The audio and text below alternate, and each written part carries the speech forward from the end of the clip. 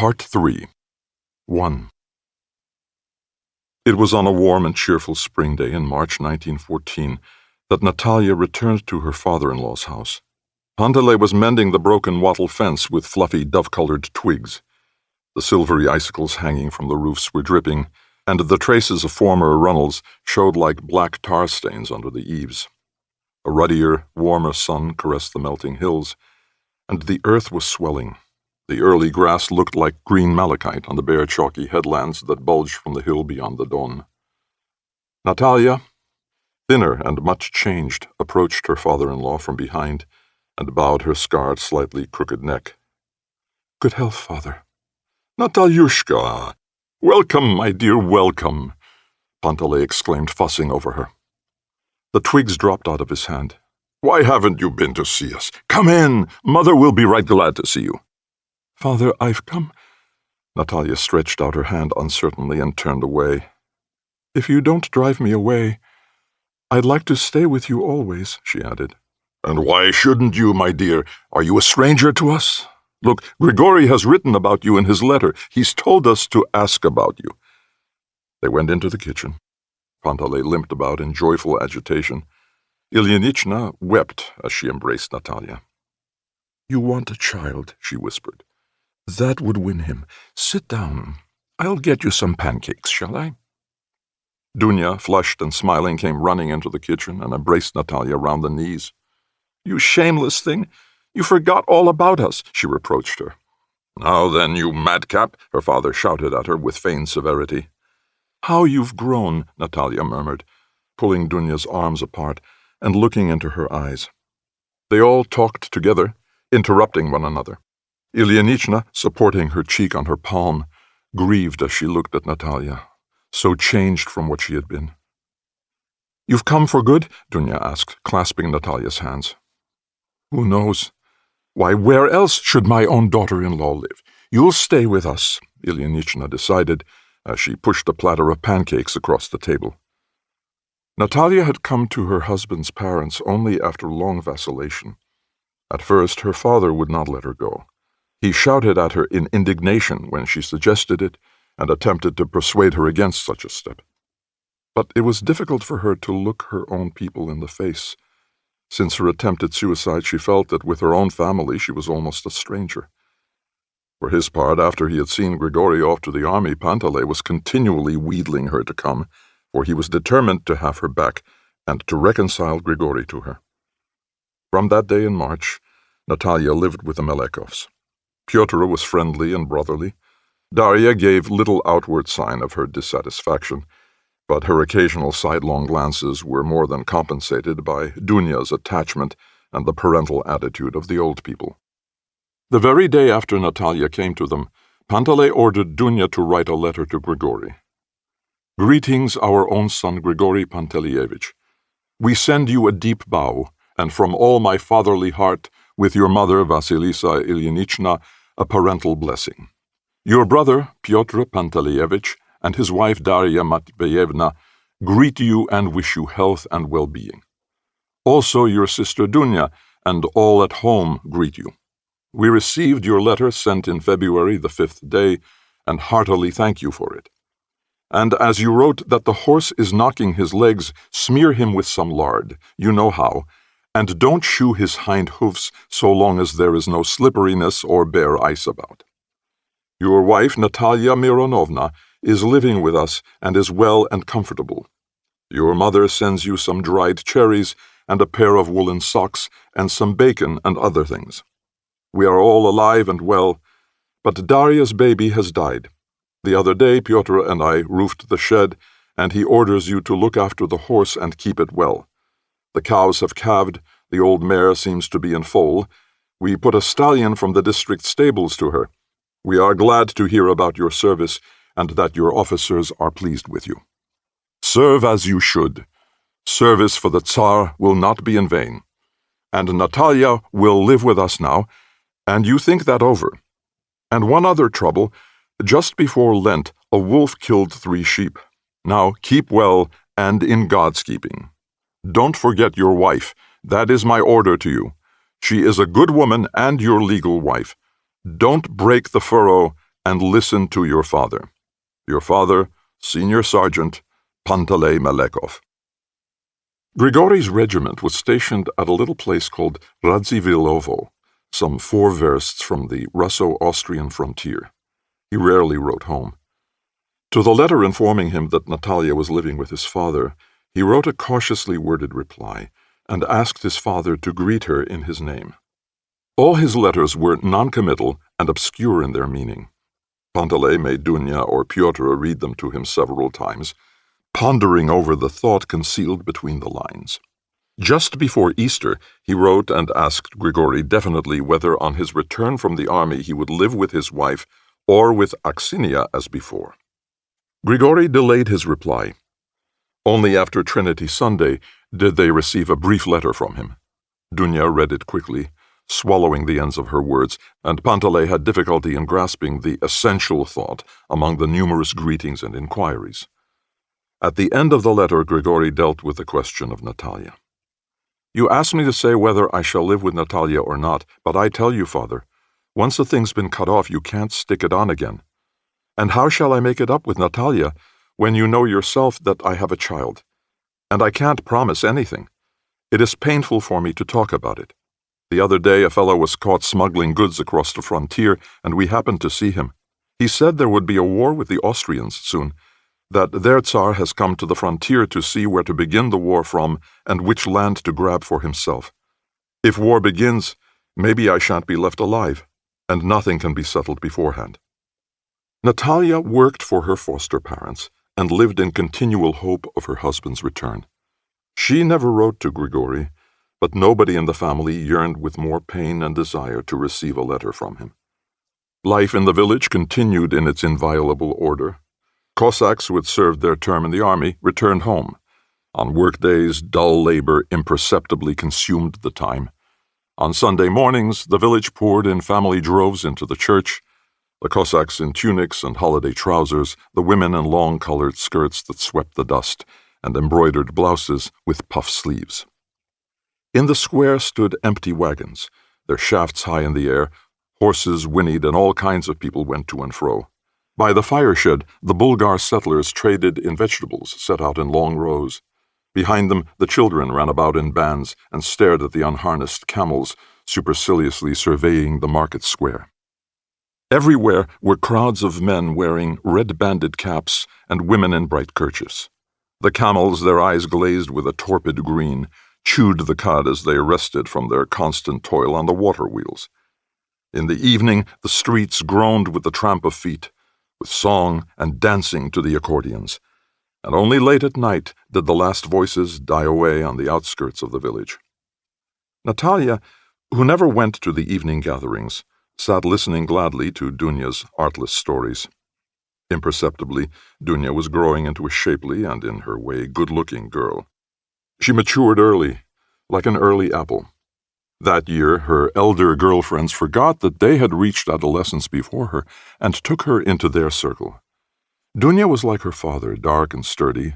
She was 15 now, her figure still girlish and angular. She was an artless, almost pitiful mixture of childhood and blossoming youth. Her small breasts grew and pressed noticeably against her blouse, and her black eyes in their long, rather slanting sockets still sparkled bashfully and mischievously. She would come back after an evening out and tell only Natalia her innocent secrets. "Natalia, I want to tell you something." "Well, tell on." "Yesterday, Misha Koshevoy sat the whole evening with me on the stump by the village granaries." "Why are you blushing?" "Oh, I'm not. Look in the glass. You're all one great flame." "Well, you made me." "All right, go on. I won't say a thing." Dunya rubbed her burning cheeks with her brown palms, pressed her fingers to her temples, and her laughter tinkled out youthfully and without cause. "He said I was like a little azure flower." "Well, go on," Natalia encouraged her, rejoicing in another's joy, forgetting her own past and downtrodden happiness. "And I said, 'Don't tell lies, Misha,' and he swore it was true." Shaking her head, Dunya sent her laughter pealing through the room. The black heavy plaits of her hair slipped like lizards over her shoulders and back. "What else did he say?" "He asked me to give him my hanky for a keepsake." "And did you?" "No." I said I wouldn't. Go and ask your woman, I told him. He's been seen with Yerofeyev's daughter-in-law, and she's a bad woman. She plays about with the men. You'd better keep away from him. I'm going to. Dunya continued her story, trying to hide the smile that came to her lips.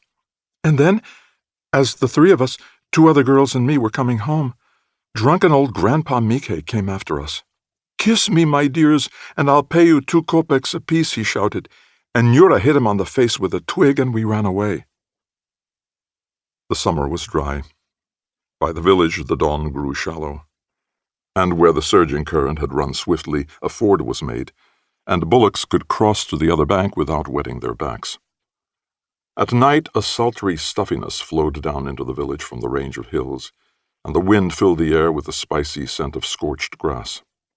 The dry growth of the steppe was afire, and a sickly-smelling haze hung over the dawn-side slopes.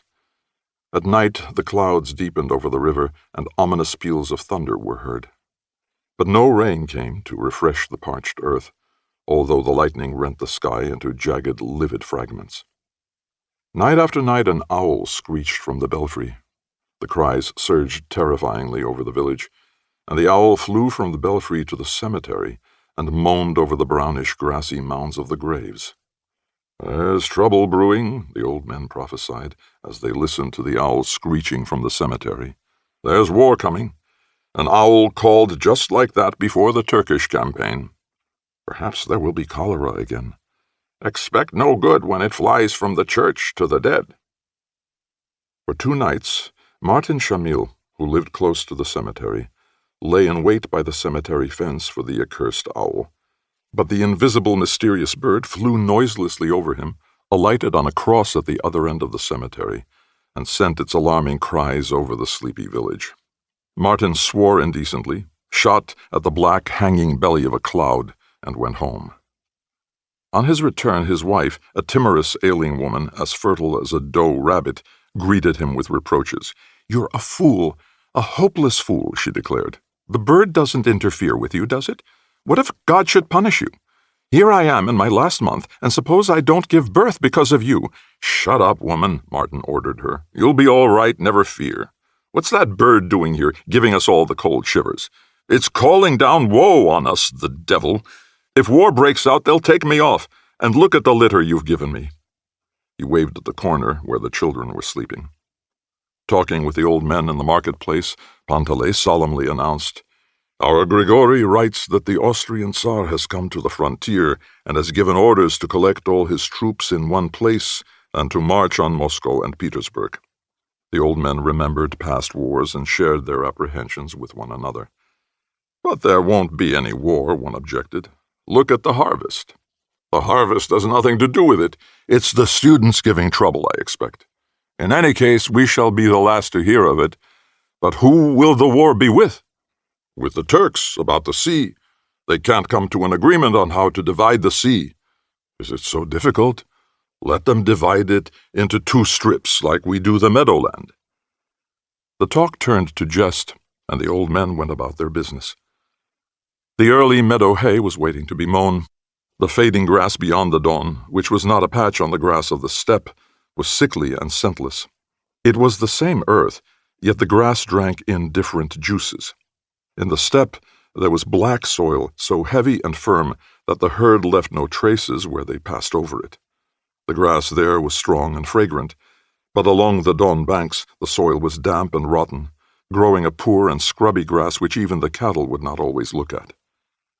Haymaking was about to begin, when an event occurred which shook the village from one end to the other. The district chief of police arrived with an inspector and a little black-toothed officer in a uniform never seen before in the village. They sent for the ataman, collected witnesses, and then went straight to cross-eyed Lukashka's house. They walked along the path on the sunlit side of the street, the village ataman running ahead like a cockerel. The inspector, his dusty boots stamping on the blobs of sunlight, questioned him. "Is Stockman at home?" "Yes, Your Honor." "What does he do for a living?" "He's just a craftsman. Works with his plane.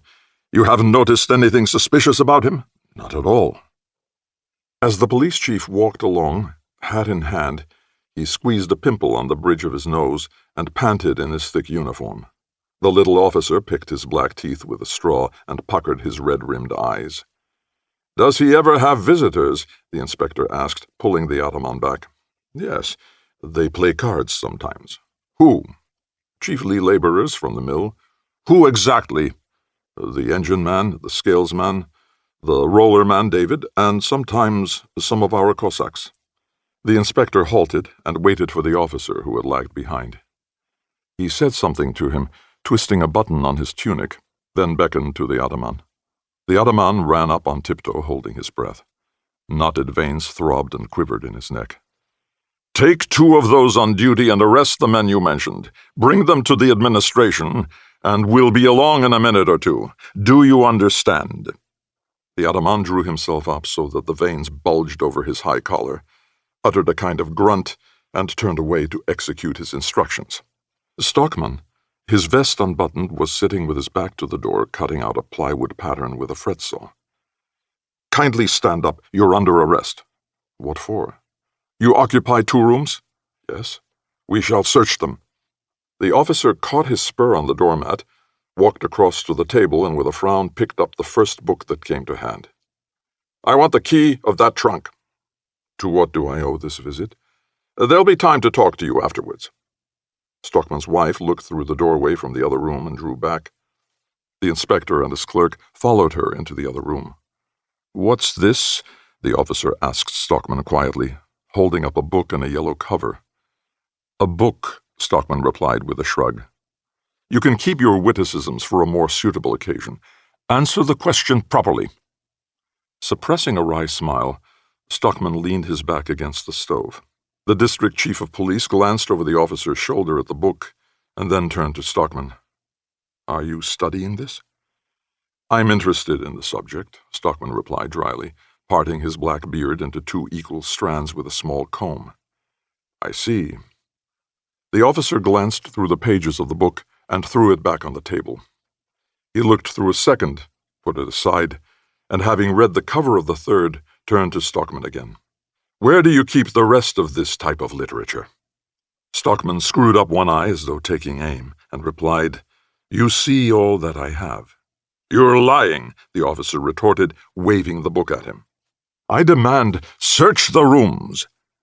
Gripping the hilt of his saber, the chief of police went across to the trunk, where a pockmarked Cossack guard, obviously terrified by the circumstances in which he found himself, had begun to rummage among the clothing and linen. "I demand polite treatment," Stockman managed to say at last, screwing up his eye and aiming at the bridge of the officer's nose. "Be quiet, fellow." The men turned out everything that it was possible to turn out. The search was conducted in the workshop also. The zealous inspector even knocked on the walls with his knuckles. When the search was over, Stockman was taken to the administration office. He walked along the middle of the road in front of the Cossack guard, one hand tucked into the lapel of his old coat, the other swinging as though he were shaking mud off his fingers. The others walked along the sunlit path by the walls, and again the inspector trod on the blobs of sunlight with his boots that were now green from the grass. He was no longer carrying his hat in his hand, but had clamped it down firmly over his gristly ears. Stockman was the last of the prisoners to be examined. Ivan Alexeyevich, with hands still oily, the smiling David, Knave with his jacket over his shoulders, and Misha Koshevoy, who had already been questioned, were herded together in the anteroom, guarded by Cossacks. Rummaging in his portfolio, the inspector questioned Stockman. "When I examined you in regard to the manslaughter at the mill, why did you conceal the fact that you are a member of the Russian Social Democratic Labor Party?" Stockman stared silently over the investigator's head. "That much is established. You will receive a suitable reward for your work," the inspector shouted, annoyed by the prisoner's silence. "Please begin your examination," Stockman said in a bored tone, and glancing at a stool, he asked for permission to sit down. The inspector did not reply, but glared as Stockman calmly seated himself. "When did you come here?" "Last year." "On the instructions of your organization?" "Without any instructions." "How long have you been a member of your party?" "What are you talking about?" I ask you, how long have you been a member of the Russian Social Democratic Labor Party? I think that I don't care what you think. Answer the question. Denial is useless, even dangerous. The inspector drew a document out of his portfolio and pinned it to the table with his forefinger. I have here a report from Rostov confirming your membership in the party I mentioned. Stockman turned his eyes quickly to the document, rested his gaze on it for a moment, and then, stroking his knee, replied firmly, Since 1907. I see. You deny that you have been sent here by your party? Yes. In that case, why did you come here? There seemed to be a shortage of mechanics here, but why did you choose this particular district? For the same reason. Have you now, or have you at any time had any contact with your organization during the period of your stay here? No. Do they know you have come here? I expect so. The inspector sharpened his pencil with a pearl-handled penknife and pursed his lips. Are you in correspondence with any members of your party? No. Then what about the letter which was discovered during the search? That is from a friend who has no connection whatever with any revolutionary organization. Have you received any instructions from Rostov? No. What did the laborers at the mill gather in your rooms for? Stockman shrugged his shoulders as though astonished at the stupidity of the question. They used to come along in the winter evenings to pass the time away. We played cards. And read books prohibited by the law? The inspector suggested. No. Every one of them was almost illiterate. Nonetheless, the engine man from the mill and the others also do not deny this fact. That is untrue. It seems to me you haven't even an elementary understanding of... Stockman smiled at this, and the inspector, forgetting what he had been going to say, concluded, You simply have no sense. You persist in denials that are to your own disadvantage. It is quite clear that you've been sent here by your party in order to carry on demoralizing activities among the Cossacks, in order to turn them against the government. I fail to understand why you're playing this game of pretense. It can't diminish your offense. Those are all guesses on your part. May I smoke? Thank you. And they are guesses entirely without foundation. Did you read this book to the workers who visited your rooms? The inspector put his hand on a small book and covered the title. Above his hand, the name Plekhanov was visible. We read poetry, Stockman replied, and puffed at a cigarette, gripping the bone holder tightly between his fingers. The next morning, the postal tarantas drove out of the village with Stockman dozing on the back seat, his beard buried in his coat collar. On each side of him, a Cossack, armed with a saber, was squeezed on the seat.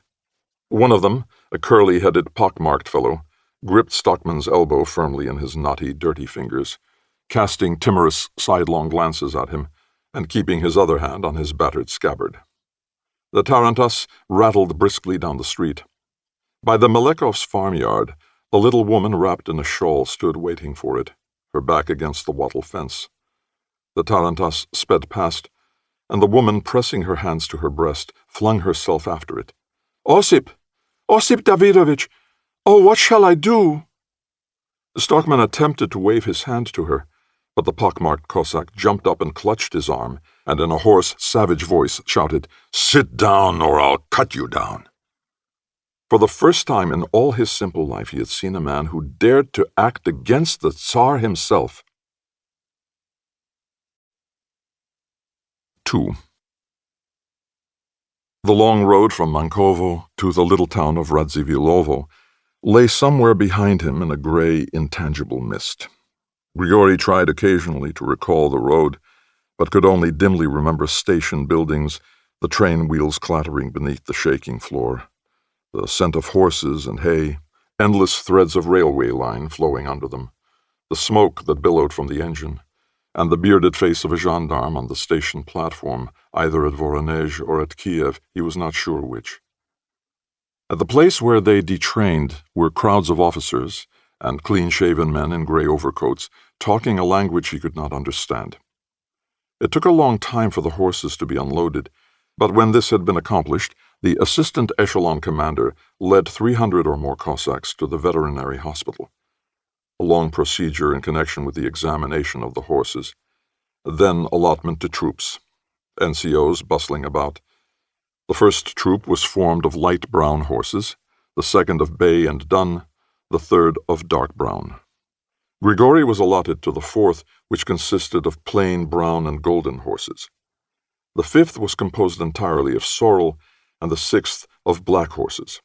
The troops were put under the command of sergeants major, who took them out to the various cavalry squadrons stationed at villages and estates in the neighborhood. The debonair pop-eyed sergeant major, wearing long-service badges, rode past Grigori and asked, "What stanitsa are you from?" "Vyeshenskaya." "Are you bobtailed?" The Cossacks from other stanitsas chuckled, and Grigori swallowed the insult in silence.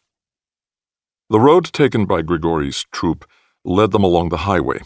The Don horses, which had never seen proper highways before, at first stepped along gingerly, as if on an ice-bound river, setting their ears back and snorting. But after a while they got the feel of the road, and their fresh-shod hoofs clattered sharply as they moved on. The unfamiliar Polish land was crisscrossed with slices of straggling forest. The day was warm and overcast, and the sun hovering behind a dense curtain of cloud also seemed alien and unfamiliar. The estate of Radziwiłłowo was some 4 versts from the station, and they reached it in half an hour. "What village is this, uncle?" a young Cossack asked the sergeant major, pointing to the naked treetops in the garden.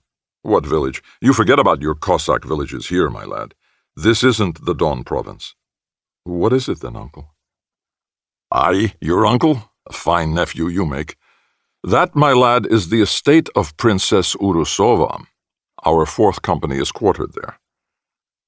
Despondently stroking his horse's neck, Grigori stared at the neatly built 2-storied house, the wooden fence, and the unfamiliar style of the farm buildings. But as they rode past the orchard, the bare trees whispered the same language as those in the distant Don country. Life now showed its most tedious, stupefying side to the Cossacks. Deprived of work, the young men quickly grew homesick and spent most of their free time talking. Grigori's troop was quartered in a great tile-roofed wing of the house, sleeping on pallet beds under the windows. At night, the paper pasted over the chinks of the window sounded in the breeze like a distant shepherd's horn, and as he listened to it amid the snoring, Grigori was seized with a well-nigh irresistible desire to get up, go to the stables, saddle his horse, and ride until he reached home again. Reveille was sounded at 5 o'clock, and the first duty of the day was to clean and groom the horses. During the brief half-hour when the horses were feeding, there was opportunity for desultory conversation. "This is a hell of a life, boys. I can't stick it. And the sergeant major, what a swine, making us wash the horses' hoofs. They're making the pancakes at home now. Today is Shrove Tuesday. I could just do with a spot of necking. I had a dream last night, lads. I dreamed that father and me were mowing hay in the meadow, and the village folk were all scattered around like daisies on a threshing floor," said Prokhor Zhikov, a quiet lad with gentle calf-like eyes. "And we just went on mowing and mowing. Made me feel right cheerful. I bet my wife is saying, 'I wonder what my Nikolai is doing.' Ho, ho, ho! She'll be belly-rubbing with your father, most likely. Well, there isn't a woman in the world who won't try another man when her husband's away. Why worry? A woman's not a jug of milk. There'll be enough left for us when we get back." Yegor Zharkov, the gayest, lewdest man in the company, who had little respect for anyone and still less shame, broke into the conversation, winking and smiling suggestively. "It's a sure thing. Your father won't leave your wife alone. He's a fine he-dog. I'll tell you a story," he added, sweeping his listeners with his glittering glance.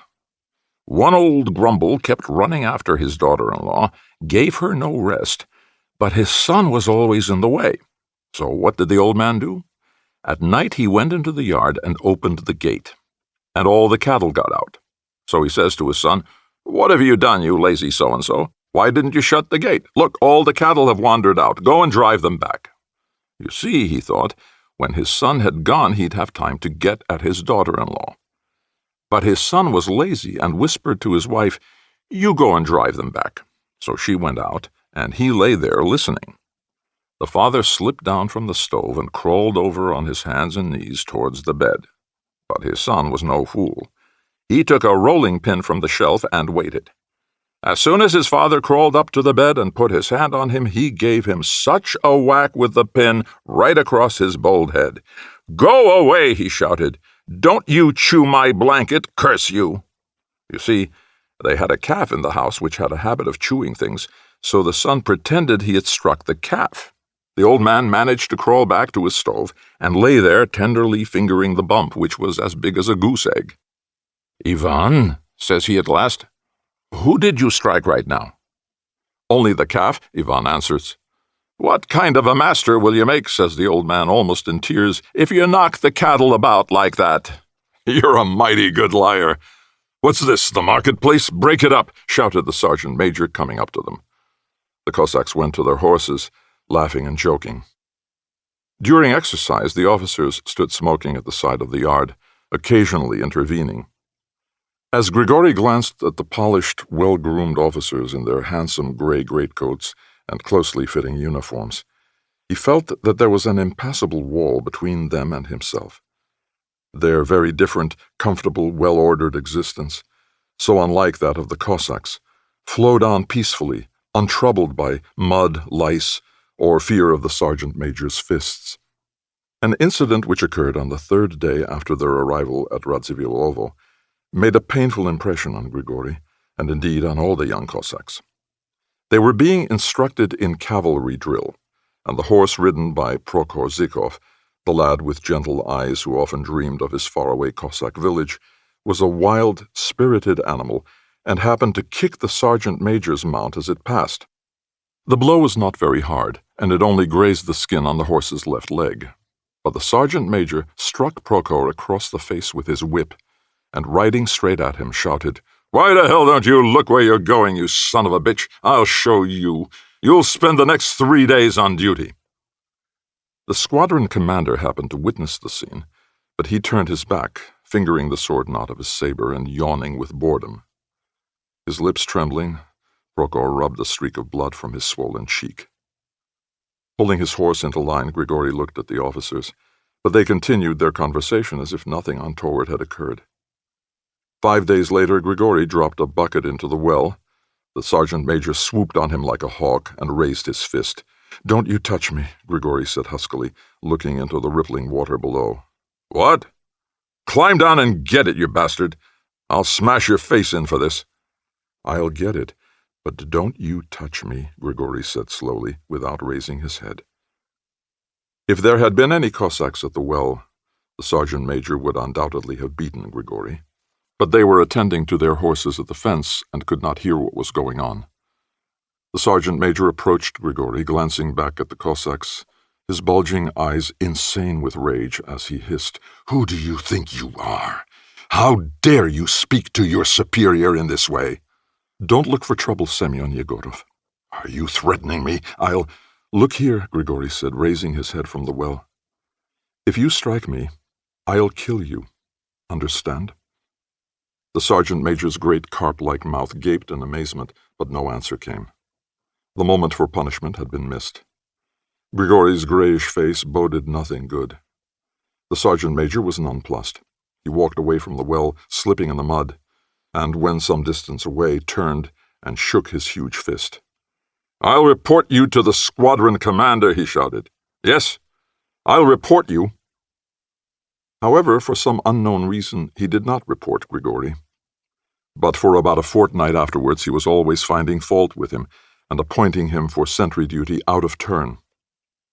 The dreary, monotonous order of existence crushed the spirit out of the young Cossacks. Until sundown, they were kept continually at foot and horse exercises, and in the evening the horses had to be groomed and fed. At 10 o'clock, after roll call and stationing of guards, they were drawn up for prayers, and the sergeant major, his eyes wandering over the ranks before him, intoned the Lord's Prayer. In the morning the same routine began again, and the days were as like one another as peas. In the whole of the estate there were only 2 women, the old wife of the steward and the steward's pretty young housemaid, a Polish girl, Frania. Frania often ran from the house to the kitchen, where the old browless army cook was in charge. Winking and heaving exaggeratedly loud sighs, The troops drilling on the parade ground watched every movement of the girl's gray skirt as she ran across the yard. Feeling the gaze of Cossacks and officers fixed upon her, she bathed in the streams of lasciviousness that came from 300 pairs of eyes, and swung her hips provocatively as she ran backward and forward between the kitchen and the house, smiling at each troop in turn, and at the officers in particular. Although all fought for her attentions, rumor had it that only the squadron commander had won them. One day in the early spring, Grigory was on duty in the stables. He spent most of his time at one end, where the officers' horses were excited by the presence of a mare. He had just given the squadron commander's horse a taste of the whip and was attending to his own. With a sidelong glance at its master, the horse went on champing the hay, its grazed hind foot lifted off the ground. As he adjusted the halter, Grigory heard a sound of struggling and a muffled cry coming from the dark corner at the far end of the stable. Startled by the unusual noise, he hurried past the stalls. His eyes were suddenly blinded as someone slammed the stable door and he heard a suppressed voice calling, "Hurry up, boys!" Grigory hastened his steps and called out, "Who's there?" The next moment he bumped into one of the sergeants who was groping his way to the door. "That you, Malakhov?" the sergeant whispered, putting his hand on Grigory's shoulder. "Stop! What's up?" The sergeant burst into a guilty snigger and seized Grigory's sleeve. Hey, where are you going?" Tearing his arm away, Grigory ran and threw open the door. In the deserted yard, a draggle-tailed hen, unaware that the cook already had designs on her for the steward's soup the next day, was scratching some dung in search of a place to lay her egg. The light momentarily blinded Grigory. He shaded his eyes with his hand and turned round, hearing the noise in the dark corner of the stable growing louder. He ran towards the sound and was met by Zharkov, buttoning up his trousers. What are you doing here?" "Hurry up," Zharkov whispered, breathing bad breath in Grigory's face. "It's wonderful. They've dragged the girl Franya in there, laid her out." His snigger suddenly broke off as Grigory sent him flying against the log wall of the stable. Grigory's eyes grew accustomed to the darkness, and there was fear in them as he ran towards the noise. In the corner, Grigory found a crowd of Cossacks of the first troop. He silently pushed his way through them and saw Franya lying motionless on the floor, her head wrapped in horsecloths, her dress torn and pulled back above her breasts, her legs, white in the darkness, flung out shamelessly and horribly. A Cossack had just risen from her. Grinning sheepishly, he was stepping back to make way for the next. Grigory tore his way back through the crowd and ran to the door, shouting for the sergeant major. But the other Cossacks ran after him and caught him at the door. They dragged him back, putting their hands over his mouth. He tore one man's tunic from hem to collar and gave another a kick in the stomach, but the others pinned him down. As they had done to Franya, they wound a horsecloth round his head and tied his hands behind him, then, keeping quiet so that he should not recognize their voices, threw him into an empty manger. Choking in the stinking horsecloth, he tried to shout and kicked furiously at the partition. He heard whispering in the corner and the door creaking as the Cossacks went in and out. He was set free some 20 minutes later. The sergeant major and 2 Cossacks from another troop were standing at the door. "You just keep your mouth shut," the sergeant major said to him, winking hard and glancing over his shoulder. "Don't blab, or we'll tear your ears off," Dubok, a Cossack from another troop, said with a grin. The 2 Cossacks went in and lifted up the motionless bundle that was Franya. Her legs were parted stiffly under her skirt, and climbing onto a manger, thrust it through a hole left in the wall by a loose plank. The wall bordered on the orchard. Above each stall was a tiny, grimy window. Some of the Cossacks clambered onto the stall partitions to watch what Franya would do. Others hastened out of the stables. Grigory, too, was seized by a bestial curiosity, and gripping a crossbeam, he drew himself up to one of the windows and looked down. Dozens of eyes stared through the dirty windows at the girl lying under the wall. She lay on her back, her legs crossing and uncrossing like scissor blades, her fingers scrabbling in the snow by the wall. Grigory could not see her face, but he heard the suppressed breathing of other Cossacks at the windows and the soft and pleasant crunch of hay under their feet. She lay there a long time, and at last struggled onto her hands and knees. Her arms trembled, hardly able to bear her. Grigori saw that clearly. Swaying, she scrambled to her feet and, disheveled, unfamiliar, hostile, she passed her eyes in a long, slow stare over the windows. Then she staggered away, one hand clinging to the woodbine bushes, the other groping along the wall. Grigori jumped down from the partition and rubbed his throat, feeling that he was about to choke. At the door, someone, afterwards he could not even remember who, said to him in distinct and unequivocal tones, "Breathe a word, and by Christ we'll kill you."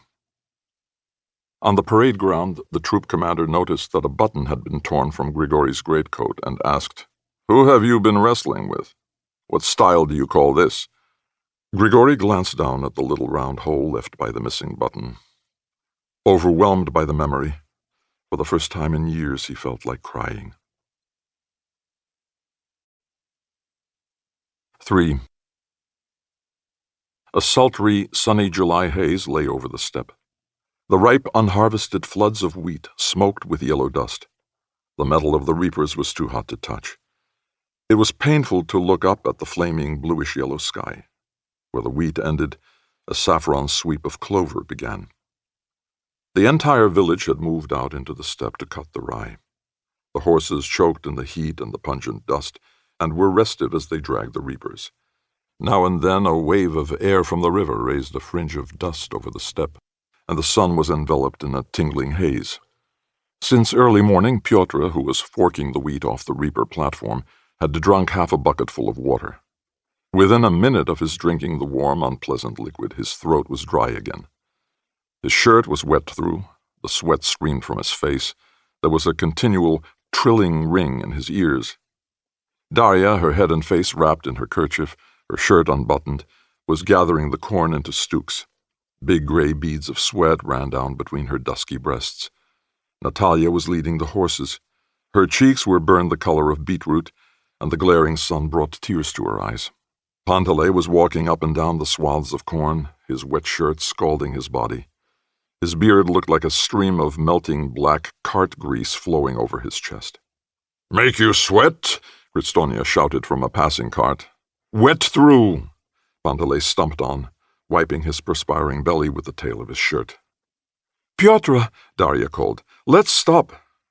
"Wait a bit. We'll finish this row." "Let's wait till it's cooler.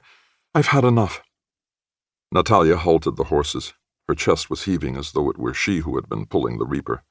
Darya went across to them, picking her way carefully over the cut corn on her dark, blistered feet. "Pyotr, it's not far from the pond here." "Not far. Only 3 versts or so. What wouldn't I give for a dip?" "While you're getting there and back," Natalia began with a sigh, "why the devil should we walk? We'll unharness the horses and ride." Pyotr glanced uneasily at his father tying up a sheaf and shrugged. "All right, unharness the horses." Darya unfastened the traces and jumped agilely onto the mare's back. Natalia, smiling with cracked lips, led her horse to the reaper and tried to mount from the driver's seat. Pyotr went to her aid and gave her a leg up onto the horse. They rode off. Darya, sitting her horse Cossack fashion, trotted in front, her skirt tucked up above her bare knees, her kerchief pushed onto the back of the head. "Mind you don't get sore," Pyotr could not help shouting after her. "You needn't worry," Darya shouted back carelessly. As they crossed the field track, Pyotr glanced to his left and noticed a tiny cloud of dust moving swiftly along the distant high road from the village. "Someone riding there," he remarked to Natalia, screwing up his eyes. "And fast, too. Look at the dust," Natalia replied in surprise. "Who on earth can it be?" "Darya," Pyotr called to his wife, "rein in for a minute and let's watch that rider."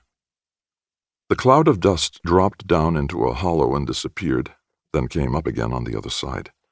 Now the figure of the rider could be seen through the dust. Pyotr sat gazing with his dirty palm set against the edge of his straw hat. No horse can stand that pace for long. He'll kill it. He frowned and took his hand away. An agitated expression passed across his face. Now the horseman could be seen quite plainly. He was riding his horse at a furious gallop, his left hand holding on his cap, a dusty red flag fluttering in his right. He rode along the track so close to them that Pyotr heard his horse's panting breath. As he passed, the man shouted, "Alarm!" A flake of yellow soapy foam flew from his horse and fell into a hoofprint. Pyotr followed the rider with his eyes. The heavy snort of the horse, and as he stared after the retreating figure, the sight of the horse's croup, wet and glittering like steel, remained impressed on his memory. Still not realizing the nature of the misfortune that had come upon them, Pyotr gazed stupidly at the foam flying in the dust, then glanced around the rolling steppe. From all sides, the Cossacks were running over the yellow strips of stubble towards the village. Across the steppe, as far as the distant upland, little clouds of dust indicating horsemen were to be seen. A long trail of dust moved along the road to the village. The Cossacks who were on the active service list abandoned their work, took their horses out of the shafts, and galloped off to the village. Pyotr saw Kristonia unharness his guard's charger from a wagon and ride off at a wild pace, glancing back over his shoulder. "What's it all about?" Natalia half groaned, with a frightened look at Pyotr. Her gaze, the gaze of a trapped hare, startled him to action.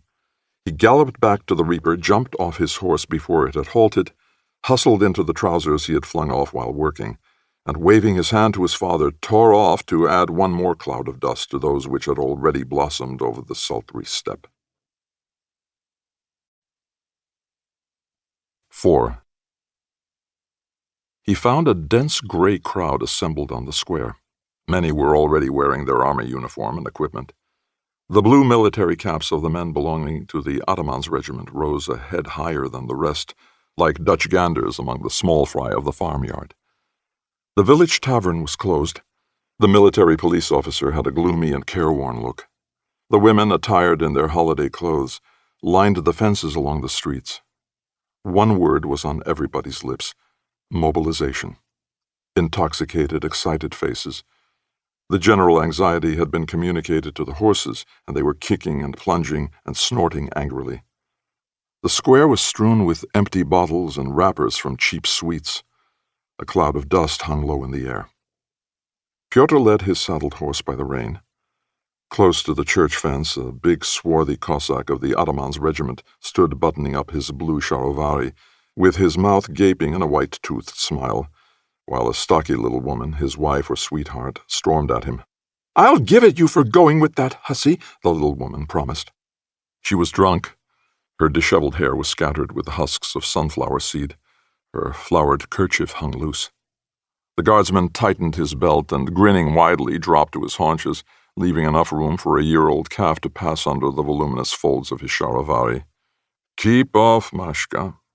"You great shameless brute! Woman chaser!" "What about it?" "I'll give it you." Near him, a red-bearded sergeant major was arguing with an artilleryman. "Nothing will come of it, never fear," he was assuring him. "We'll be mobilized for a few days, and then back home again." "But suppose there's a war?" "Ha, my friend, what country could stand up to us?" In a neighboring group, a handsome elderly Cossack was arguing heatedly. "It's nothing to do with us. Let them do their own fighting. We haven't got our corn in yet." "It's a shame. Here we are standing here, and on a day like this we could harvest enough for a whole year. The cattle will get among the stooks, and we just begun to reap the barley. They say the Austrian Tsar's been murdered. No, his heir. But the Ataman says they've called us up just in case. We're in for it now, lads. Another 12 months and I'd have been out of the third line of reserves," an elderly Cossack said regretfully. "What do they want you for, Grandad? Don't you worry. As soon as they start killing the men off, they'll be taking the old ones too. The tavern's closed. What about going to Marfutka's? She'd sell us a barrel." The inspection started. 3 Cossacks led a 4th, blood-stained and completely drunk, into the village administration. He threw himself back, tore his shirt open, and rolling his eyes shouted, "I'll show them, muzhiks! I'll have their blood! They'll know the Don Cossack!" The circle around him laughed approvingly. "That's right, give it to them! What have they grabbed him for?" "He went for some muzhik." "Well, they deserve it. We'll give them some more. I took a hand when they put them down in 1905. That was a sight worth seeing. There's going to be war. They'll be sending us again to put them down. Enough of that. Let them hire people for that, or let the police do it. It's a shame for us to. Molkov's shop was surging with people. In the middle, Ivan Tomilin was arguing drunkenly with the owners. Molkov was trying to pacify him. Atyopin, his partner, had retired to the doorway. "What's all this?" he expostulated. "My word, this is an outrage. Boy, run for the ataman."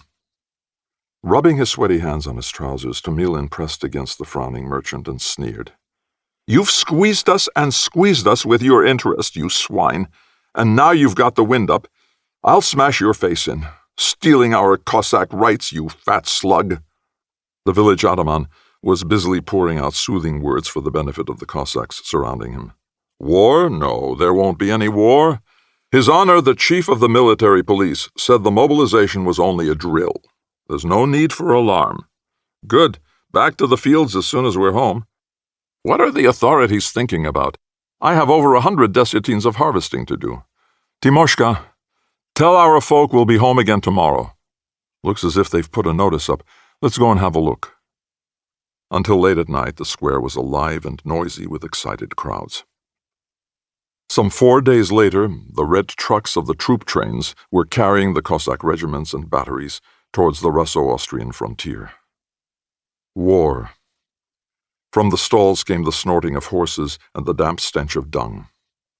The same kind of talk in the wagons, the songs mostly of this kind. The Dons awake and stirring, the quiet and Christian Don, in obedience to the call, the monarch's call, it marches on. At the stations, the Cossacks were eyed with inquisitive, benevolent looks. People stared curiously at the stripes on the Cossacks' trousers, at their faces, still dark from their recent labor in the fields. War! Newspapers screamed out the news. At the stations, the women waved their handkerchiefs, smiled, threw cigarettes and sweets. Only once, just before the train reached Voronezh, did an old railway worker, half drunk, thrust his head into the truck where Pyotr Melekov was crowded with 29 other Cossacks and asked, "Are you going?" "Yes. Get in and come with us, Grandad," one of the Cossacks replied. "My boy." "Bullocks for slaughter," the old man responded, and shook his head reproachfully. 5. During the 4th week of June 1914, the divisional staff transferred Grigory Melekov's regiment to the town of Rovno to take part in maneuvers. 2 infantry divisions were located in the neighborhood as well as cavalry units. The 4th Squadron was stationed in the village of Vladislavka. A fortnight later, tired out with continual maneuvering, Grigory and the other Cossacks of the 4th Squadron were lying in their tents when the squadron commander, Junior Captain Polkovnikov, galloped furiously back from the regiment staff. "We'll be on the move again, I suppose," Prokhor Zhykov suggested tentatively, and fell silent, waiting for the sound of the bugle. The troop sergeant thrust the needle with which he had been mending his trousers into the lining of his cap and remarked, "Looks like it. They won't let us rest for a moment. Sergeant Major said the brigade commander will be visiting us." A minute or two later, the bugler sounded the alarm. The Cossacks jumped to their feet. "What have I done with my pouch?" Prokhor exclaimed, searching frantically. "Boot and saddle." "Your pouch can go to hell," Grigory shouted as he ran out. The sergeant major ran into the yard and, holding the hilt of his sword, made for the hitching posts. They had their horses saddled well within regulation time. As Grigory was tearing up the tent pegs, the sergeant managed to mutter to him, "It's war this time, my boy." "You're fooling. God's truth. The sergeant major told me."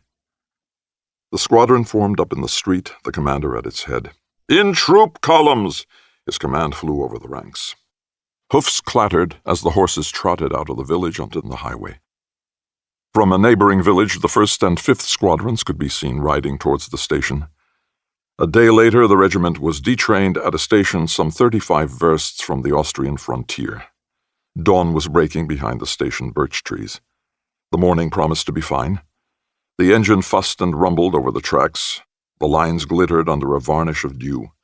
The Cossacks of the 4th Squadron led their horses by the bridles out of the wagons and over the level crossing, mounted, and moved off in column formation. Their voices sounded eerily in the crumbling lilac darkness. Faces and the contours of horses emerged uncertainly out of the gloom. What squadron is that? And who are you? Where have you come from? I'll show you who I am. How dare you speak to an officer in that way? Sorry, Your Honor, didn't recognize you. Ride on, ride on! What are you dawdling for? Get moving!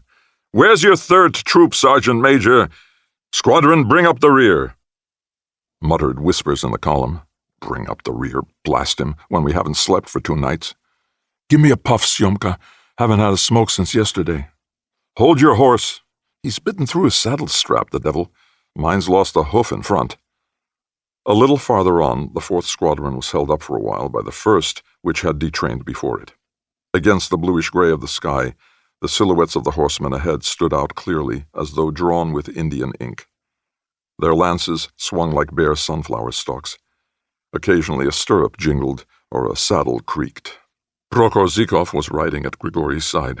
Prokhor stared into his face and whispered, "Melekov, you're not afraid, are you?" "What is there to be afraid of?" "We may be in action today." "Well, what of it?" "But I'm afraid," Prokhor admitted, his fingers playing nervously with the dewy reins. "I didn't sleep a wink all night." Once more the squadron advanced. The horses moved at a measured pace. The lances swayed and flowed rhythmically. Dropping the reins, Grigori dozed, and it seemed to him that it was not the horse that put its legs forward springily, rocking him in the saddle, but he himself, who was walking along a warm, dark road, and walking with unusual ease, with irresistible joy. Prokhor chattered away at his side, but his voice mingled with the creak of the saddle and the clatter of hoofs, and did not disturb his thoughtless doze. The squadron turned into a byroad. The silence rang in their ears. Ripe oats hung over the wayside, their tops smoking with dew. The horses tried to reach the low ears and drag the reins out of their riders' hands. The gracious daylight crept under Grigori's puffy eyelids. He raised his head and heard Prokhor's monotonous voice like the creak of a cartwheel. He was abruptly aroused by a heavy, rumbling roar that billowed across the oatfields. "Gunfire!" Prokhor almost shouted, and fright clouded his calf-like eyes. Grigori lifted his head. In front of him, the troop sergeant's gray greatcoat rose and fell in time with the horse's back. On each side stretched fields of unreaped corn. A skylark danced in the sky at the height of a telegraph pole. The entire squadron was aroused. The sound of the firing ran through it like an electric current. Lashed into activity, Junior Captain Polkovnikov put the squadron into a fast trot. Beyond a crossroad where a deserted tavern stood, they began to meet with carts of refugees. A squadron of smart-looking dragoons went by. Their captain, riding a sorrel thoroughbred, stared at the Cossacks ironically and spurred on his horse. They came upon a howitzer battery stranded in a muddy and swampy hollow. The riders were lashing at their horses, while the gunners struggled with the carriage wheels. A great pock-marked artilleryman passed, carrying an armful of boards probably torn from the fence of the tavern. A little farther on they overtook an infantry regiment. The soldiers were marching fast, their greatcoats rolled on their backs. The sun glittered on their polished mess tins and streamed from their bayonets. A lively little corporal in the last company threw a lump of mud at Grigori. "Here, catch! Chuck it at the Austrians." "Don't play about, grasshopper," Grigori replied, and cut the lump of mud in its flight with his whip. "Say hello to 'em from us, Cossacks. You'll have a chance yourselves." At the head of the column, someone struck up a bawdy song. A soldier with fat, womanish buttocks marched beside the column, slapping his stumpy calves. The officers laughed. The keen sense of approaching danger had brought them closer to the men and made them more tolerant. From now on, the column was continually passing foot regiments crawling like caterpillars, batteries, baggage wagons, Red Cross wagons. The deathly breath of fighting close at hand was in the air. A little later, as it was entering a village, the 4th Squadron was overtaken by the commander of the regiment, Lieutenant Colonel Kalyedin, accompanied by his second-in-command. As they passed, Grigori heard the latter say agitatedly to Kalyedin, "This village isn't marked on the map, Vasily Maximovich. We may find ourselves in an awkward position." Grigori did not catch the colonel's reply. The adjutant galloped past, overtaking them. His horse was stepping heavily on its left hind foot. Grigori mechanically noted its fine points. The regiment was continually changing its pace, and the horses began to sweat. The cottages of a small village lying under a gentle slope appeared in the distance. On the other side of the village was a wood, its green tree-tops piercing the azure dome of the sky. From beyond the wood, splashes of gunfire mingled with the frequent rattle of rifle shots. The horses pricked up their ears. The smoke of bursting shrapnel hovered in the sky a long way off. The rifle fire moved slowly to the right of the company, now dying away, now growing louder. Grigori listened tensely to every sound, his nerves tautened into little bundles of sensation. Prokorzhikov fidgeted in his saddle, talking incessantly. "Grigori, those shouts sound just like boys rattling sticks along railings, don't they?" "Shut up, Magpie." The squadron entered the village. Soldiers were milling about in the yards. The inhabitants of the cottages, alarm and confusion written on their faces, were packing their belongings to flee. As Grigori passed, he noticed that soldiers were firing the roof of a shed, but its owner, a tall, gray-haired Byelorussian, crushed by his sudden misfortune, went past them without paying the slightest attention. Grigori saw the man's family loading a cart with red-covered pillows and ramshackle furniture, and the man himself was carefully carrying a broken wheel rim, which was of no value to anybody, and had probably lain in the yard for years. Grigori was amazed at the stupidity of the women, who were piling the carts with flower pots and icons, and were leaving necessary and valuable articles behind in their houses. Down the street, the feathers from a featherbed blew like a miniature snowstorm, and there was a pungent smell of burning soot and musty cellars in the air. At the end of the village they met a Jew running towards them. The narrow slit of his mouth was torn apart in a cry. "Mr. Cossack! Mr. Cossack! Oh, my God!" A short, round-headed Cossack rode ahead of him at a trot, waving his whip and ignoring him completely. "Stop!" a junior captain from the 2nd Squadron shouted to the Cossack. The Cossack bent over the pommel of his saddle and galloped into a side street. "Stop, you scoundrel! What regiment are you?" The Cossack's round head pressed closer to the horse's neck. He galloped madly toward the tall fence, reared his horse, and took the jump neatly. "The 9th Regiment is stationed here, Your Honor. That's where he's from," said the sergeant. "Let him go to the devil," the junior captain frowned and turned to the Jew who was clutching at his stirrup. "What did he take from you?" "Mr. Officer, my watch, Mr. Officer." The Jew blinked, turning his handsome face towards the approaching officers. The junior captain, freeing the stirrup with his foot, started forward. "The Germans would have taken it anyhow when they came," he said, smiling into his mustache. The Jew stood confusedly in the middle of the road. His face twitched. "Make way, Master Sheeny!" shouted the squadron commander sternly, raising his whip. The 4th Squadron rode by, hoofs clattering, saddles creaking. The Cossacks jeered at the disconcerted Jew and spoke among themselves. "The likes of us can't help stealing. Everything sticks to a Cossack's hand. Let them be more careful about their things. A nimble fellow, that. The way he took that fence like a borzoi." Sergeant Major Kargin dropped behind the squadron, and to the accompaniment of laughter from the Cossacks, lowered his lance and shouted, "Run, Sheeny, before I—" The Jew gasped and ran. The sergeant major overtook him and struck him with his whip. Grigori saw the Jew stumble, and covering his face with his palms, turned to the sergeant major. Through his thin fingers the blood was trickling. "What for?" he sobbed. The sergeant major, his sharp button-like eyes smiling greasily as he rode away, shouted, "Don't go barefoot, you fool!" Beyond the village, a group of engineers was completing a broad trestle bridge across a hollow overgrown with sedge and yellow water lilies. Close by, a motor car stood rattling and humming, with a chauffeur fussing round it. A stout gray-haired general with a Spanish beard and baggy cheeks was half-sitting, half-lying on the back seat. Lieutenant Colonel Kalyedin and the commander of the engineers battalion stood at attention by the car. The general, clutching the strap of his map case, bawled furiously at the engineer. "You were ordered to finish this work yesterday. Silence! You should have arranged the supply of materials beforehand. Silence!" he roared again, although the officer had made no attempt to open his trembling lips. "How do you expect me to cross over? Answer me, Captain, how am I to cross?" A young, black-mustached general, also sitting in the car, smoked a cigar and smiled. The engineer captain bent forward and pointed to one side of the bridge. At the bridge, the squadron rode down into the hollow. The horses sank into the brownish-black mud up to their knees, and feathery white shavings scattered down on them from the bridge. The squadron crossed the Austrian frontier at noon. The horses leaped the broken black and white pole of the frontier post. From the right came the rumble of gunfire. In the distance, the red-tiled roofs of a farm showed up in the perpendicular rays of the sun. A bitter-tasting cloud of dust settled thickly on everything. The regimental commander issued orders for advance patrols to be detached and sent ahead. The 3rd Troop under Lieutenant Semyonov was sent out from the 4th Squadron. The regiment, split up into squadrons, was left behind in the gray haze. A detachment of some 20 Cossacks rode past the farm along the rutted road.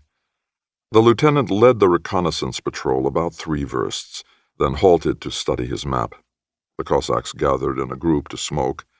Grigory dismounted to ease his saddle girth, but the sergeant major shouted, "What do you think you're doing? Get back on your horse!" The lieutenant lit a cigarette and carefully wiped his binoculars. A valley lay below them in the midday heat. To the right rose the jagged outline of a wood pierced by a pointed spear of railway tracks. About a verst and a half away was a little village, beyond it the gouged clay banks of a stream and the cool, glassy surface of the water. The officer stared intently through his binoculars, studying the deathly stillness of the village streets, but they were as deserted as a graveyard. Only the blue ribbon of water beckoned challengingly. "That must be Korolyovka," the officer indicated the village with his eyes. The sergeant major took his horse nearer the lieutenant. He made no reply, but the expression of his face said eloquently, "You know better than I. I'm concerned only with minor questions." "We'll go there," the officer said irresolutely, putting away his binoculars and frowning as though he had a toothache. "We may run into them, Your Honor. We'll be careful." Prokorzhikov kept close to Grigory. They rode cautiously down into the deserted street.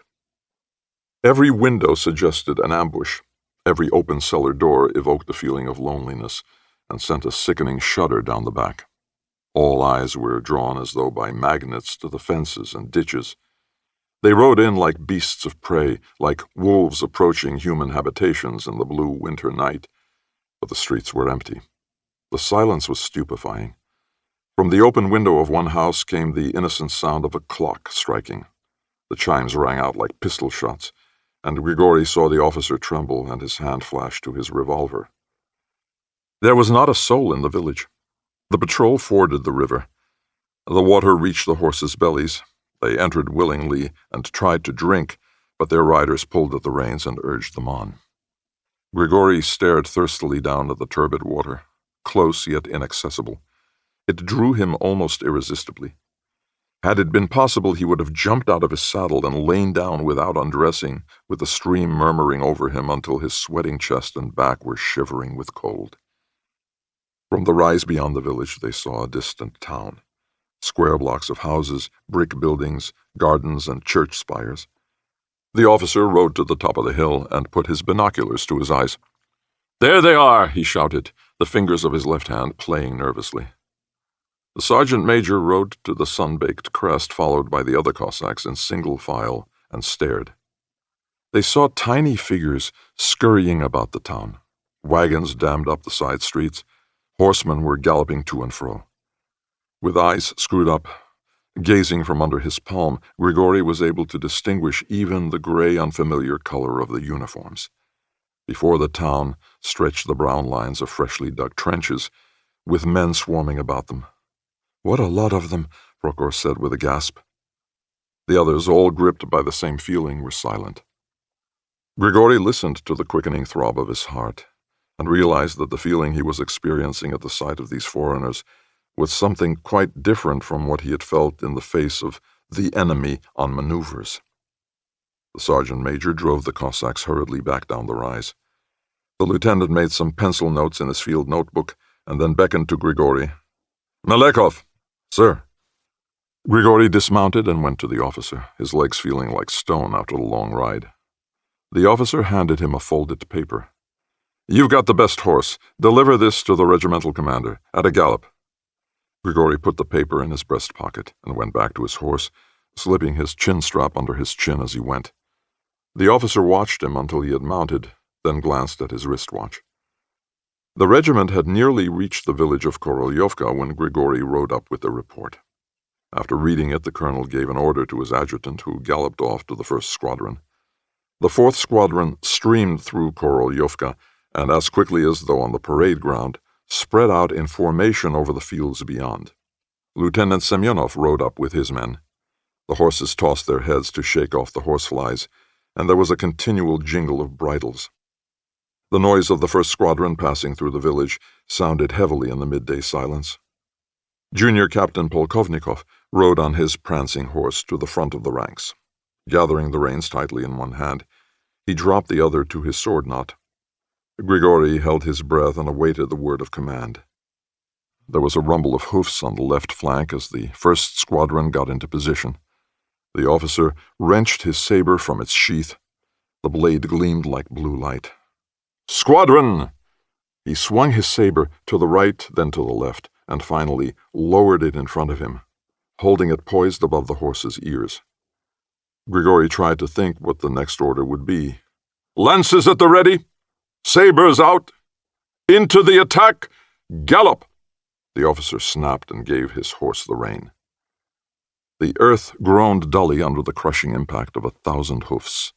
Grigori, who was in the front ranks, had hardly brought his lance to the ready when his horse, carried away by a lashing flood of other horses, broke into a gallop and went off at full speed. Ahead of him, the figure of the commanding officer bobbed up and down against the gray background of the field.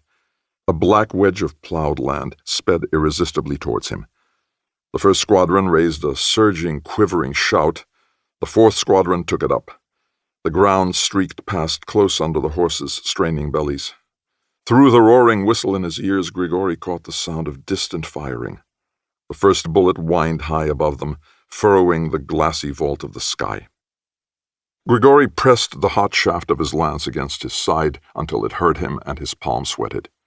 The whistle of flying bullets made him duck his head down to the wet neck of his horse, and the pungent scent of the animal's sweat penetrated his nostrils. As though through the misty glass of binoculars, he saw the brown ridges of trenches and men in gray running back to the town. A machine gun hurled a fan of whistling bullets tirelessly at the Cossacks. In front of them and under the horses' feet, the bullets tore up woolly spurts of dust. The part of Grigori that before the attack had sent the blood coursing faster through his veins now turned to stone within him. He felt nothing except the ringing in his ears and a pain in the toes of his left foot. His thoughts, emasculated by fear, congealed in a heavy mass in his head. Cornet Lyakovsky was the first to drop from his horse. Prokhor rode over him. Grigori glanced back, and a fragment of what he saw was impressed on his memory as though cut with a diamond on glass. As Prokhor's horse leaped over the fallen cornet, it bared its teeth and stumbled. Prokhor was catapulted out of the saddle and, falling headlong, was crushed under the hoofs of the horse behind him. Grigori heard no cry, but from Prokhor's face, with its distorted mouth and its calf-like eyes bulging out of their sockets, he realized that he must be screaming inhumanly. Others fell, both horses and Cossacks. Through the film of tears caused by the wind in his eyes, Grigori stared ahead at the gray, seething mass of Austrians fleeing from the trenches.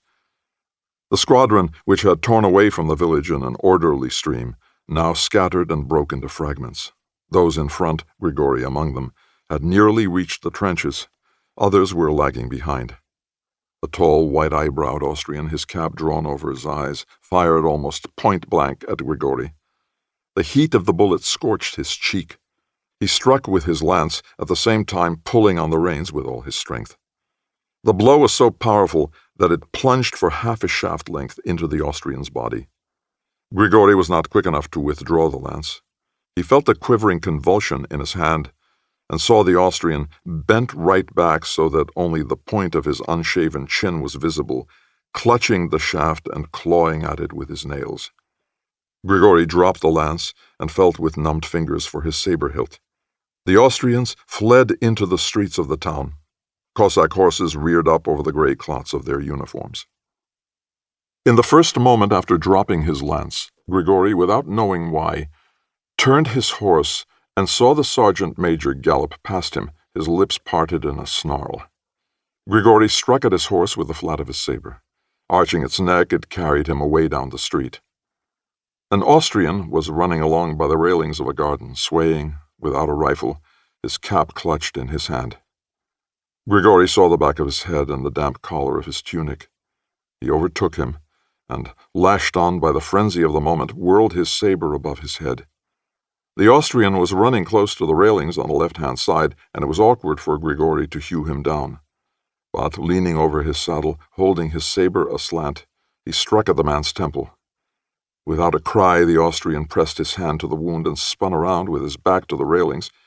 Grigori rode past, reining in his horse, turned round and rode back at a trot. The square, fear-contorted face of the Austrian was black as cast iron. His arms hung at his sides, his ashen lips were quivering. The saber had struck him a glancing blow on the temple, and the flesh was hanging over his cheek like a crimson rag.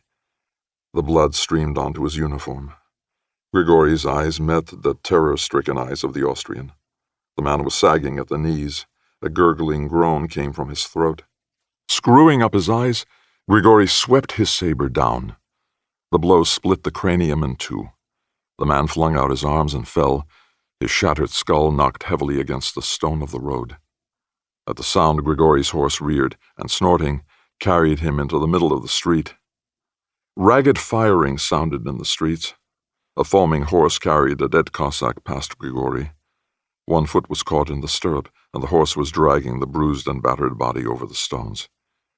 Grigori saw only the red stripe on the trousers and the torn green tunic drawn in a bundle over the head. Grigori felt a leaden heaviness in his head. He slipped from his horse and shook his head vigorously. Cossacks of the 3rd Squadron galloped by. A wounded man was carried past on a greatcoat. A crowd of Austrian prisoners were driven past at a trot. The men ran in a huddled gray herd, their iron-shod boots clattering joylessly on the stones. Grigori saw them as a jellied blob, the color of clay. He dropped his horse's reins and went across to the Austrian soldier he had cut down. The man lay where he had fallen. By the fanciful wrought ironwork of the railings, his dirty brown palm stretched out as though begging. Grigori glanced at his face. It seemed small, almost childlike, despite the hanging mustache and the tortured expression. Was it from physical suffering or a joyless past of the harsh, distorted mouth? "Hey, you!" a strange Cossack officer shouted as he rode down the middle of the street. Grigori looked up and stumbled across to his horse. His steps were heavy and tottering, as though he were carrying an unbearable weight on his back. Loathing and bewilderment crushed his spirit. He took the stirrup in his hand, but for a long time could not lift his heavy foot into it.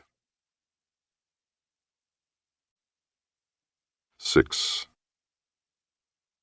The 1st Reserve Cossacks from Tatarsky and the neighboring villages spent the 2nd night after their departure from home in a little village.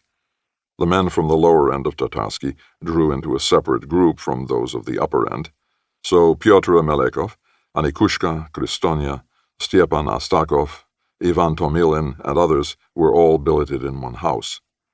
The Cossacks had lain down to sleep, spreading out their blankets in the kitchen and the front room, and were having a last smoke for the night.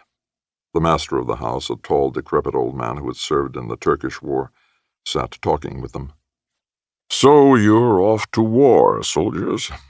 "Yes, Granddad, off to war.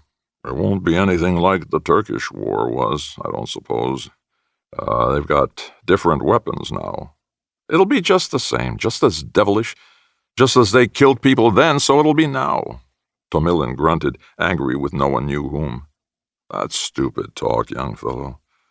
It'll be a different kind of war." "Course it will," Kristonia affirmed, yawning lazily and stubbing out a cigarette with his fingernail. "We'll do a bit of fighting," Pyotr Melekov yawned, and, making the sign of the cross over his mouth, covered his head with his greatcoat. "My sons, I ask you one thing. I ask you seriously, And you mark what I say, the old man said. Remember this. If you want to come back from the mortal struggle alive and with a whole skin, you must keep the law of humanity. Which one? Stepan Ostakov asked, smiling distrustfully. He had begun to smile again from the day he heard of the war. The war called him, and the general anxiety and pain assuaged his own. This law, don't take other men's goods. That's one. As you fear God, don't do wrong to any woman. That's the second. And then you must know certain prayers. The Cossacks sat up and all spoke at once. More likely to lose our own stuff than get other people's. And why mustn't we touch a woman? You can't make her, but suppose she's willing. It's hard to be without a woman. You bet. What about the prayer? The old man fixed his eyes sternly on them and answered, You must not touch a woman, never. If you can't restrain yourselves, you'll lose your heads or you'll be wounded. You'll be sorry after, but then it will be too late. I'll tell you the prayers. I went right through the Turkish war, death at my heels like a saddlebag, but I came through alive because of these prayers. He went into the other room, rummaged under the icon, and brought back a crumbling, faded scrap of paper. Get up now and write them down, he commanded. You'll be off again before cockcrow tomorrow, won't you? He spread the paper out on the table and left it. Anikushka was the first to get up. The shadows cast by the flickering light played on his smooth, womanish face. All except Stepan sat down and wrote out the prayers. Anikushka rolled up the paper he had used and fastened it to the string of the crucifix at his breast. Stepan jeered at him. That's a nice nest you've made for the lice. Wasn't the cross cozy enough? Young man, if you don't believe, hold your tongue, the old man interrupted him sternly. Don't be a stumbling block to others, and don't laugh at faith. It's a sin. Stepan grinned, but he lapsed into silence. The prayers which the Cossacks wrote down were three. One could take one's choice. The prayer against arms. God bless us. On the mountain there lies a white stone like a horse. As water enters not the stone, so may not bullet and arrow enter into me, the slave of God, nor my comrades, nor my horse. As the hammer flies back from the anvil, so may the bullet fly back from me. As millstones turn, so may the arrow turn and not touch me. As the sun and moon are bright, so may I, the slave of God, be strong. Behind this mountain there is a fortress. I shall lock this fortress and throw the key into the sea. I shall put it under the white stone called altar, which can be seen by neither sorcerers nor witches, by neither monks nor nuns. Even as the waters flow not from the ocean, and the yellow grains of sand cannot be counted, so may I, the slave of God, suffer no harm. In the name of the Father, the Son, and the Holy Ghost. Amen. The prayer in battle. There is a great ocean, and in this great ocean there is a white stone, altar. On that stone there is a stone man of mighty stature. Cover me, the slave of God, and my comrades, with stone from east to west, from earth to sky. Protect me from sharp saber and sword, from steel blade and bear spear, from dagger tempered and untempered, from knife and axe and from cannon fire, from lead bullets and mortal weapons, from all arrows feathered with the feathers of eagles, swans, geese, cranes, or ravens, from all battles with Turks, Crimeans, Austrians, Tatars, Lithuanians, Germans, and Kalmyks. Holy Fathers and heavenly powers, protect me, the slave of God. Amen. The prayer in time of attack. Supreme Ruler, Holy Mother of God and our Lord Jesus Christ, bless, Lord, thy servant entering battle, and my comrades who are with me. Wrap them in cloud, with thy heavenly stony hail protect them. Holy Dimitri of Salonika, defend me, the slave of God, and my comrades on all four sides. Suffer not evil men to shoot, nor with spear to pierce, nor with pole-axe to strike, nor with butt-end of axe to smite, nor with axe to hew down, nor with sword to cut down or pierce, nor with knife to stab or cut. Neither old nor young, neither brown nor black, neither heretic nor sorcerer, nor any magic worker. All is before me now, the slave of God, orphaned and judged. In the sea, in the ocean, on the island of Buyan, stands an iron post. On the post is an iron man resting on an iron staff. And he biddeth iron, steel, lead, zinc, and all manner of bolt. Go, iron, into your mother earth, away from the slave of God, and past my comrades and my horse. The arrow shafts into the forest, and the feather to its mother bird, and the glue to the fish. Defend me, the slave of God, with a golden buckler, from steel and from bullet, from cannon fire and ball, from spear and knife. May my body be stronger than armor. Amen. The Cossacks concealed the prayers under their shirts, tying them to the little icons with which their mothers had blessed them, and to the little bundles of their native earth. But death came upon all alike, upon those who did not carry prayers and upon those who did. Their bodies rotted on the fields of Galicia and East Prussia, in the Carpathians and Romania, wherever the ruddy flames of war flickered and the hoof marks of Cossack horses were imprinted on the earth. 7. It was unusual for the Cossacks of the upper stanitsas of the Don, including Vyazhenskaya, to be drafted into the 11th and 12th Cossack regiments and the Ataman's Lifeguards. But for some reason, part of the enrollment of 1914 was assigned to the 3rd Don Cossack Regiment, which was composed mainly of Cossacks from the Ust-Medveditskaya stanitsa. Among those so drafted was Mitka Korshunov. The 3rd Don Cossack Regiment was stationed at Vilno, together with certain units of the 3rd Cavalry Division. One day in June, the various squadrons rode out from the city to take up country quarters. The day was dull but warm. The flowing clouds herded together in the sky and concealed the sun. The regiment was marching in column of route. The regimental band blared at the head of the column, and the officers in their light summer caps and drill uniforms rode in a bunch at the back, a cloud of cigarette smoke rising above them. On each side of the road, the peasants and their gaily dressed womenfolk were cutting the hay, stopping to gaze at the columns of Cossacks as they passed. The horses sweated in the heat, a yellowish foam appeared between their legs, and the light breeze blowing from the southeast did not cool, but rather intensified the steaming swelter. They had gone about halfway, and were not far from a small village, when a young yearling colt trotted out from behind a fence, and seeing the great mass of horses, whinnied and came prancing up in front of the 5th Squadron. Its bushy young tail waved to one side, and the dust from its shapely hoofs scattered on the trampled grass. It pranced up to the 1st troop and poked its muzzle stupidly into the groin of the sergeant major's stallion. The stallion jibbed, but took pity on the youngster and did not kick. "Out of the way, dafthead!" the sergeant major shouted, waving his whip. But the colt looked so friendly and homely that the other Cossacks laughed. Then something unexpected happened. The colt cheekily pushed its way in between the ranks, and the platoon broke up and lost its neat formation. The horses jibbed and refused to obey their riders. Squeezing between them, the colt tried to bite the horse next to it. Up galloped the squadron commander. "What's going on here?"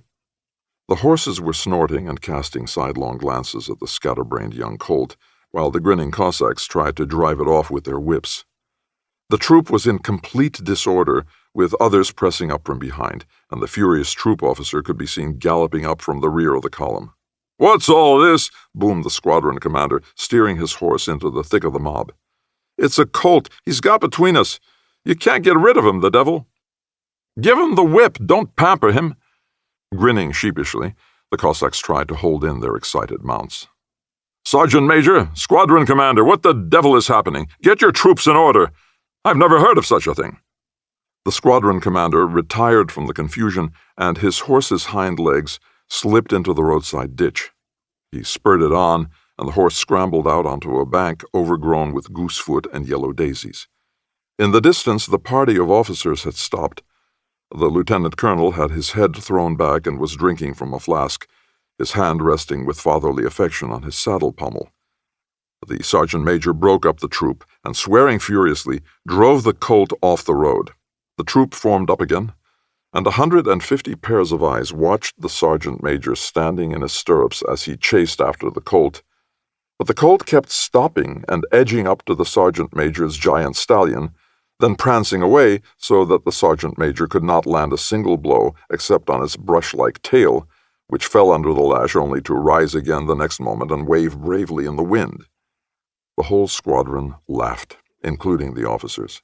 Even the captain's gloomy face twisted into a crooked semblance of a smile. Mitka Korshunov was riding in the third rank of the leading troop with Mikhail Ivankov and Kozma Khrushchev, both from Stanitsas on the Don. Ivankov, broad in the shoulders and face, kept silent, and Khrushchev, a slightly pockmarked, round-shouldered Cossack known as the Camel, constantly found fault with Mitka. Khrushchev was an old Cossack, that is, a Cossack in his last year of service, and according to the unwritten rules of the regiment, shared with all other old Cossacks the right of chasing up the youngsters, ordering them about, and giving them stripes for every petty offense. The established punishment for a Cossack of the 1913 draft was 13 stripes, and for a Cossack drafted in 1914, 14 stripes. The sergeants and officers encouraged this system on the ground that it imbued a Cossack with respect not only for rank, but for age as well. Khrushchev, who had recently been made a corporal, sat hunched in his saddle like a bird. He screwed up his eyes at a paunchy gray cloud, and, imitating the accent of the squadron commander, Captain Popov, asked Mitka, "Tell me, Korshunov, what do we call our squadron commander?" Mitka, who had frequently had a taste of the strap for his obstinacy and dislike of obedience, put on a respectful expression. "Captain Popov, Corporal." "What?" "Captain Popov, Corporal." "That's not what I want to know. You tell me what we Cossacks call him amongst ourselves." Ivankov gave Mitka a cautioning wink and grinned widely. Mitka glanced round and saw the captain riding up behind. "Now then, answer up." "He is called Captain Popov, Corporal." 14 stripes for you. Answer me, you young bastard." "I don't know, Corporal." "When we get to camp," Khrushchev said, speaking in his normal voice, "I'll belt the hide off you." "Answer my question." "I don't know." "Don't you know the nickname we've got for him, Ratface?" Mitka heard the furtive tread of the captain's horse behind them and remained silent. "Well?" Khrushchev scowled furiously. A restrained titter broke out in the rear ranks. Not realizing what the laughter was about, and thinking that the Cossacks were laughing at him, Khrushchev snarled. "Be careful, Korshunov. I'll give you 50 of the best when we get to camp." Mitka shrugged resignedly. "Black Goose." "That's it." "Khrushchev!" came a voice from behind. Corporal Khrushchev, the old Cossack, started in his saddle and sat at attention. "What's your game, scoundrel?" burst out the captain, drawing level with Khrushchev. "What are you teaching this young Cossack?" Khrushchev blinked. A purple flush flooded his cheeks. Laughter came from the rear ranks. "Who did I teach a lesson to last year? Who did I break this nail on?" The captain held the long, pointed nail of his little finger under Khrushchev's nose. "Never let me hear that again. Understand, my man?" "Yes, Your Honor." The captain backed out of line and let the squadron go past. Khrushchev straightened his shoulder strap and glanced round at the receding figure of the captain. Adjusting his lance, he shook his head crossly. Where did he spring from, the old goose? Perspiring with laughter, Ivankov told him he was riding behind us. He heard everything. Must have guessed what you'd be talking about. You should have given me a wink, blockhead. Should I? Think you shouldn't, eh? 14 of the best. On arriving at its destination, the regiment was broken up by squadrons among the estates in the district. During the day, the Cossacks cut the clover and meadow grass for the landowners. At night, they grazed their hobbled horses in the fields assigned to them and played cards or told stories by the smoke of the campfires. The 6th Squadron was billeted on the large estate of a Polish landowner. The officers lived in the house, played cards, got drunk, and paid attention to the steward's daughter.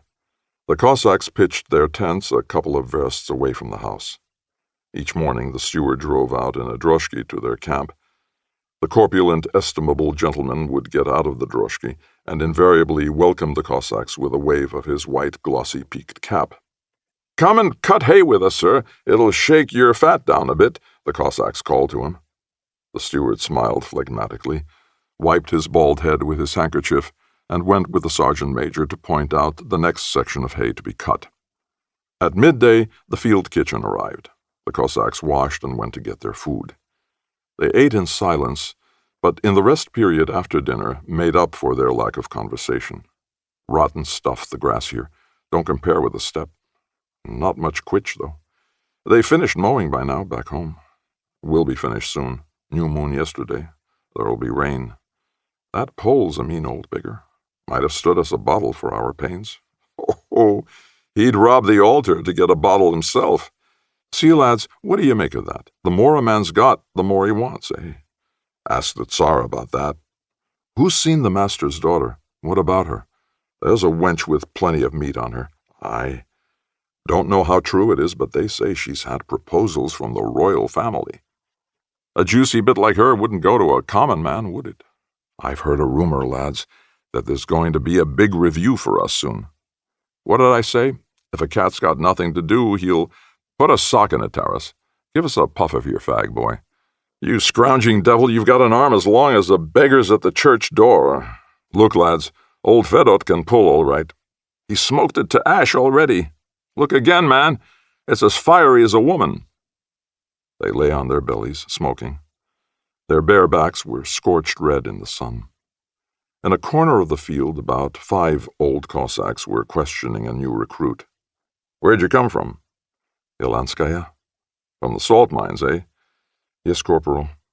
How do they cart salt down your way? Not far off, Khrushchev lay on a horsecloth, idly twisting his scanty mustache round his finger. With horses. And what else? Bullocks, Corporal. And how do they bring fish from the Crimea? You know, kind of bullock with humps on their backs, eat thistles. What are they called? Camels. Ha ha ha! Khrushchev got up lazily and walked towards the guilty recruit, hunching his camel-like shoulders and stretching out his saffron swarthy neck with its big Adam's apple. Bend over, he commanded, taking off his belt. In the hot dusk of the June evening, the Cossacks sang around the campfires.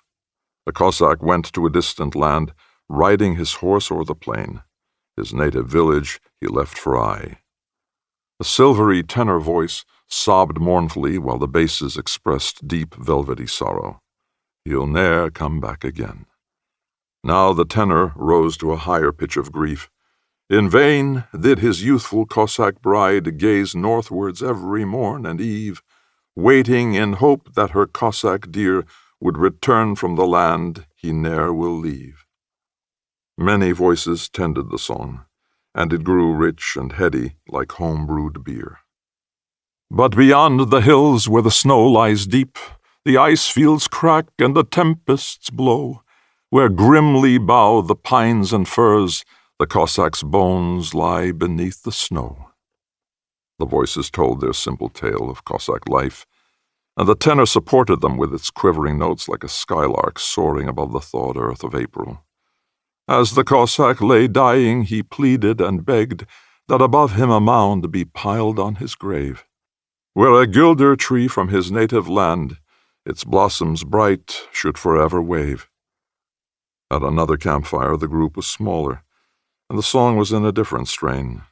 From the stormy Azov Sea the ships are sailing up the Don, for back to his own country a young ataman has come.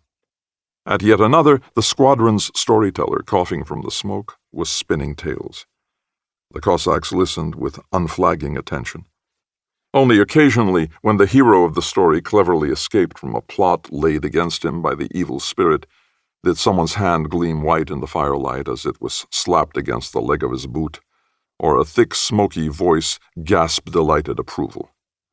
Then the flowing, unbroken tones of the storyteller would continue. A week or so after the regiment's arrival at its country quarters, the squadron commander sent for the smith and the sergeant major. "What condition are the horses in?" "Not so bad, Your Honor, in pretty good shape."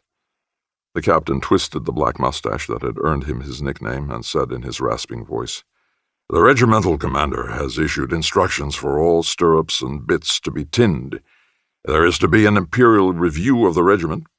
Let everything be polished until it gleams, the saddles and the rest of the equipment. The Cossacks must be a sight to gladden the eye. When can you be ready?" The sergeant major looked at the smith looked at the sergeant major. Then both of them looked at the captain. The sergeant major suggested, "How about Sunday, Your Honor?" and respectfully touched the tip of his tobacco-moldered mustache with his finger. "Mind it is Sunday," the captain added threateningly, and dismissed them both. The preparations for the review were put in hand the same day. Ivankov, son of the squadron blacksmith and a good smith himself, helped to tin the stirrups and bits. The Cossacks groomed their horses, cleaned the bridles, and rubbed the snaffles and other metal parts of the horses' equipment with bath brick. By the end of the week, the regiment was shining like a new 20-kopeck piece. Everything glittered with polishing, from the horses' hoofs to the Cossacks' faces. On the Saturday, the regimental commander inspected the regiment and thanked the officers and Cossacks for their zealous preparations and splendid appearance. The azure thread of July days reeled past. The Cossack horses were in perfect condition. Only the Cossacks themselves were uneasy and troubled with the maggot of uncertainty. Not a whisper was to be heard of the imperial review. The week passed in unending talk, continual preparation. Then, like a bolt from the blue, came an order for the regiment to return to Vilno. They were back in the city by evening. A second order was at once issued to the squadrons. The Cossacks' boxes were to be collected and stored in the warehouse, and preparations made for a possible further removal. "Your Honor, what's it all about?" the Cossacks implored their troop officers for the truth. The officers shrugged their shoulders. They themselves would have given a lot to know it. "I don't know. Will there be maneuvers in the presence of His Majesty? No one has any idea yet." But on the 1st of August, the regimental commander's orderly managed to whisper to a friend, "It's war, my boy. You're lying. God's truth, but not a word to anyone." Next morning, the regiment was drawn up in squadrons outside the barracks, awaiting the commander. At the head of the 6th Squadron rode Captain Popov on a fine mount. His left hand, immaculately gloved, held the bridle. The horse, arching its neck, rubbed its muzzle on the corded muscles of its chest. The colonel came round a corner of the barrack buildings, and riding his horse to the front of the regiment, turned the animal sideways. The adjutant, elegantly extending his little finger, drew out his handkerchief to wipe his nose, but had no time to accomplish the operation. The colonel threw his voice into the tense silence. "Cossacks!" Now it's coming, everyone thought. The tension held them like a steel spring. Mitka Korshunov's horse was stepping from hoof to hoof, and he irritatedly brought his heel against its flank. Beside him, Ivankov sat his horse motionlessly, listening with his hair-lipped mouth open, exposing a dark line of uneven teeth. Kutchkov was behind him, hunching his shoulders and frowning. Further on, Lapin twitched his gristly ears like a horse, while behind him could be seen the jagged outline of Shogolkov's clean-shaven Adam's apple. "Germany has declared war on us." Along the ranks ran a whisper as though a puff of wind had rippled across a field of ripe, heavy-eared oats. A horse's neigh slashed through it. Round eyes and gaping mouths turned in the direction of the 1st Squadron where the animal had dared to neigh. The colonel said much more. He chose his words carefully, seeking to arouse a feeling of national pride. But the picture that rose before the 1,000 Cossacks was not of silken foreign banners falling rustling at their feet, but of their own everyday life thrown into confusion, of their wives, children, sweethearts, of ungathered grain and orphaned villages in distress. In 2 hours we entrain was the only thought that penetrated all minds. The officers' wives, who were standing in a bunch not far away, wept into their handkerchiefs. Lieutenant Koprov had almost to carry away in his arms his blonde, pregnant Polish wife. The regiment rode singing to the station. The Cossacks' voices drowned the band, and it lapsed into confused silence. The officers' wives rode in droshkis. A colorful crowd foamed along the pavements. The horses' hoofs raised a cloud of dust.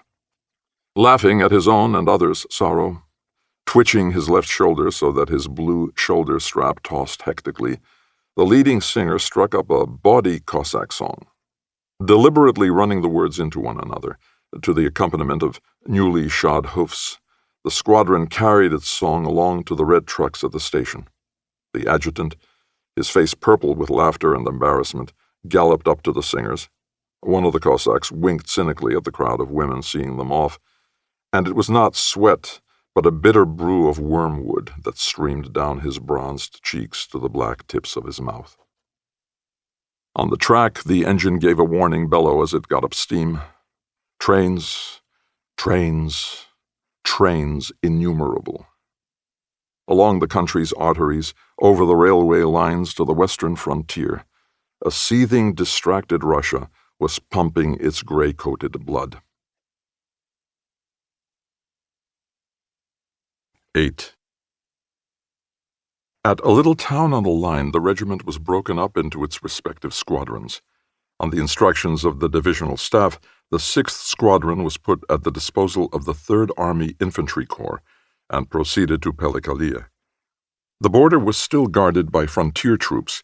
New infantry and cavalry units were being moved up. On July 27th, the squadron commander sent for the sergeant major and a Cossack named Astakov from the 1st Troop.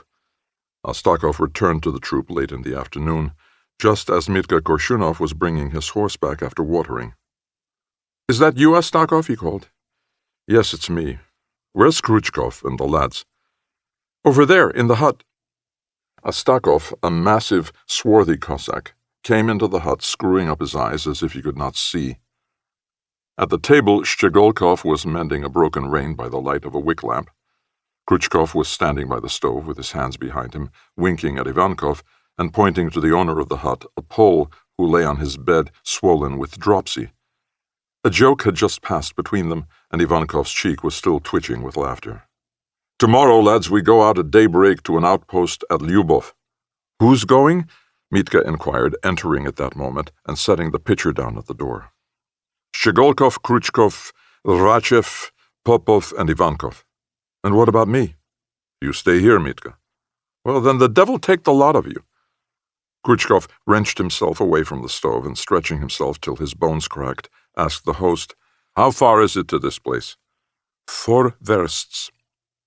"It's quite near," said Astakov, and sitting down on a bench took off his boot.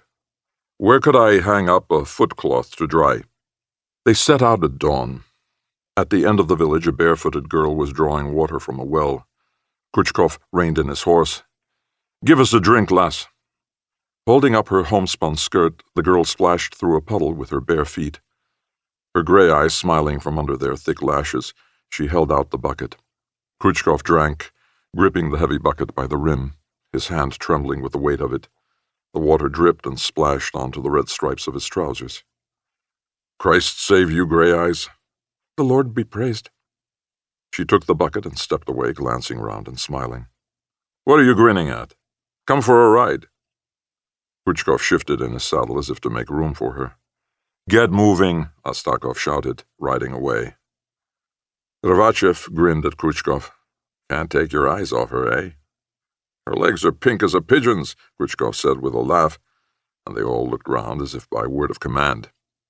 The girl bent over the well, showing the cleft of her bottom under her tight skirt and the pink calves of her parted legs. "If only we could marry," Popov sighed. "Suppose I marry you with my whip," Astakov suggested. "That won't help. Want it as bad as that, do you? We'll have to get hold of him and do him up like a bull." The Cossacks cantered on, laughing among themselves. After riding steadily for some time, they topped a rise and saw the large village of Lyubov lying stretched along a river valley. The sun was rising behind them. Close by, a lark sang lustily, perched on a telegraph pole. Astakov, who had been put in charge of the group because he had just finished a section commander's course, chose the last farm in the village for their observation post, as it was nearest to the frontier. The master of the farm, a clean-shaven, bandy-legged Pole in a white felt hat, showed the Cossacks a shed in which they could stable their horses. Behind the shed was a green field of clover. Slopes rolled away to a neighboring wood, and a white stretch of grain was intersected by a road, grassland lying beyond. They took turns to watch with binoculars from the ditch behind the shed. The others lay in the cool shed, which smelled of long-stored grain, dusty chaff, mice, and the sweetish, moldering scent of damp earth. Ivankov made himself comfortable in a dark corner beside a plough and slept till evening. At sunset, Khrushchev came to him and, taking a pinch of skin on Ivankov's neck between his fingers, said gently, "Sleeping well on army grub, you hog. Get up and go and keep watch on the Germans." "Stop fooling, Kozma. Up you get. Stop it, will you? I'm just getting up." He scrambled to his feet, his face red and puffy, worked his head from side to side on the stumpy neck that held it firmly to his broad shoulders, sniffed — he had caught cold from lying on the damp earth — adjusted his cartridge belt, and went out of the shed, dragging his rifle by its sling. He relieved Sholokhov, who had been on duty all the afternoon, and, adjusting the binoculars, stared in the direction of the northwest, towards the wood. He could see the snowy stretch of grain waving in the wind, and a ruddy flood of sunlight bathing the green headland of fir wood. Children were splashing and shouting in the stream that lay in a fine blue curve beyond the village. A woman's contralto voice called, "Stasia, Stasia, come here!" Sholokhov lit a cigarette and remarked as he went back to the shed, "Look at the glow of that sunset. We'll be having some wind." "Reckon so," Ivankov agreed. That night the horses stood unsaddled. In the village all lights were extinguished and all sound died away. The next morning Khrushchev called Ivankov from the shed. "Let's go to town." "What for?" "We can get something to eat and have a drink there." "Can we?" Ivankov looked doubtful. "Sure we can. I asked our host. It's over there in that house. See the tiled roof?" Khrushchev pointed with his black-nailed finger. "The sheeny over there has beer. Let's go." They started out. Astakov called after them, "Where are you going?" Khrushchev, who was senior in rank to Astakov, waved him aside. "We'll be back soon. Come back, lads. Stop barking."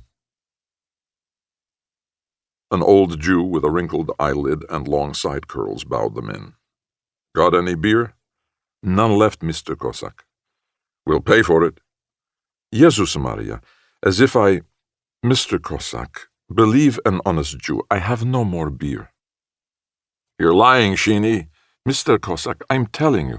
"Look here," Khrushchev vexedly interrupted, pulling a shabby purse from his trouser pocket. "Get us some beer, or I'll get angry." The Jew pressed the coin between his palm and little finger, lowered his twisted lid, and went into the passage. A minute later he brought a bottle of vodka, damp and plastered with barley chaff. "And you told us you didn't have any, you old—" "I said I had no beer." "Get us something to eat." Khrushchev slapped the bottom of the bottle to knock out the cork and poured himself a cup of vodka. They went out, half drunk. Khrushchev pranced along, shaking his fist at the black empty sockets of the windows. In the shed, Astakov was yawning. Behind the wall, horses were munching damp hay. The day passed in idleness. In the afternoon, Popov was sent back to the squadron with a report. Evening, night. The yellow rim of the yellow moon rose over the village. From time to time, a ripe apple dropped with a soft, squelching thud from the tree in the garden. About midnight, while Ivankov was on guard, he heard the sound of horses along the village street. He crawled out of the ditch to look, but the moon was swathed in cloud and he could see nothing through the impenetrable darkness. He went and awoke Khrushchev, who was sleeping at the door. "Kozma, horsemen coming. Get up." "Where from?" "They're riding into the village." They went out. The clatter of hoofs came clearly from the street some 100 yards away. Let's go into the garden. We can hear better there. They ran past the hut into the tiny front garden and dropped down by the fence. The jingle of stirrups and creak of saddles came nearer. Now they could see the dim outline of the horsemen riding four abreast. "Who goes there? And what do you want?" a voice answered in Russian from the leading rank. "Who goes there? I shall fire!" Khrushchev rattled the bolt of his rifle. One of the riders reined in his horse and turned it towards the fence. "We're the frontier guard," he said. "Are you an outpost?" "Yes." "What regiment?" "The 3rd Cossack." "Who are you talking to there, Trishin?" a voice called out of the darkness. The man by the fence replied, "There's a Cossack outpost stationed here, Your Honor." A second horseman rode up to the fence. "Hello there, Cossacks." "Hello," Ivankov answered guardedly. "Have you been here long?" "Since yesterday." The second rider struck a match and lighted a cigarette. By the momentary gleam, Khrushchev saw an officer of the frontier guard. "Our regiment is being withdrawn," the officer said. "You must bear well in mind that you are now the farthest outpost. The enemy may advance tomorrow." He turned and gave the order for his men to ride on. "Where are you making for, Your Honor?" Khrushchev asked, keeping his finger on the trigger. "We are to link up with our squadron 2 versts from here. Come on, lads, let's move. Good luck, Cossacks. Good luck." At that moment, the wind pitilessly tore the apron of cloud from the moon, and over the village, the gardens, the steep roof of the hut, and the detachment of frontier guards riding up the hill, fell a flood of deathly yellow light. Next morning, Rvachev rode back to the squadron with a report. During the night, the horses had stood saddled. The Cossacks were alarmed by the thought that they were now left to confront the enemy. They had experienced no feeling of isolation and loneliness so long as they knew the frontier guard was ahead of them. But the news that the frontier was open had had a marked effect upon them. Astakov had a talk with the Polish farmer, and for a small sum the man agreed to let them cut clover for their horses. The Pole's meadow lay not far from the shed. Astakov sent Ivankov and Shogolkov to mow. Shogolkov mowed while Ivankov raked the dank, heavy grass together and tied it into bundles. As they were thus occupied, Astakov, who was gazing through the binoculars along the road leading to the frontier, noticed a boy running across the fields from the southwest. The lad ran down the hill like a brown hare. When still some distance off, he shouted and waved the long sleeve of his coat. He ran up to Astakov, gasping for breath and rolling his eyes, and panted. "Cossack! Cossack! The Germans! The Germans are coming!" He pointed with his hand. Holding the binoculars to his eyes, Astakov saw a distant bunch of horsemen. Without removing the binoculars, he shouted, "Khrushchev!" Khrushchev appeared from the shed, looking round. "Run and call the lads. A German patrol is coming."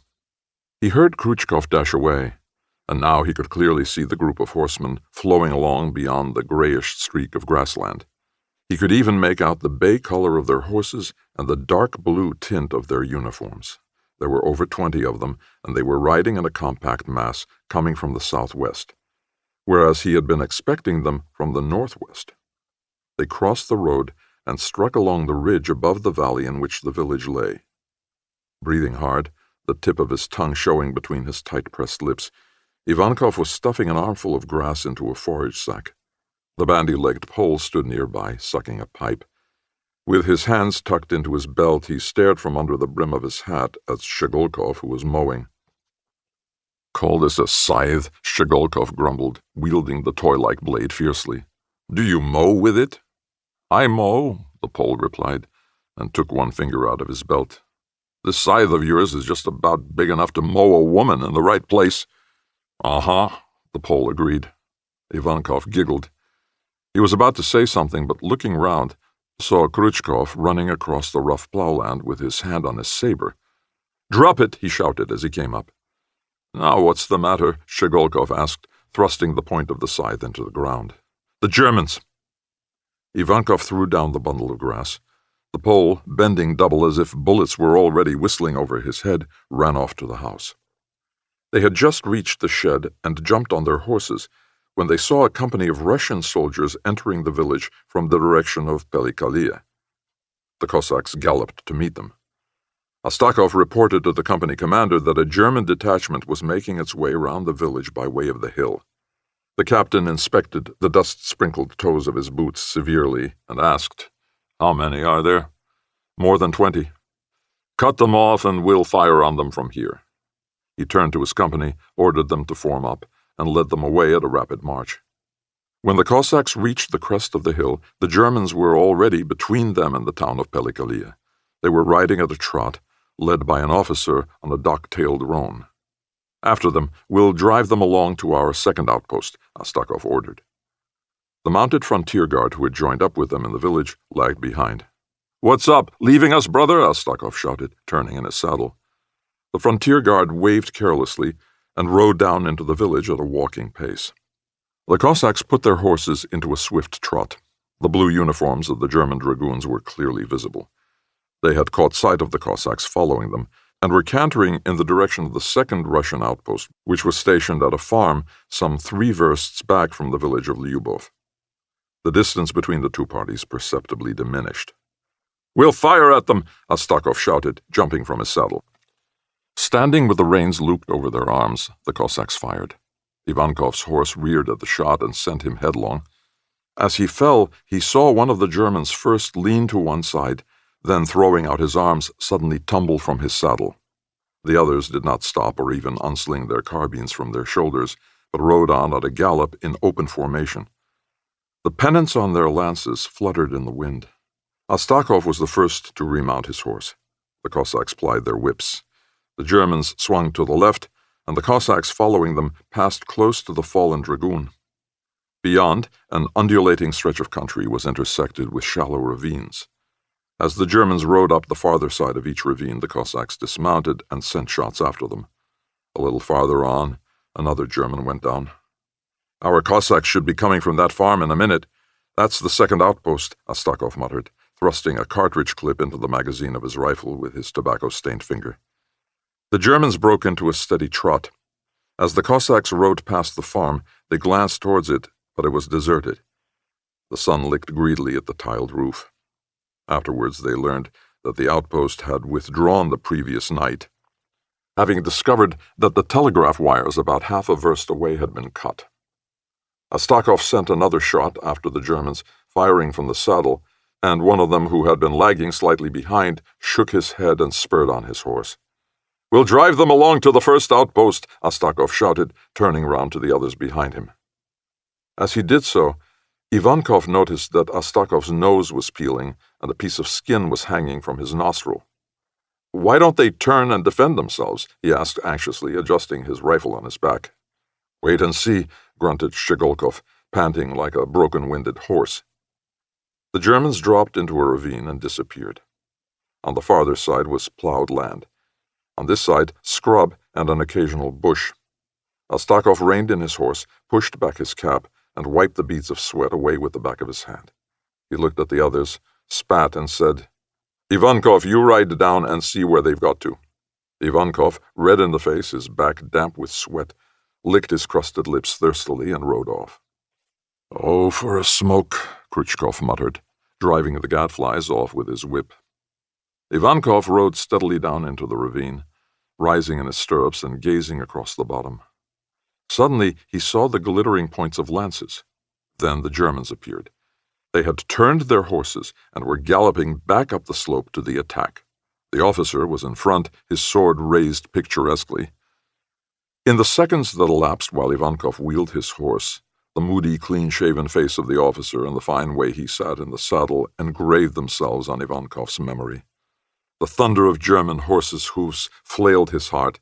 His back felt the pinching chill of death almost painfully. Without a cry, he wheeled his horse round and rode back towards the others. Astakov did not have time to put his tobacco pouch in his pocket.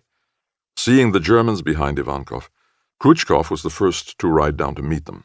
The dragoons on the right flank were sweeping round to cut Ivankov off and were overtaking him at amazing speed.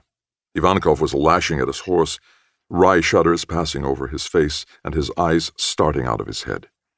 Bent to the saddle bow, Astakov took the lead. Brown dust boiled in the horse's wake.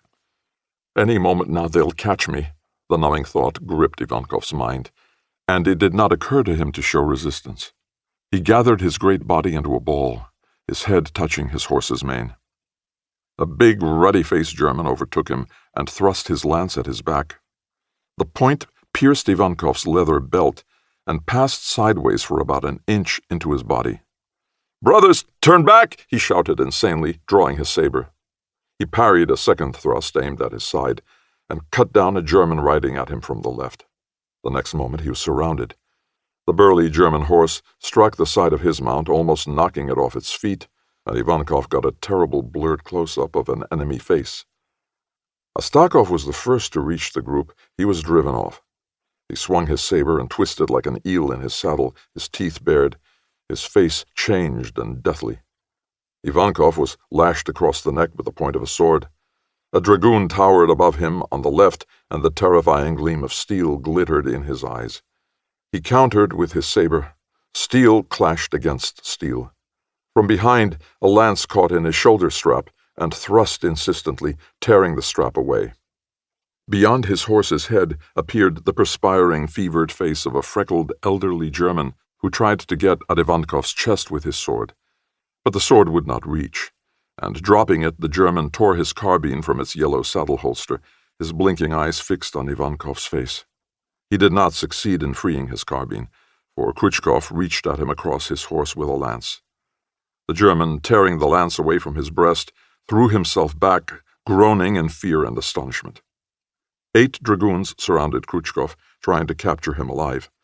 But causing his horse to rear, he fought until they succeeded in knocking the saber out of his hand. He snatched a lance from a German and wielded it as though on the parade ground. Beaten back, the Germans hacked at the lance with their swords. They bunched together over a small patch of dismal, clayey, plowed land, seething and rocking in the struggle as though shaken by the wind. Maddened with terror, the Cossacks and Germans thrust and hacked at whatever came their way, backs, arms, horses, and weapons. The horses jostled and kicked against one another in a frenzy of mortal fear.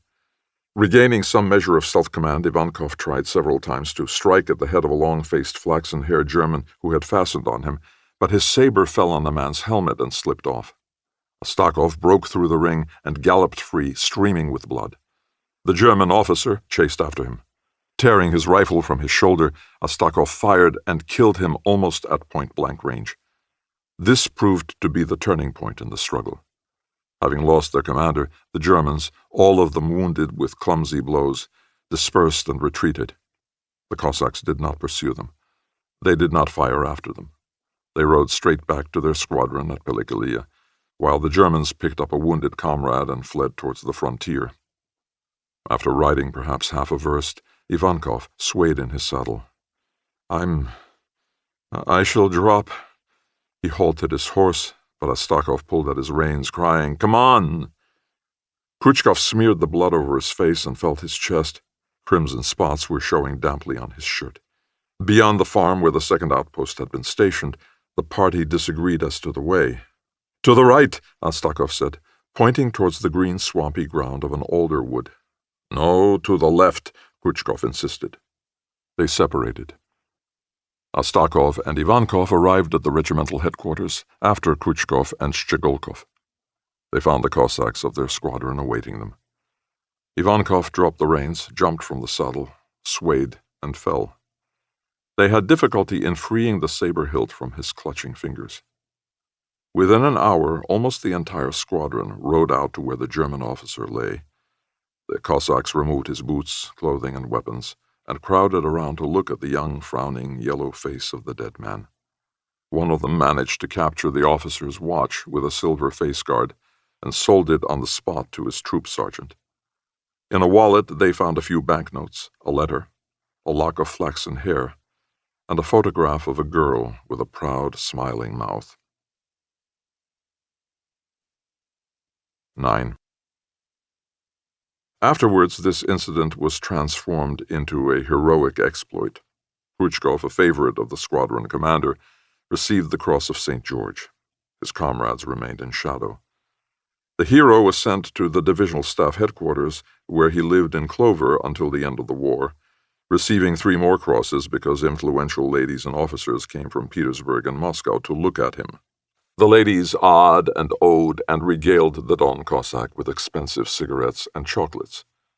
At first he cursed them by all the devils, but afterwards, under the benevolent influence of the staff toadies in officers' uniform, he made a remunerative business of it. He told the story of his exploit, laying the colors on thick and lying without a twinge of conscience, while the ladies went into raptures and stared admiringly at the pock-marked brigand face of the Cossack hero. Everyone was pleased and happy. The Tsar visited headquarters, and Khrushchev was taken to be shown to him. The sleepy emperor looked Khrushchev over as if he were a horse, blinked his heavy eyelids, and patted the Cossack on the shoulder. "A fine Cossack lad," he remarked, and, turning to his suite, asked for some seltzer water. Khrushchev's forelock figured constantly in the newspapers and magazines. There were Khrushchev brands of cigarettes. The merchants of Nizhny Novgorod presented him with a gold-mounted saber. The uniform taken from the German officer Astakov had killed was nailed to a plywood board, and General von Rennenkampf put it in his car, with Ivankov and his adjutant to hold it, and drove before parading troops about to go to the front, making the customary fiery speeches in the official jargon. And what had really happened? Men who had not yet acquired the knack of killing their own kind had clashed on the field of death, and in the mortal terror that embraced them, had charged and struck and battered blindly at each other, mutilating one another and their horses. Then they had turned and fled, frightened by a shot which had killed one of their number. They had ridden away, morally crippled, and it was called a heroic exploit. 10. The front was not yet the huge, unyielding viper that it was to become. Cavalry skirmishes and battles flared up along the frontier. In the days immediately following the declaration of war, the German command put out feelers in the shape of strong cavalry detachments that caused alarm among the Russian troops by slipping past the frontier posts and spying out the disposition and numbers of their forces. The Russian Eighth Army was screened by the 12th Cavalry Division under the command of General Kalyedin. On its left flank, the 11th Cavalry Division had advanced across the Austrian frontier, but having captured Leshnev and Brody, was brought to a halt when the Austrians were reinforced by Hungarian cavalry. The Hungarian cavalry hurled itself at the Russian units and forced them back towards Brody. Since his first battle, Grigory Melekov had been tormented by a dreary inward pain. He grew noticeably thinner, and frequently, whether on the march or resting, sleeping or waking, he saw the features and form of the Austrian whom he had killed by the railings. In his sleep he lived again and again through that first battle, and even felt the shuddering convulsion of his right hand clutching the lance. He would awaken and drive the dream off violently, shading his painfully screwed-up eyes with his hand. The cavalry trampled down the ripened corn and scarred the fields with hoofprints, and it was as though a pounding hailstorm had swept Galicia. The heavy soldiers' boots tramped the roads, scratched the macadam, churned up the August mud. The gloomy face of the earth was pockmarked with shells. Fragments of iron and steel rusted there, yearning for human blood. At night, ruddy flickerings lit up the horizon. Trees, villages, towns blazed like summer lightning. In August, when fruits ripen and corn is ready for harvest, the sky was unsmilingly gray. The rare, fine days were oppressive and sultry. August was drawing to a close. The leaves turned yellow in the orchards, and the mournful purple spread from their stalks. From a distance it looked as though the trees were gashed with wounds and bleeding to death. Grigory studied with interest the changes that occurred in his comrades. Prokorzhikov returned from hospital with the marks of a horseshoe on his cheek, and pain and bewilderment lurking in the corners of his lips. His calfish eyes blinked more than ever. Yegor Zharkov lost no opportunity to curse and swear, was even bawdier than before, and riled against everything under the sun. Yemelyan Groshev, a serious and efficient Cossack from Grigory's own village, seemed to char. His face turned dark, and he laughed awkwardly and morosely. Changes were to be observed in every face. Each was inwardly nursing and rearing the seeds of grief implanted by the war. The regiment was withdrawn from the line for a 3-day rest, and its complement was made up by reinforcements from the Don. The Cossacks of Grigori's squadron were about to go for a dip in a neighboring lake when a considerable force of cavalry rode into the village from the station some 3 versts away. By the time the men had reached the dam of the lake, the force was riding down the hill. Prokhorozhikov was pulling off his shirt when, looking up, he stared and exclaimed, "They're Cossacks! Don Cossacks!" Grigori gazed after the column crawling into the estate where the 4th Squadron was quartered. Reserves, most likely. "Look, boys, surely that's Stepan Astakov. There, in the 3rd rank from the front," Groshev exclaimed, and gave a short, grating laugh. "And there's Anikushka. Grisha, Melekov, there's your brother. Do you see him?" Narrowing his eyes, Grigori stared, trying to recognize the horse Pyotr was riding. Must have bought a new one, he thought, turning his gaze to his brother's face. Deeply tanned, with mustache clipped and brows bleached by the summer sun, it was strangely altered since their last meeting. Grigori went to meet him, taking off his cap and waving mechanically. After him poured the half-dressed Cossacks, trampling underfoot the brittle undergrowth of angelica and burdock. Led by an elderly, stocky captain with a wooden hardness in the lines of his authoritative, clean-shaven mouth, the detachment swung round the orchard into the estate. A sticker, Grigori thought as he smiled at his brother, and at the same time ran his eye over the captain's sturdy figure and his hook-nosed mount, evidently of an eastern strain. "Hello, brother," he shouted. "Glory be, we're going to be together. How are things?" "All right. So you're still alive?" "So far. Regards from the family." "How are they all?" "All right." Pyotr rested his palm on the croup of his sturdy reddish horse, and turning his whole body in the saddle, surveyed Grigori smilingly. Then he rode on, and was hidden by the oncoming ranks of other Cossacks, familiar and unfamiliar. "Hello, Melekov. Regards from the village." "So you're joining us?" Grigori grinned, recognizing Mikhail Koshevoy by the golden slab of his forelock. "That's right. Like chickens after corn. Mind you don't get pecked yourself. We'll see about that." Yegor Zharkov came from the lake dressed only in a shirt and hopping on one leg, trying to thrust the other into his charivari as he ran. "Hey, here's Zharkov!" rose a shout from the ranks. "Hello, Stallion. Have they had to hobble you then?" "How's my mother? Still alive?" "She sent her love, but we wouldn't take any presents. We had enough to carry as it was." Yegor listened with an unusually serious expression to the reply, and then sat down bare-bottomed in the grass, hiding his disappointed face and struggling ineffectually to get his trembling leg into his trousers. Half-dressed Cossacks stood behind the blue-painted fence. On the other side, the reserve squadron from the Don flowed along the chestnut-lined road into the yard. "That you, Alexander?" "Yes, it's me." "Andrean!" "Why, you lop-eared devil, don't you know me?" "Love from the wife." "So this is life in the army, eh?" "Christ save you. Where's Boris Belov? What squadron was he in? The 4th, I think." "Where was he from?" "Vyeshenskaya Stanitsa, Zaton." "What do you want him for?" A third voice broke into the fragmentary conversation. "I've got a letter for him, that's what. He was killed a few days back at the Raibrodi." "Is that so?" "Believe me, I saw it with my own eyes.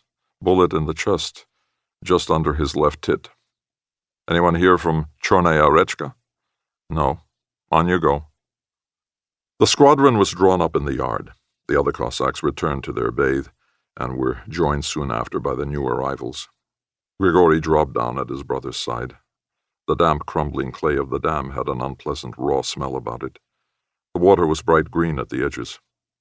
Grigori sat killing the lice in the folds and seams of his shirt, and told his brother, "Pyotr, I'm played out. I'm like a man who only needs one more blow to kill him. It's as though I'd been between millstones. They've crushed me and spat me out." His voice was cracked and complaining, and a dark furrow, only now with a feeling of anxiety that Pyotr noticed it, slanting diagonally across his forehead, made a startling impression of change and alienation.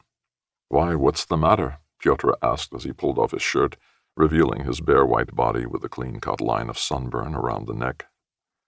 "It's like this," Grigori said hurriedly, and his voice grew strong in its bitterness. "They've set us fighting one another, worse than a pack of wolves, hatred everywhere. Sometimes I think to myself if I bit a man he'd get the rabies." "Have you had to kill anyone?" "Yes!" Grigori almost shouted, screwing up his shirt and throwing it down at his feet. Then he sat pressing his throat with his fingers as though pushing down a word that was choking him, and turned his eyes away. "Tell me," Pyotr ordered, avoiding his brother's eyes. "My conscience is killing me. I sent my lance through one man. In hot blood, I couldn't have done it otherwise. But why did I cut down the other?" "Well, it isn't well. I cut down a man, and I'm sick at heart because of him, the swine. The bastard comes haunting me in my dreams. Was I to blame?" "You're not used to it yet. You'll get over it." "Are you stopping with our squadron?" Grigori asked abruptly. "No, we're drafted to the 27th Regiment. I thought you had come to help us out. Our squadron's going to be tacked onto some infantry division or other. We're catching it up. But we've brought you some replacements, a batch of young fellows. Well, let's have a swim." Grigori hastily pulled off his trousers and went to the edge of the dam, sunburned and well-built in spite of his stooped shoulders. He was older than when they last saw each other, Pyotr thought. Raising his hands, he dived into the water. A heavy green wave closed over him and billowed away. He struck out towards the group of Cossacks larking about in the middle, his hands slapping the water affectionately, his shoulders moving lazily. Pyotr was slow in removing from his neck the cross with the prayer sewn to it. He thrust the string under his pile of clothes, entered the water with timorous caution, wetted his chest and shoulders, then pressed forward with a groan and swam to overtake Grigori. They made for the opposite bank, which was sandy and covered with bushes. The movement through the water cooled and soothed, and Grigori spoke restrainedly and without his previous passion. "I've been so fed up I've let the lice eat me," he remarked. "If I were only at home now, I'd fly there if I had wings, just to take one little peep. How are they all? Natalia is living with us. How are father and mother? All right, but Natalia's still waiting for you. She still believes you'll go back to her." Grigori snorted and spat out water without answering. Pyotr turned his head and tried to look into his brother's eyes. "You might send her a word in your letters. The woman lives only for you. What, does she still want to tie up the broken ends? Well, she lives on hope. She's a fine little woman, strict, too. She won't let anybody play about with her. She ought to get a husband. Strange words from you. Nothing strange about them. That's how it ought to be. Well, it's your business. I shan't interfere. And how's Dunya? She's a woman, brother. She's grown so much this year that you wouldn't know her." "Is that so?" Grigori said, surprised and a little cheered. "God's truth, she'll be getting married next, and we shan't even get our whiskers into the vodka. Or we may even get killed off, damn them. Nothing simpler." They lay side by side on the sand, basking in the mild warmth of the sun. Misha Koshevoy swam past. "Come on, Grisha, into the water." "No, I'm resting." Burying a beetle in the sand, Grigori asked, "Heard anything of Aksinia?" "I saw her in the village just before war broke out." "What was she doing there?" "She'd come to get some things of hers from her husband." Grigori coughed and buried the beetle with a sweep of his hand. "Did you speak to her?" "Only past the time of day. She was looking well and cheerful. She seems to have an easy time at the estate." "And what about Stepan?" "He gave her odds and ends all right. Behaved decently enough. But you keep your eyes open. I've been told that when he was drunk he swore he'd put a bullet through you in the first battle. He can't forgive you." "I know." "I got myself a new horse." Pyotr changed the conversation. "Sold the bullocks?" "For 180. And the horse cost 150. Not a bad one either." "What's the grain like?" "Good. They took us off before we could get it in." The talk turned to domestic matters, and the intensity of feeling passed. Grigori drank in Pyotr's news of home. For a brief moment he was living there again, just an ordinary, self-willed lad. "Well, let's have another dip and get dressed," Pyotr suggested, brushing the sand off his damp belly. His back and arms were covered with goose flesh. They returned with a crowd of Cossacks to the yard. At the orchard fence, Stepan Astakov overtook them. He was combing his hair back under the peak of his cap as he walked. Drawing level with Grigory, he said, "Hello, friend." "Hello." Grigory halted and turned to him with a touch of embarrassment and guilt in his face. "You haven't forgotten me, have you?"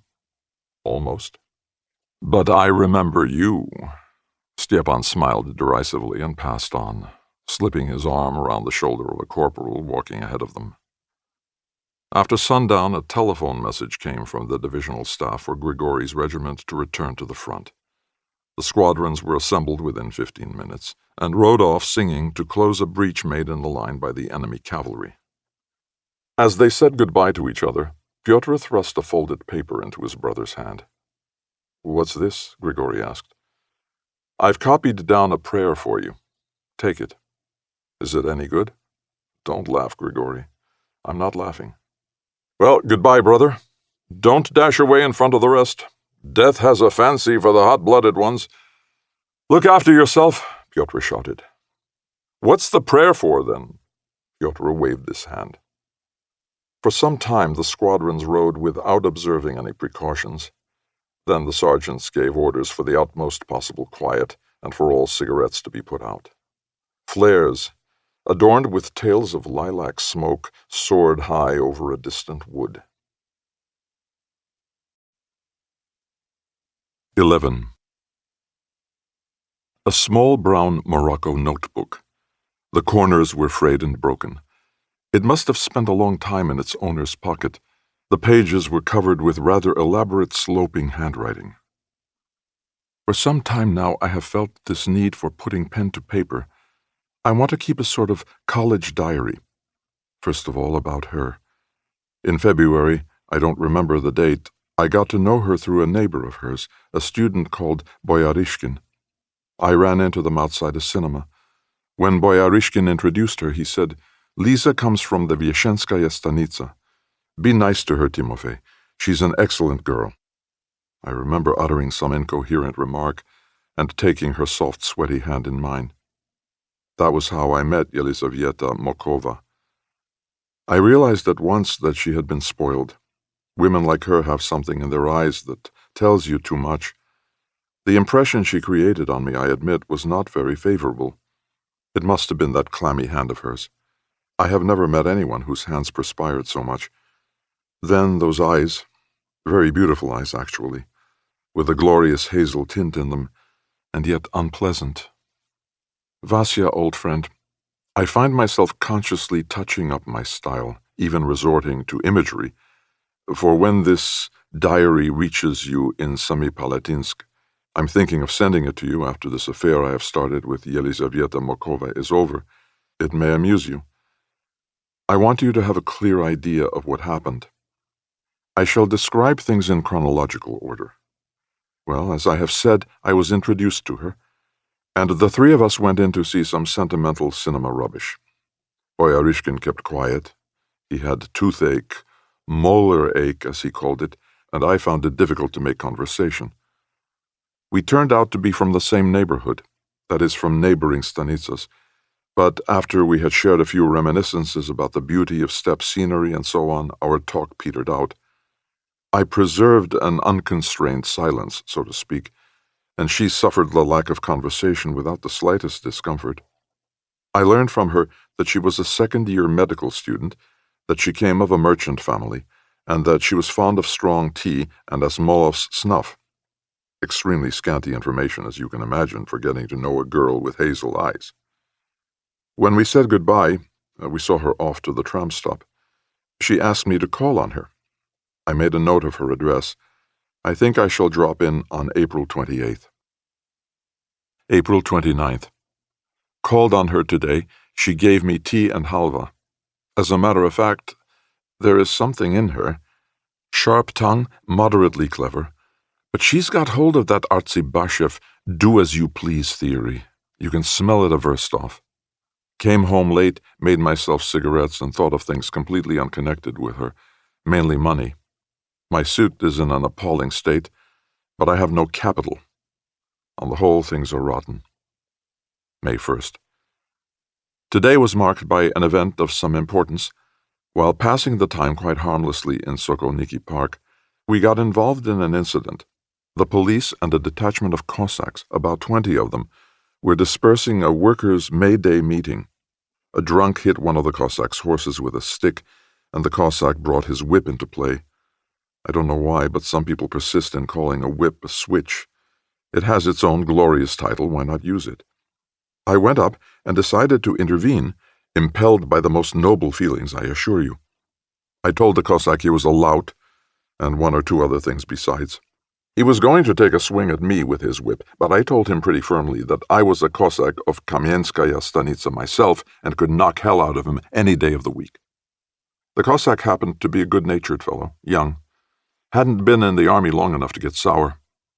He replied that he was from the Stanitsa of Ust-Koperskaya and a useful man with his fists. We parted peacefully. If he had started anything against me, there would have been a fight, and something rather worse would have happened to my own person. My intervention is to be explained by the fact that Lisa was with us, and when I am in her presence I am carried away by a purely childish desire to do something heroic. I can actually see myself turning into a young cockerel, and feel an invisible red comb sprouting under my cap. What am I coming to? May 3rd. The only thing to do in my present mood is get drunk. On top of everything, I have no money. My trousers are hopelessly split just where it matters most, in the crotch, to put it bluntly, like an overripe watermelon down on the Don, and the chances of my darn holding out are remote indeed. Might as well try to sew up a watermelon. Volodka Strezhnev has been round. Tomorrow I shall attend lectures. May 7th. Money from father. Rather a grumpy letter, but I don't feel a scrap of shame. What if Dad knew his son's moral supports are rotting like this? I've bought a suit. My new tie attracts the attention even of the cabmen. After a shave at the best hairdressers in town, came out as fresh as a draper's shop assistant. At the corner of the boulevard, a policeman smiled at me, the old scoundrel. But what is past is past. I saw Lisa quite by chance through the window of a tram. She waved her glove and smiled. How do you like that? May 8th. To love, all ages are submissive. I can still see the mouth of Tatiana's husband gaping up at me like a gun barrel. From my seat in the gallery, I had an irresistible desire to spit into it. Whenever I think of that phrase, particularly the submissive at the end, my jaw aches to yawn. Probably a nervous tic. But the point is that I, at my age, am in love. Though it makes my hair stand on end to write it. Called on Lisa, began with a very long and high-flown introduction. She pretended not to understand and tried to change the subject. Is it too early yet? Devil take it, this new suit has mixed everything up. When I look at myself in the mirror, I feel I am irresistible. Now is the time, I think. Actually, with me it is straightforward accounting that wins the day. If I don't propose now, in 2 months' time it will be too late. My trousers will be worn out, and I won't be able to propose anyhow. As I write this, I overflow with self-admiration. What a brilliant combination I am of all the best qualities of the best people of our time. Here you have a gentle yet fiery passion, as well as the voice of reason firm. A Russian salad of all the virtues, not to mention a host of other admirable qualities. Well, I got no further with her than my preliminary introduction. We were interrupted by her landlady, who called her out into the corridor and asked her for a loan. She refused, although she had the money. I knew that for a fact, and I pictured her face as she refused in that truthful voice of hers and with such sincerity in those hazel eyes. I didn't want to talk about love after that. May 13th. I am well and truly in love. There can be no doubt about it. Everything tells me so. Tomorrow I shall propose. So far I have not yet worked out my part. May 14th. The thing came about in a most unexpected fashion. It was raining, a nice warm shower. We were walking along the Mokovaya. The wind was sweeping rain across the pavement. I talked, and she was quiet, with her head down as if she were thinking. A trickle of rain ran off the brim of her hat onto her cheek, and she was beautiful. I quote our conversation. Yelizaveta Sergeyevna, I have told you what I feel. Now it is up to you. I doubt the sincerity of your feelings. I shrugged my shoulders in an idiotic fashion and said icily that I was ready to take an oath or something of the kind. She said, Look here, you are talking like a character out of Turgenev. Can't you make it simpler? Nothing could be simpler. I love you. And now what? Now it's up to you. You want me to say I love you too? I want you to say something. You see, Timofey Ivanovich, how shall I put it? I like you just a little bit. You're very tall. I'll get taller, I promised. But we know each other so little. In 10 years' time, we'll know each other a lot better. She rubbed her wet cheeks with a pink hand and said, Well, all right then. Let's live together. Time will show. But you must let me break off my former attachment first. Who is he? I inquired. You don't know him. He's a doctor, a venerologist. When will you be free? By Friday, I hope. Shall we be living together? In the same flat, I mean? Yes. I think it would be more convenient that way. You will move into my flat. Why? I have a very comfortable room. It is quite clean, and the landlady is a nice person. I raised no objection. At the corner of the Tverskaya, we parted. To the great astonishment of a lady who happened to be passing, we kissed. What does the future hold in store? May 22nd. Living a life of honey. Today, my honey mood was clouded by Lisa's telling me I must change my underwear. Of course, my underwear is in a disgusting state, but the money. We are spending mine, and there isn't much left. Shall have to find work. May 24th. Today I decided to buy some new underwear, but Lisa put me to unexpected expense. She suddenly had an irresistible desire to dine at a good restaurant and buy herself a pair of silk stockings. We have dined and bought, but I am in despair. No underwear for me. May 27th. She's sucking me dry. I am physically no more than a bare sunflower stalk. Not a woman, but a smoldering fire. June 2nd. We woke up today at 9. My accursed habit of wriggling my toes led to the following results. She pulled back the bedclothes and subjected my foot to a prolonged examination. Then she summed up her observations thus. You have a foot like a horse's hoof. Worse, and that hair on your toes, ah! She jerked her shoulders in a kind of feverish disgust, buried her head under the bedclothes, and turned away to the wall. I was confused. I tucked my feet out of sight and touched her on the shoulder. Lisa, leave me alone. Lisa, this won't do at all. I can't change the shape of my feet. They weren't made to order, you know. And as for the vegetation, you never know where hair will grow next. It grows everywhere. You're a medical student. You ought to know the laws of nature. She turned over. There was a nasty glint in her hazel eyes. For goodness sake, buy some deodorant powder. Your feet stink like a corpse. I remarked judiciously that her hands were always clammy. She remained silent, and to put it in lofty terms, a murky cloud descended on my soul. June 4th. Today we went for a boat trip down the river Moskva. Recalled the Don countryside. Lisa's conduct is unworthy of her. She keeps making cutting remarks at my expense, and sometimes they are very rude. To pay her back in her own coin would mean the breaking off of our relations, and I don't want that. In spite of everything, I am getting more and more attached to her. She is simply spoiled. But I fear my influence will not be strong enough to produce any radical change in her character. A lovable, spoiled little girl.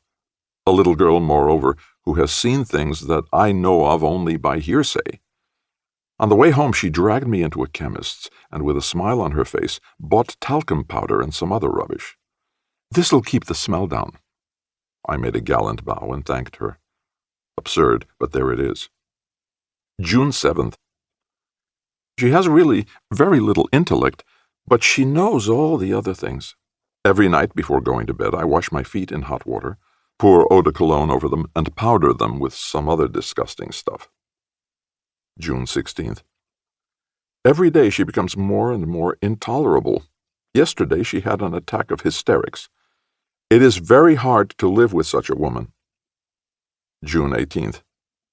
We have absolutely nothing in common. We are not even talking the same language. This morning she went to my pocket for money before going to the baker's and came across this little book.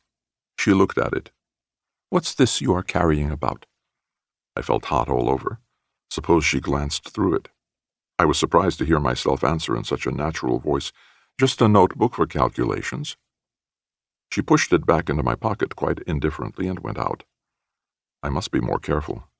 Direct impressions of this kind are only worthwhile when the other person knows nothing about them. They shall be a source of entertainment to my friend Vasya. June 21st. I am astounded at Lisa. She is 21. When did she have time to get so immoral? What kind of family has she got? Who had a hand in her development? These are questions that interest me intensely. She is devilishly beautiful. She takes pride in the perfection of her figure. It is just a cult of self-adoration. Nothing else exists for her. I have tried several times to talk to her seriously. It would be easier to convince an old believer that God does not exist than to re-educate Lisa. Life together has become impossible and absurd. Yet I hesitate to break things off. I must confess that in spite of everything, I like her. She has grown upon me. June 24th. It all came out at once. We had a heart-to-heart talk today, and she told me I could not satisfy her physically. The break is not yet official. In a few days, probably. June 26th.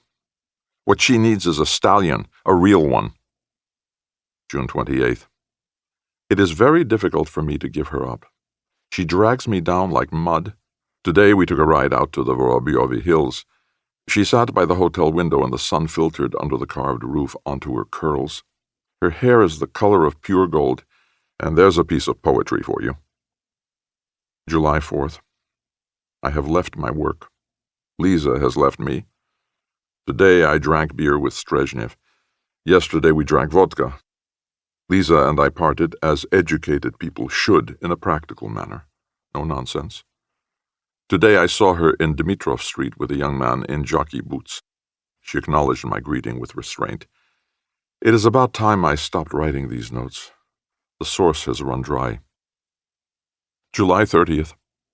I am quite unexpectedly impelled to take up the pen again. War. An explosion of bestial enthusiasm. Every top hat stinks like a dead dog of patriotism. The other fellows are indignant, but I am gratified. I am eaten up with longing for my paradise lost. Last night I had a quiet little dream about Lisa. She has left a deep mark of yearning.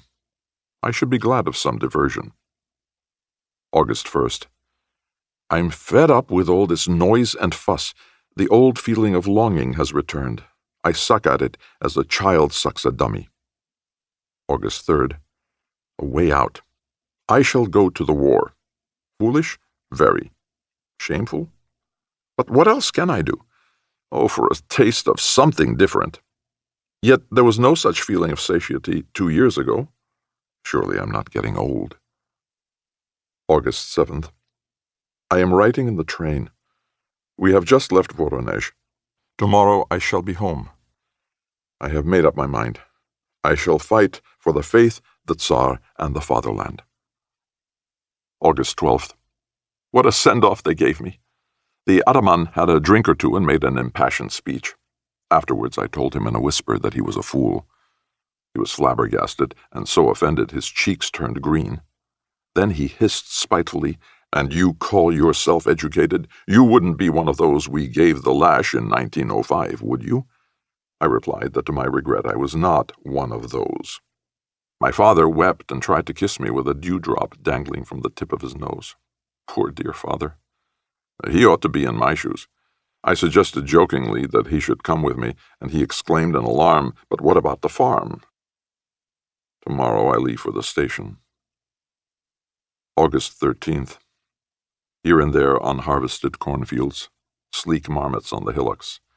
They bear a striking resemblance to the picture postcard Germans we see impaled on Kozma Khrushchev's lance. Once upon a time, when I was a student of mathematics and other exact sciences, little did I think I should live to become such a jingoist. When I get into a regiment, I shall have a talk with the Cossacks.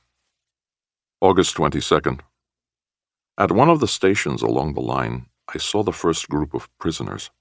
A fine-looking Austrian officer with a sportsman's bearing was being taken under guard to the station building. Two young ladies, strolling along the platform, smiled at him. He managed a very neat bow without stopping and blew them a kiss. Even as a prisoner, he was clean-shaven, gallant. His brown boots glistened. I watched him as he walked away. A young, handsome fellow, a pleasant, friendly face. If you met him in battle, your arm would not lift to strike. August 24th. Refugees, refugees, refugees. Every line is crowded with trains of refugees and troops. The first hospital train has just passed. When it stopped, a young soldier jumped out. His face was bandaged. We got talking. He had been wounded with grape shot. Awfully glad he probably won't have to do any more service. His eye was damaged. He was actually laughing.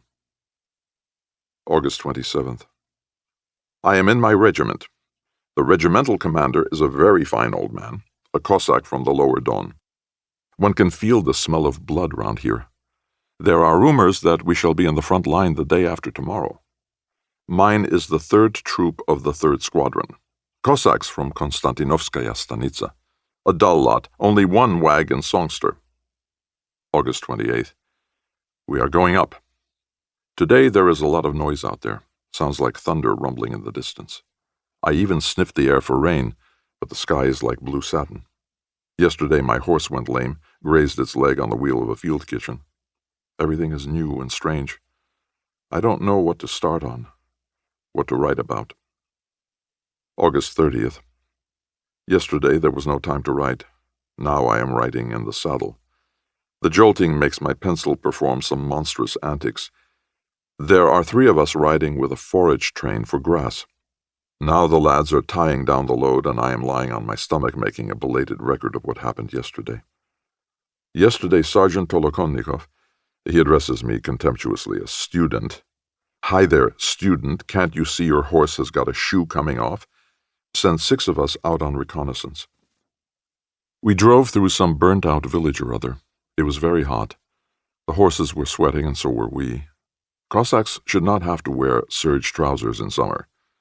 In a ditch outside the village, I saw my first corpse. A German, lying on his back with his legs in the ditch. One arm twisted under him, a rifle magazine clasped in the other. No rifle anywhere near. A ghastly sight. A cold shiver runs down my spine as I think of it. He looked as if he had been sitting with his legs in the ditch and had then lain back to rest. Gray uniform and helmet. You could see the leather lining. I was so dazed by this first experience that I don't remember his face, only the big yellow ants crawling over the yellow forehead and glassy, half-closed eyes. The Cossacks crossed themselves as they rode past. I looked at the small spot of blood on the right side of his uniform. The bullet had hit him in the right side and gone straight through.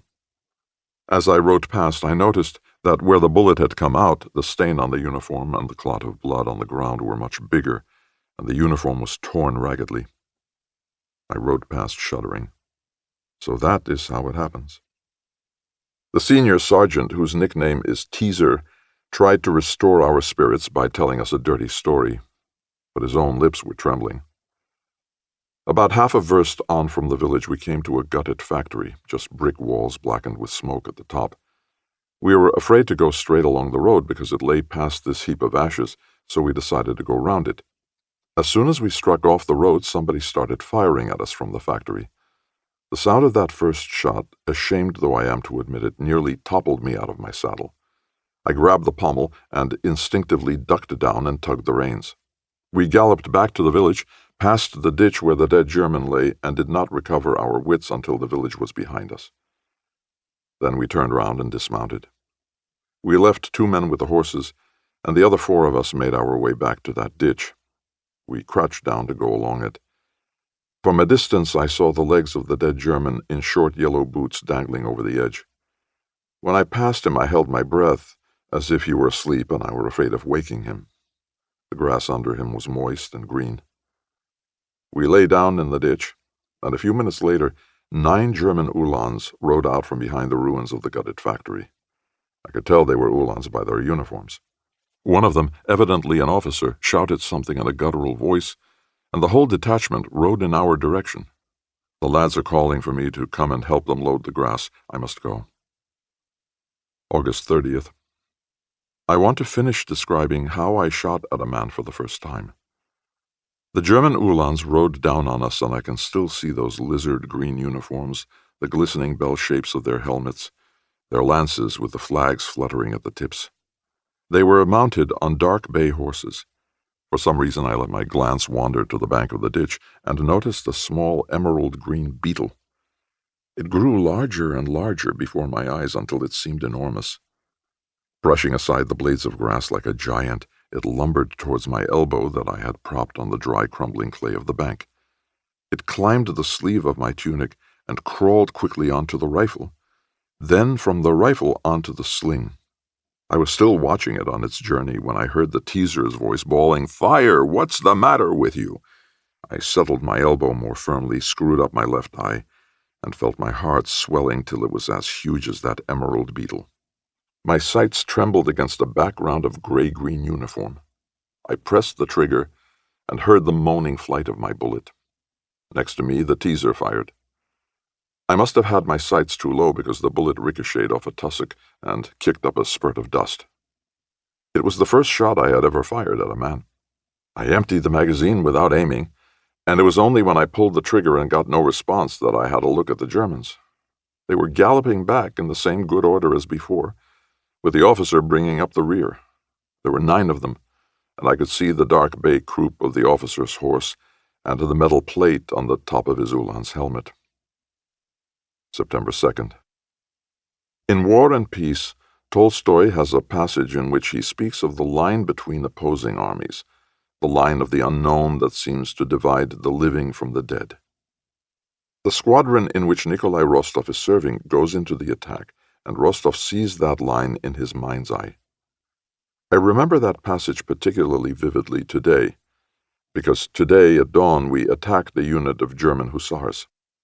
Ever since early morning, their troops, with excellent artillery support, had been harassing our infantry. I saw some of our men, the 241st and the 273rd Infantry Regiments, I think, fleeing in panic. They had been literally demoralized after being thrown into an attack with no artillery support. Enemy fire had accounted for nearly a third of their number, and they were being pursued by German hussars. Then our regiment, which had been standing in reserve in a forest clearing, was thrown into action. This is how I remember the affair. We left the village of Tishvichi between 2 and 3 in the morning. Dawn was coming, and it was very dark. The air was heavy with the smell of oats and pine needles. The regiment proceeded in squadrons. We turned off the road and struck across the fields. The horses snorted as they sprinkled the heavy dew off the oats with their hoofs. It was chilly even in the greatcoat. They kept the regiment tracking across the fields for a long time, and an hour passed before an officer rode up and handed an order to the regimental commander. Our old man passed on the order in a dissatisfied tone, and the regiment turned at right angles into the woods.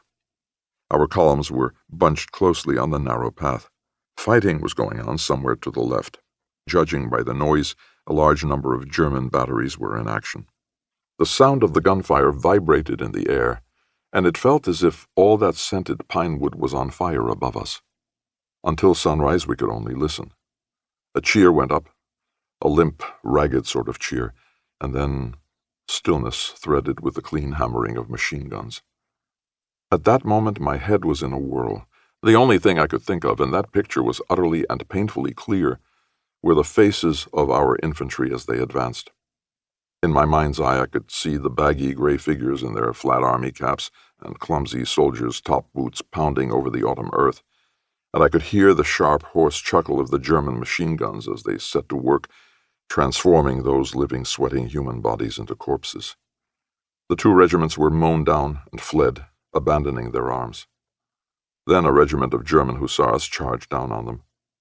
We came out on their flank at a distance of about 700 yards or less. An order was given. We formed up instantly. I heard a single cold command, "Forward." It seemed to hold us back for a moment, like a bit. Then we were flying ahead. My horse's ears were pressed so flat against its head you couldn't have prized them up with your fingers. I glanced round. Behind me were the regimental commander and 2 officers.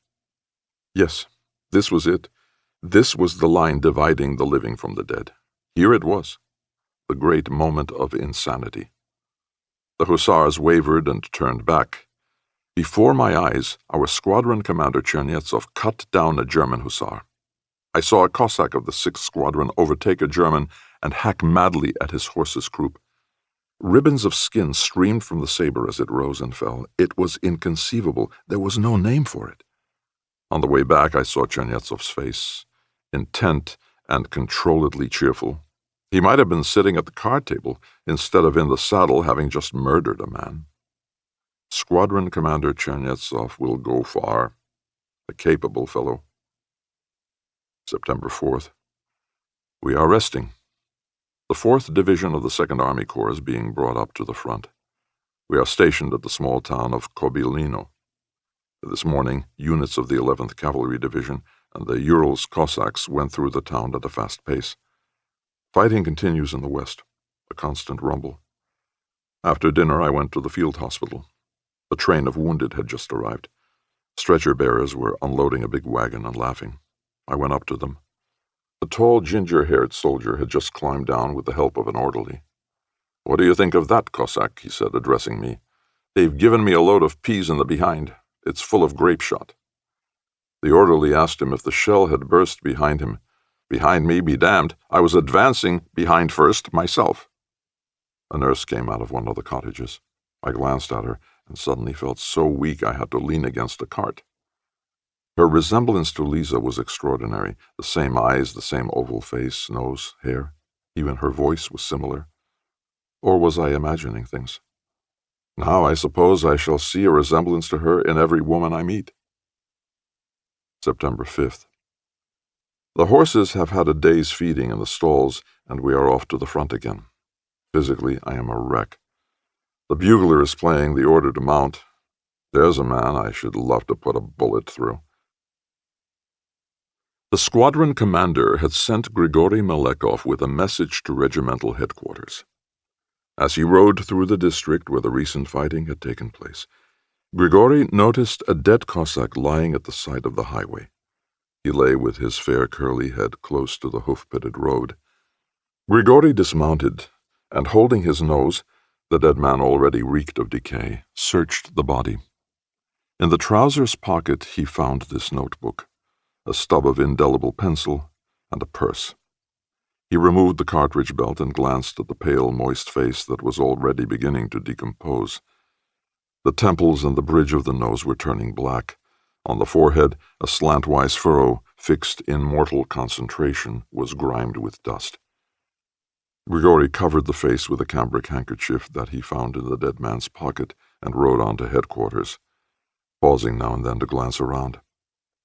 He handed in the notebook to the headquarters clerks, who gathered round to read it and laugh over this other man's brief life and its earthly desires.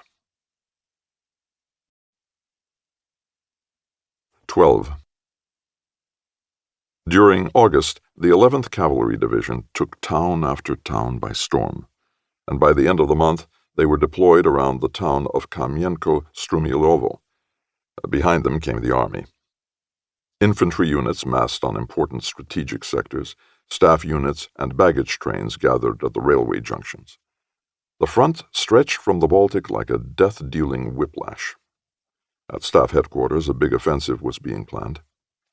Generals pored over their maps, dispatch riders dashed to and fro with battle orders. Hundreds of thousands of soldiers marched to their death.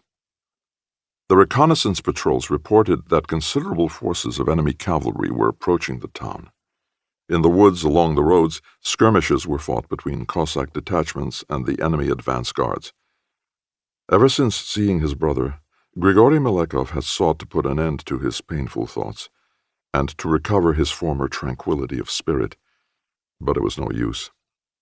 Among the last reinforcements from the second line of reservists, a Cossack, Alexei Uryupin, had been drafted into Grigory's troop. Uryupin was tall, rather round-shouldered, with an aggressive lower jaw and drooping Kalmyk whiskers. His merry, fearless eyes were always smiling, and he was bald, with only scanty, ruddy hair around the edges of his angular skull. On the very first day of his arrival, he was nicknamed Tufty. After fighting around Brody, the regiment had a day's respite. Grigory and Uryupin were quartered in the same hut. They soon fell into conversation. "You know, Melekov, you must be molting or something." "What do you mean, molting?" Grigory asked with a frown. "You're all limp, as though you were ill," Uryupin explained. They had been feeding their horses, and they stood, smoking, with their backs against a rickety moss-grown fence. Hussars were riding four abreast down the road. Dead bodies were lying about by the fences, for there had been fighting in the streets when the Austrians withdrew. A charred smell rose from the ruins of a gutted synagogue. In the rich colors of early evening, the town was one immense picture of destruction and repelling emptiness. "I'm all right," Grigory spat out, not looking at the other. "You're lying. I've got eyes to see." "Well, and what can you see?" "You're scared." "Is it death you're scared of?" "You're a fool," Grigory said contemptuously, staring narrowly at his fingernails. "Tell me, have you killed anyone?" Uryupin went on with his probing. "Yes, what of it?" "Does it weigh on your mind?" "Weigh on my mind?" Grigory smiled bitterly. Uryupin drew his saber from its scabbard. "Would you like me to slash your head off?" "And then?" "I'll kill you without a sigh of regret. I have no pity." Uryupin's eyes were smiling, but by his voice and the rapacious quiver of his nostrils, Grigory realized that he meant what he said. "You're queer. You're a savage," said Grigory, studying Uryupin's face intently. "Bah! Your heart's made of water. Do you know this stroke? Watch."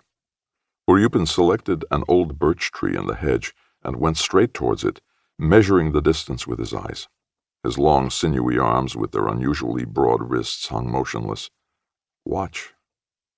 He slowly raised his saber and suddenly swung it slantwise with terrible force. Completely severed 4 feet from the ground, the birch toppled over, its branches scraping at the window and clawing the walls of the hut. "Did you see that? Learn it. There was an Ataman called Baklanov. Ever heard of him? The blade of his saber was filled with quicksilver. It was heavy to lift, but he could cut a horse in two with it, like that." It took Grigory a long time to master the difficult technique of the new stroke. "You're strong, but you're a fool with your saber. This is the way," Uryupin instructed him, wielding his saber slantwise with terrific force. "Cut a man down boldly. Man is as soft as dough." A smile came into his eyes. "Don't think about the why and wherefore. You're a Cossack, and it's your business to cut down without asking questions. To kill your enemy in battle is a holy work. For every man you kill, God will wipe out one of your sins, just as he does for killing a serpent. You mustn't kill an animal unless it's necessary, but destroy man. He's a heathen, unclean. He poisons the earth. He lives like a toadstool." When Grigory raised objections, he only frowned and lapsed into an obstinate silence. Grigory noticed with surprise that all horses were afraid of Uryupin. When he went near them, they would prick up their ears and bunch together as though an animal were approaching and not a man. On one occasion, the squadron had to attack on foot over a wooded and swampy district. The horses were led aside into a dell. Uryupin was among those assigned to take charge of the horses, but he flatly refused. "Uryupin, why the devil don't you lead away your horses?" the troop sergeant barked at him. "They're afraid of me. God's truth they are," he replied with the usual twinkle in his eyes. He never took his turn at minding the horses. He was kind to his own mount, but Grigory observed that whenever he went up to it, a shiver ran down the animal's back, and it fidgeted uneasily. "Tell me, why are the horses afraid of you?" Grigory once asked him. "I don't know," he replied with a shrug of his shoulders. "I'm kind enough to them. They know a drunken man and are afraid of him, but you're always sober." "I've a hard heart. and they seem to feel it. You have a wolf's heart. Or maybe it's just a stone you've got and not a heart at all. Maybe, Uryupin willingly agreed. The troop was dispatched on reconnaissance work. The previous evening, a Czech deserter from the Austrian army had informed the Russian command of a change in the disposition of the enemy forces and a proposed counterattack, and there was need for continual observation of the road along which the hostile regiments must pass. The troop officer left 4 Cossacks with the sergeant at the edge of a wood, and rode with the others towards a town lying beyond the next rise. Grigory, Uryupin, Misha Koshevoy, and another Cossack were left with the sergeant. The sergeant ordered them to dismount and told Koshevoy to take the horses behind a thick bunch of pine trees and mind them. The Cossacks lay smoking by a fallen pine, while the sergeant watched the country through his binoculars. Half an hour they lay there, exchanging lazy remarks. From somewhere to the right came the incessant roar of gunfire. A few paces away, a field of ungathered rye, its ears empty of grain, was waving in the wind. Grigory crawled into the rye, selected some still full ears, husked them, and chewed the grain. A group of horsemen rode out of a distant plantation and halted, surveying the open country, then set off again in the direction of the Cossacks. "They must be Austrians," the sergeant exclaimed under his breath. "We'll let them get closer and send them a volley. Have your rifles ready, boys," he added feverishly. The riders steadily drew closer. They were 6 Hungarian hussars in handsome tunics ornamented with white braid and piping. The leader, on a big black horse, held his carbine in his hands and was quietly laughing. "Fire!" the sergeant ordered. The volley went echoing through the trees. "What's up?" Koshevoy's startled shout came from behind the pines. "Whoa, you devil, keep still there!" His voice sounded prosaically loud. The hussars galloped in single file into the grain. One of them, the leader, fired into the air. The last hussar dropped behind, clinging to his horse's neck and holding his cap on with his left hand. Uryupin was the first to leap to his feet. He sped off, stumbling through the rye, holding his rifle at the trail. Some 100 yards away, he found a fallen horse kicking and struggling, and a Hungarian hussar standing close by, rubbing his knee, which he had hurt in the fall. He shouted something to Uryupin and raised his hands in token of surrender, staring after his retreating comrades. All this happened so quickly that Grigory hardly had time to take in what was occurring before Uryupin had brought back his prisoner. "Off with it!" Uryupin shouted at the Hungarian, roughly tearing at the hussar's sword. The prisoner smiled apprehensively and fumbled with his belt, only too willing to hand over his sword. But his hands trembled, and he could not manage to unfasten the clasp. Grigory cautiously assisted him, and the hussar, a young, fat-cheeked boy with a tiny mole in the corner of his shaven upper lip, thanked him with a smile and a nod of the head. He seemed glad to be deprived of the weapon, and fumbling in his pocket pulled out a leather pouch and muttered something, offering the Cossacks tobacco. "He's treating us," the sergeant smiled and felt for his cigarette papers. "Have a smoke on foreign baccy," Silantiev chuckled. The Cossacks rolled cigarettes from the hussar's tobacco and smoked. The strong black tobacco quickly went to their heads. "Where's his rifle?" the sergeant asked, drawing greedily at his cigarette. "Here it is." Uryupin showed the stitched yellow sling from behind his back. "He'd better be taken to the squadron. They'll want to hear what he's got to say." "Who'll take him, boys?" the sergeant asked, passing his eyes over his men. "I will," Uryupin replied quickly. "All right, off with you." The prisoner evidently realized what was to happen to him, for he smiled wryly, turned out his pockets, and offered the Cossacks some soft broken chocolate. Russin, nein, Austrische," he stammered, gesticulating absurdly and holding out the chocolate. "Any weapons?" the sergeant asked. "Don't rattle away like that. We can't understand you. Got a revolver? A bang-bang?" The sergeant pulled an imaginary trigger. The prisoner shook his head furiously. He willingly allowed himself to be searched, his fat cheeks quivering. Blood was streaming from his torn knee. Talking incessantly, he dabbed it with his handkerchief. He had left his cap by his horse, and he asked permission to go and fetch it and his blanket and notebook, in which were photographs of his family. The sergeant tried hard to understand what he wanted, but at last waved his hand in despair. Off with him. Uryupin took his horse and mounted it. Adjusting his rifle across his back, he motioned to the prisoner. Encouraged by his smile, the Hungarian also smiled and set off at the horse's side. With an attempt at familiarity, he patted Uryupin's knee, but the Cossack harshly flung off his hand and pulled on the reins. "Get along, none of your tricks." The prisoner guiltily drew away from the horse and strode along with a serious face, frequently looking back at the other Cossacks. His fair hair stuck up gaily on the crown of his head. So he remained in Grigori's memory. His tunic flung over his shoulders, his flaxen tuft of hair, and his confident, debonair walk. "Malekov, go and unsaddle his horse," the sergeant ordered, regretfully spitting out the end of his cigarette, which he had smoked till it burned his fingers. Grigori went to the fallen animal, removed the saddle, and then, for some undefined reason, picked up the cap lying close by. He smelled the lining and caught the scent of cheap soap and sweat. He carried the horse's equipment back to the trees, holding the hussar's cap carefully in his left hand. Squatting on their haunches, the Cossacks rummaged in the saddlebags and examined the unfamiliar design of the saddle. "That tobacco he had was good. We should have asked him for some more." The sergeant sighed at the memory and swallowed down his spittle.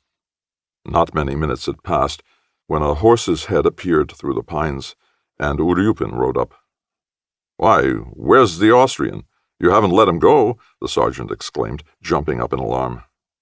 Uryupin rode up, waving his whip, dismounted, and stretched his shoulders. "What have you done with the Austrian?" the sergeant asked again, going up to him. "He tried to run away," Uryupin snarled. "And so you let him? We came to an open glade, and so I cut him down." "You're a liar," Grigori shouted. "You killed him for nothing." "What are you shouting about? What's it to do with you?" Uryupin fixed icy eyes on Grigori's face. "What?" Grigori was slowly rising, his hand groping along the ground. "Don't poke your nose in where it isn't wanted, understand?" the other replied sternly. Grigori snatched up his rifle and threw it to his shoulder. His finger quivered as it felt for the trigger, and his ashen face worked angrily. "Now then," the sergeant exclaimed threateningly, running to him. He struck the rifle before it fired, and the bullet cut a branch from a tree and went whistling away. "What's going on?" Koshevoy gasped. Silantiev's jaw dropped, and he sat still with his mouth open. The sergeant pushed Grigori in the chest and tore the rifle out of his hands. Uryupin stood without changing his position, his feet planted apart, his left hand on his belt. "Fire again." "I'll kill you." Grigori rushed towards him. "Here, what's this all about? Do you want to be court-martialed and shot? Put your arms down," the sergeant shouted.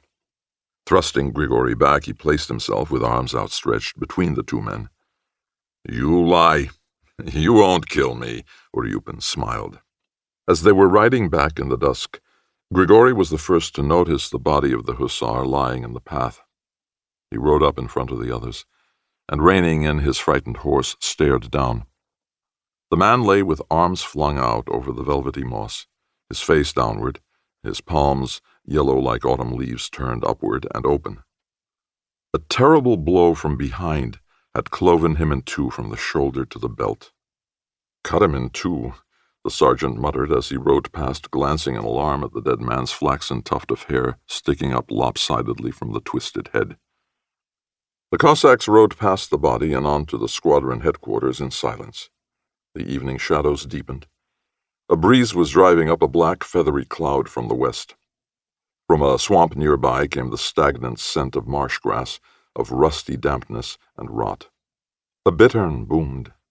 The drowsy silence was broken by the jingle of the horse's equipment and the occasional clank of saber on stirrup, or the scrunch of pine cones under the horse's hoofs. Through the glade, the dark, ruddy gleam of the departed sun streamed over the pine trunks. Uryupin smoked incessantly, and the fleeting spark of his cigarette lit up his thick fingers with their blackened nails firmly gripping the cigarette. The cloud floated over the forest, emphasizing and deepening the fading, inexpressibly mournful hues of the evening shadows on the ground. 13. The following morning, an assault was begun on the town. Flanked by cavalry and with cavalry units in reserve, the infantry was to have advanced from the forest at dawn. But somewhere someone blundered. The 2 infantry regiments did not arrive in time. The 211th Rifle Regiment was ordered to cross over to the left flank, and during the encircling movement initiated by another regiment, it was raked with fire from its own batteries. The hopeless confusion upset the plans, and the attack threatened to end in failure, if not disaster. While the infantry was thus being shuffled about, and the artillery hauled its guns out of a bog into which it had been sent on someone's instructions, the order came for the 11th Cavalry Division to advance. The wooded and marshy land in which they had been held in readiness did not permit of an extended frontal attack, and in some cases the Cossacks had to advance in troops. The 4th and 5th Squadrons of the 12th Regiment were held in reserve in the forest, and within a few minutes of the general advance, the roaring, rending sound of the battle reached their ears. There was a long, quivering cheer. Now and then a Cossack spoke. "That's ours. They've started. What a row that machine gun's making. Giving our chaps what for? They're not cheering now, are they? Not there yet.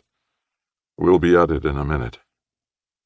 The 2 squadrons were drawn up in a glade. The stout pine trunks hemmed them in and prevented them from following the course of the battle. A company of infantry went by almost at a trot. A brisk, smart-looking NCO dropped back to the rear ranks and shouted hoarsely, "Order in the ranks!" The company tramped past with their equipment jangling and disappeared into an alder thicket. Far away now, faintly through the trees came that quivering cheer, suddenly breaking off. A deep silence fell. They've got there now. Aye, now they're at it, killing each other. The Cossacks strained their ears, but could hear nothing more. On the right flank, the Austrian artillery thundered away at the attacking forces. The roar was interspersed with the rattle of machine guns. Grigori glanced around his troop. The Cossacks were fidgeting nervously, and the horses were restive, as though troubled by gadflies. Uryupin had hung his cap on the saddle-bow and was wiping his bald head. At Grigori's side, Misha Koshevoy puffed fiercely at his homegrown tobacco. All the objects around were distinct and exaggeratedly real, as they appear after a night of wakefulness. The squadrons were held in reserve for 3 hours. The firing now died, now rose to a still higher pitch. An aeroplane roared overhead. After circling a few times at a great height, it flew eastward, gaining altitude. Milky puffs of bursting shells dotted the blue as anti-aircraft guns opened fire. All stocks of tobacco had been exhausted, and the men were pining in expectation, when just before noon an orderly galloped up with instructions.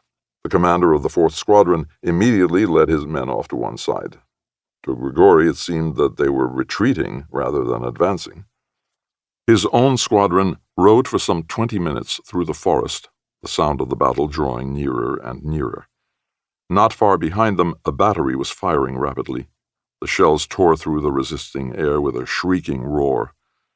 The narrow forest paths broke up the squadron's formation, and they emerged into the open in disorder.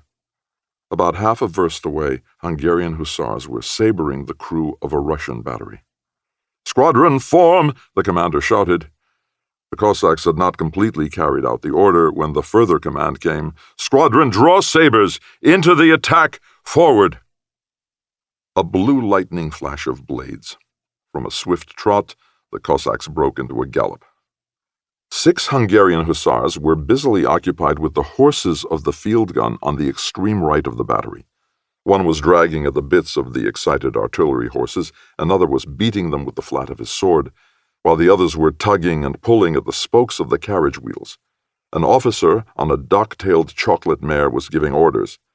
At the sight of the Cossacks, the hussars leapt to their horses. "Closer, closer," Grigori counted to the rhythm of his galloping horse. As he galloped, one foot momentarily lost its stirrup, and feeling himself insecure in his saddle, with inward alarm he bent over and fished with his toe for the dangling iron.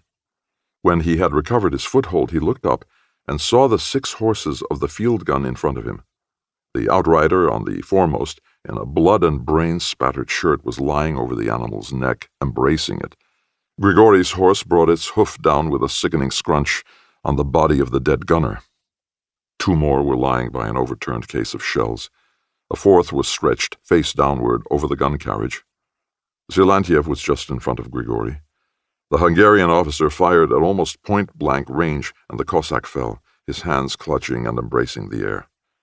Grigori pulled on his reins and tried to approach the officer from the left, the better to use his saber, but the officer saw through his maneuver and fired under his arm at him. Having discharged the contents of his revolver, he drew his sword. He parried 3 smashing blows with the skill of a trained fencer. Grigori gritted his teeth and lunged at him yet a 4th time, standing in his stirrups. Their horses were now galloping almost side by side, and he noticed the ashy, clean-shaven cheek of the Hungarian and the regimental number sewn on his collar. With a feint, he diverted the officer's attention, and, changing the direction of his stroke, thrust the point of his saber between the Hungarian's shoulder blades. He aimed the 2nd blow at the neck, just at the top of the spine. The officer dropped his sword and reins from his hands and arched his back as if he had been bitten, then toppled over his saddle-bow. Feeling a terrible relief, Grigori lashed at his head and saw the saber smash into the bone above the ear. A terrible blow on the head from behind tore consciousness away from Grigori. He felt a burning, salty taste of blood in his mouth and realized that he was falling. From one side, the stubbled earth came whirling and flying up at him. The heavy crash of his body against the ground brought him momentarily back to reality. He opened his eyes. Blood poured into them. A trample past his ears, and the heavy breathing of horses. For the last time he opened his eyes and saw the pink dilated nostrils of a horse and someone's foot in a stirrup. The end. The comforting thought crawled through his mind like a snake. A roar, and then black emptiness. 14. In the middle of August, Yevgeny Lisnitsky decided to apply for a transfer from the Ataman's Lifeguard Regiment to one of the Cossack Regular Army regiments. He made his formal application and within 3 weeks received the appointment he desired. Before leaving St. Petersburg, he wrote to his father, "Father, I have applied for a transfer from the Ataman's regiment to the regular army. I received my appointment today and am leaving for the front to report to the commander of the 2nd Corps. You will probably be surprised at my decision, but I want to explain my reasons. I am sick of my surroundings. Parades, escorts, sentry duty. All this palace service sets my teeth on edge. I am fed up with it. I want live work, and if you wish, heroic deeds. I suppose it's my Lisnitsky blood that is beginning to tell, the honorable blood of those who, ever since the War of 1812, have added laurels to the glory of Russian arms. I am leaving for the front. Please give me your blessing. Last week I saw the Emperor before he left for headquarters. I worshipped the man. I was standing guard inside the palace. He smiled as he passed me and said in English to Rodzianko, who was with him, 'My glorious guard, I'll beat Wilhelm's hand with it.' I worship him like a schoolgirl. I am not ashamed to confess it, although I am over 28 now. I am terribly upset by the palace gossip, besmirching the Emperor's glorious name. I don't believe it. I can't believe it. The other day I nearly shot Captain Gromov for uttering disrespectful words about Her Imperial Majesty in my presence. It was vile, and I told him that only people who had the blood of serfs flowing in their veins could stoop to such filthy slander. The incident took place before several other officers. I was beside myself. I drew my revolver and was about to waste a bullet on the cad, but my comrades disarmed me. My life becomes more miserable with each day spent in this cesspool. In the Guards regiments, among the officers in particular, there is no genuine patriotism, and, one is terrified to utter it, there is even no love for the dynasty. This isn't the nobility, it's the rabble. This is really the explanation of my break with the regiment. I cannot associate with people I don't respect. Well, that's about all. Please forgive my incoherence. I am in a hurry. I must pack my things and leave. Keep well, Papa. I shall write you a long letter from the front. Your Yevgeny. The train for Warsaw left Petrograd at 8 p.m. Lisnitsky took a droshky and drove to the station. Behind him lay Petrograd in a dove-blue twinkle of lights. The station was noisy and crowded with troops. The porter brought in Lisnitsky's suitcase, and on receiving a few coins, wished the young gentleman a good journey. Lisnitsky removed his sword belt and coat, and spread a flowery silk Caucasian eiderdown on the seat. By the window sat a priest with the lean face of an ascetic, his provisions from home laid out on a small table. Brushing the crumbs from his hemp-like beard, he offered some curd cake to a slim, dark girl in school uniform, sitting in the seat opposite him. "Try something, my dear." "No, thank you." "Now, don't be shy. A girl with your complexion needs plenty to eat." "No, thank you." "Try some of this curd cake, then. Perhaps you will take something, sir?" Wisniewski glanced down. "Are you addressing me?" "Yes, indeed." The priest's somber eyes stared piercingly, and only the thin lips smiled under his thin, drooping mustache. "No, thank you. I don't feel like food now." "You are making a mistake. It is no sin to eat. Are you in the army?" "Yes. May the Lord help you." As Yevgeny dozed off, he heard the priest's fruity voice as though coming from a distance, and it seemed to him that it was the disloyal Captain Gromov speaking. "It's a miserable income my family gets, you know, so I'm off as a chaplain to the forces. The Russian people can't fight without faith. And you know, from year to year the faith increases. Of course there are some who fall away, but they are among the intelligentsia. The peasant holds fast to God." The priest's bass voice failed to penetrate further into Yevgeny's consciousness. After 2 wakeful nights, a refreshing sleep came to him. He awoke when the train was a good 40 versts outside Petrograd. The wheels clattered rhythmically, the carriage swayed and rocked. In a neighboring compartment someone was singing. The lamp cast slanting lilac shadows. The regiment to which Lisnitsky was assigned had suffered considerable losses and had been withdrawn from the front to be remounted and have its complement made up. The regimental staff headquarters was at a large market village called Bereznyagi. Lisnitsky left the train at some nameless halt. At the same station, a field hospital was detrained. He inquired the destination of the hospital from the doctor in charge and learned that it had been transferred from the southwestern front to the sector in which his own regiment was engaged. The doctor spoke very unfavorably of his immediate superiors, cursed the divisional staff officers, and tugging his beard, his eyes glowing behind his pince-nez, poured his jaundiced anger into the ears of his chance acquaintance. "Can you take me to Bereznyagi?" Lisnitsky interrupted him. "Yes, get into the trap, Lieutenant," he agreed. And familiarly twisting the button on Lisnitsky's coat, rumbled on with his complaints.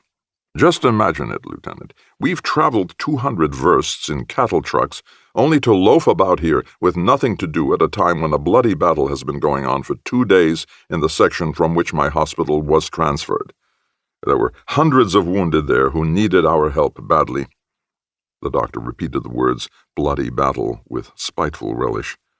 "How do you explain such an absurdity?" the lieutenant asked out of politeness. "How?"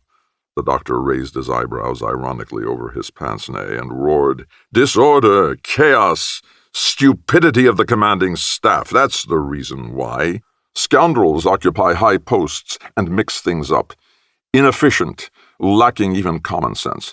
Do you remember Versailles's memoirs of the Russo-Japanese War? Well, it's the same thing all over again, only twice as bad."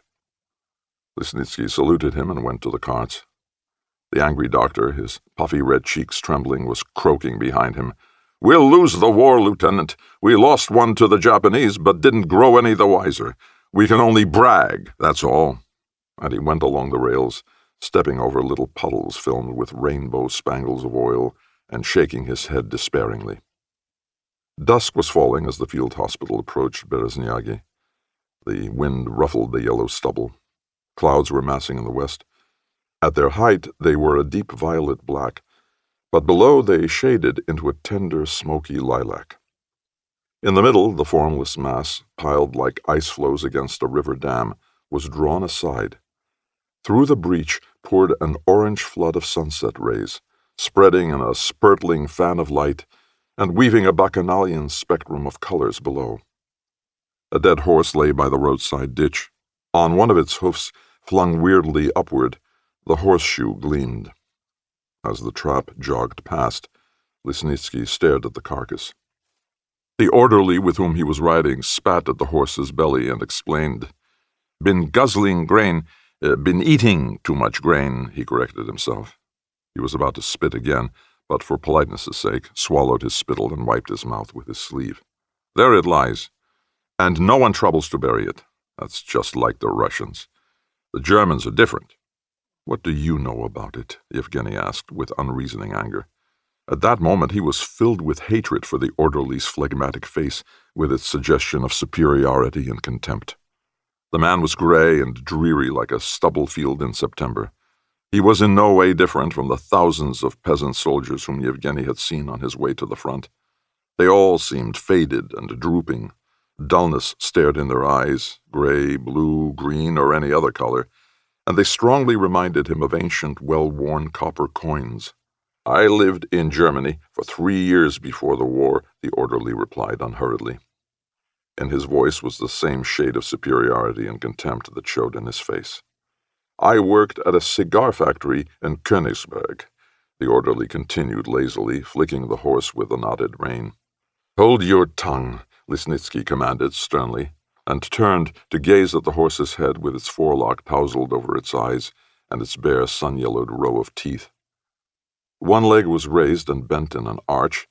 The hoof was slightly cracked, but the hollow had a smooth gray-blue gleam about it, and the lieutenant could tell by the leg and by the finely chiseled pastern that the horse was young and of a good breed. They drove on over the bumpy road. The colors faded in the west. A wind sprang up and scattered the clouds. Behind them, the leg of the dead horse stuck up like a broken wayside cross. As Yevgeny stared back at it, a sheaf of rays fell suddenly on the horse, and in their orange light, the leg, with its sorrel hair, blossomed unexpectedly like some marvelous, leafless branch of legend. As the field hospital drove into Bereznyagi, it passed a transport of wounded soldiers. An elderly Byelorussian, the owner of the first wagon, strode along at his horse's head, the hempen reins gathered in his hands. On the wagon lay a Cossack with bandaged head. He was resting on his elbow, but his eyes were closed wearily as he chewed bread and spat out the black mess. At his side a soldier was stretched out. Over his buttocks his torn trousers were horribly shriveled and taut with congealed blood. He was cursing savagely without lifting his head. Lesnitsky was horrified as he listened to the intonation of the man's voice, for it sounded exactly like a believer fervently muttering prayers. On the second wagon, 5 or 6 soldiers were lying side by side. One of them, possessed of a feverish gaiety, his eyes unnaturally bright and inflamed, was telling a story. "It seems an ambassador from that emperor of theirs came here and made an offer about having peace. The thing is, it was an honest man who told me. I'm hoping he wasn't just spinning a yarn." "I expect he was," one of the others rejoined doubtfully, shaking his round head that bore the scars of a recent attack of scrofula. "But perhaps he did really come here," responded a third man who was sitting with his back to the horses in a soft Volga country brogue. On the 5th wagon, 3 Cossacks were comfortably seated. As Lesnitsky passed, they stared silently at him, their harsh, dusty faces showing no sign of respect for an officer. "Good day, Cossacks," the lieutenant greeted them. "Good day, Your Honor," the handsome, silver-mustached Cossack sitting nearest the driver replied indifferently. "What regiment are you?" Lesnitsky continued, trying to make out the number on the Cossack's blue shoulder strap. "The 12th. Where is your regiment now?" "We couldn't say."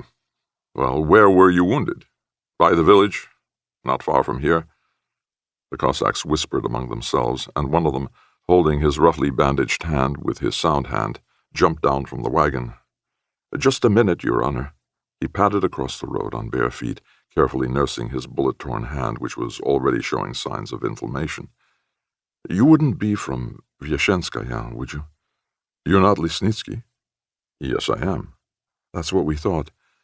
You haven't got anything to smoke, have you, Your Honor? Give us something, for Christ's sake. We're dying for a smoke. He walked along by the trap, gripping its painted side. Lisnitsky took out his cigarette case. Could you spare us a dozen? There are 3 of us, you know. The Cossack smiled appealingly. Lisnitsky emptied the contents of his case onto the man's broad brown palm and asked, Many wounded in your regiment? A couple of dozen. Heavy losses? A lot of us have been killed. Light a match for me, Your Honor. Thank you kindly. The Cossack took the light, and as he dropped behind, he shouted, 3 Cossacks from Tatarsky, near your estate, have been killed. They've done in a lot of us Cossacks. He waved his sound hand and went to catch up with the wagon. The wind flapped through his unbelted tunic. The commander of Lisnitsky's new regiment had his headquarters in the house of a priest. On the square, Lisnitsky took leave of the doctor who had kindly offered him a seat in the hospital trap and went off to find regimental headquarters, brushing the dust off his uniform as he walked. A vividly red-bearded sergeant major, busy changing the guard, marched past him with a sentry. He saluted smartly, and in reply to Lisnitsky's question, pointed out the house. The place was very quiet and slack, like all staff headquarters situated away from the front line. Clerks were bent over a table. An elderly captain was laughing into the mouthpiece of a field telephone.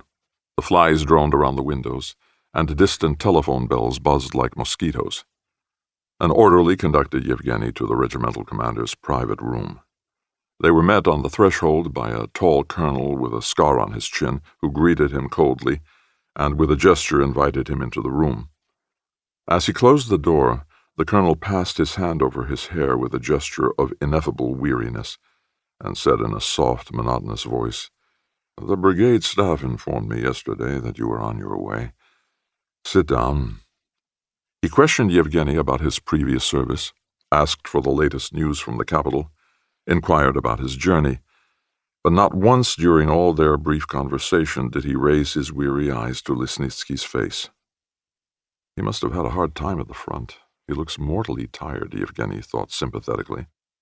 As though deliberately to disillusion him, the colonel scratched the bridge of his nose with his sword hilt and remarked, Well, Lieutenant, you must make the acquaintance of your brother officers.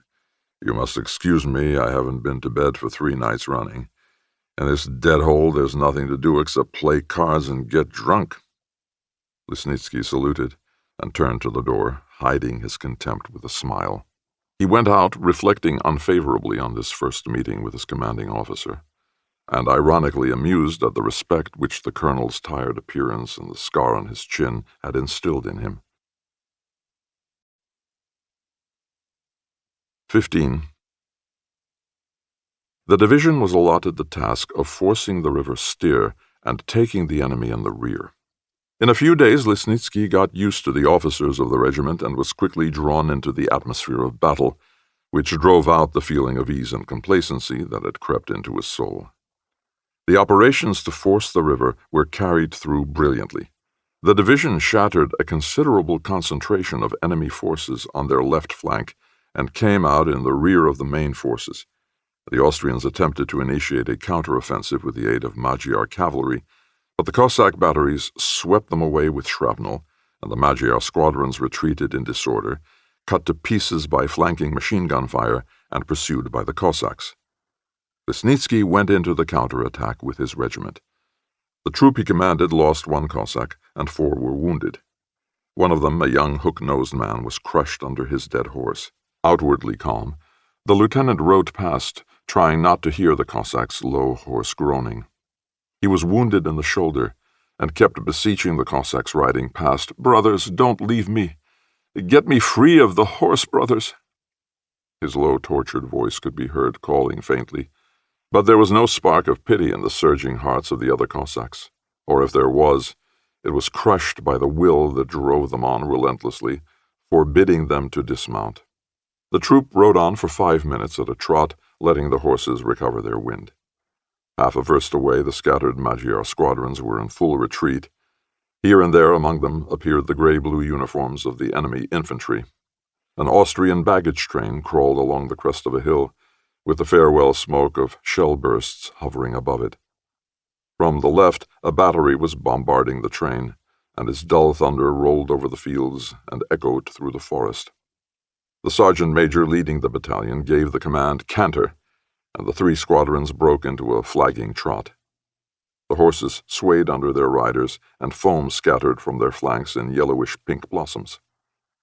The regiment halted for the night in a small village. The 12 officers were all crowded into one hut.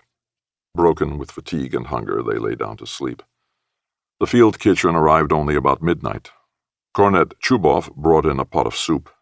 The rich smell awakened the officers, and within a few minutes, their faces still puffy with sleep, they were eating in greedy silence, making up for the 2 days lost in battle. After the late meal, their previous sleepiness passed, and they lay on their cloaks on the straw, talking and smoking. Junior Captain Kalmikov, a tubby little officer whose face as well as his name bore the traces of his Mongolian origin, gesticulated fiercely as he declared, "This war is not for me. I was born 4 centuries too late. You know I shan't live to see the end of the war." "Oh, drop your fortune-telling." "It's not fortune-telling. It's my predestined end. I'm atavistic, and I'm superfluous here. When we were under fire today, I trembled with frenzy. I can't stand not seeing the enemy.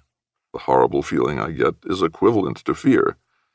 They fire at you from several versts away, and you ride like a bustard hunted over the steppe.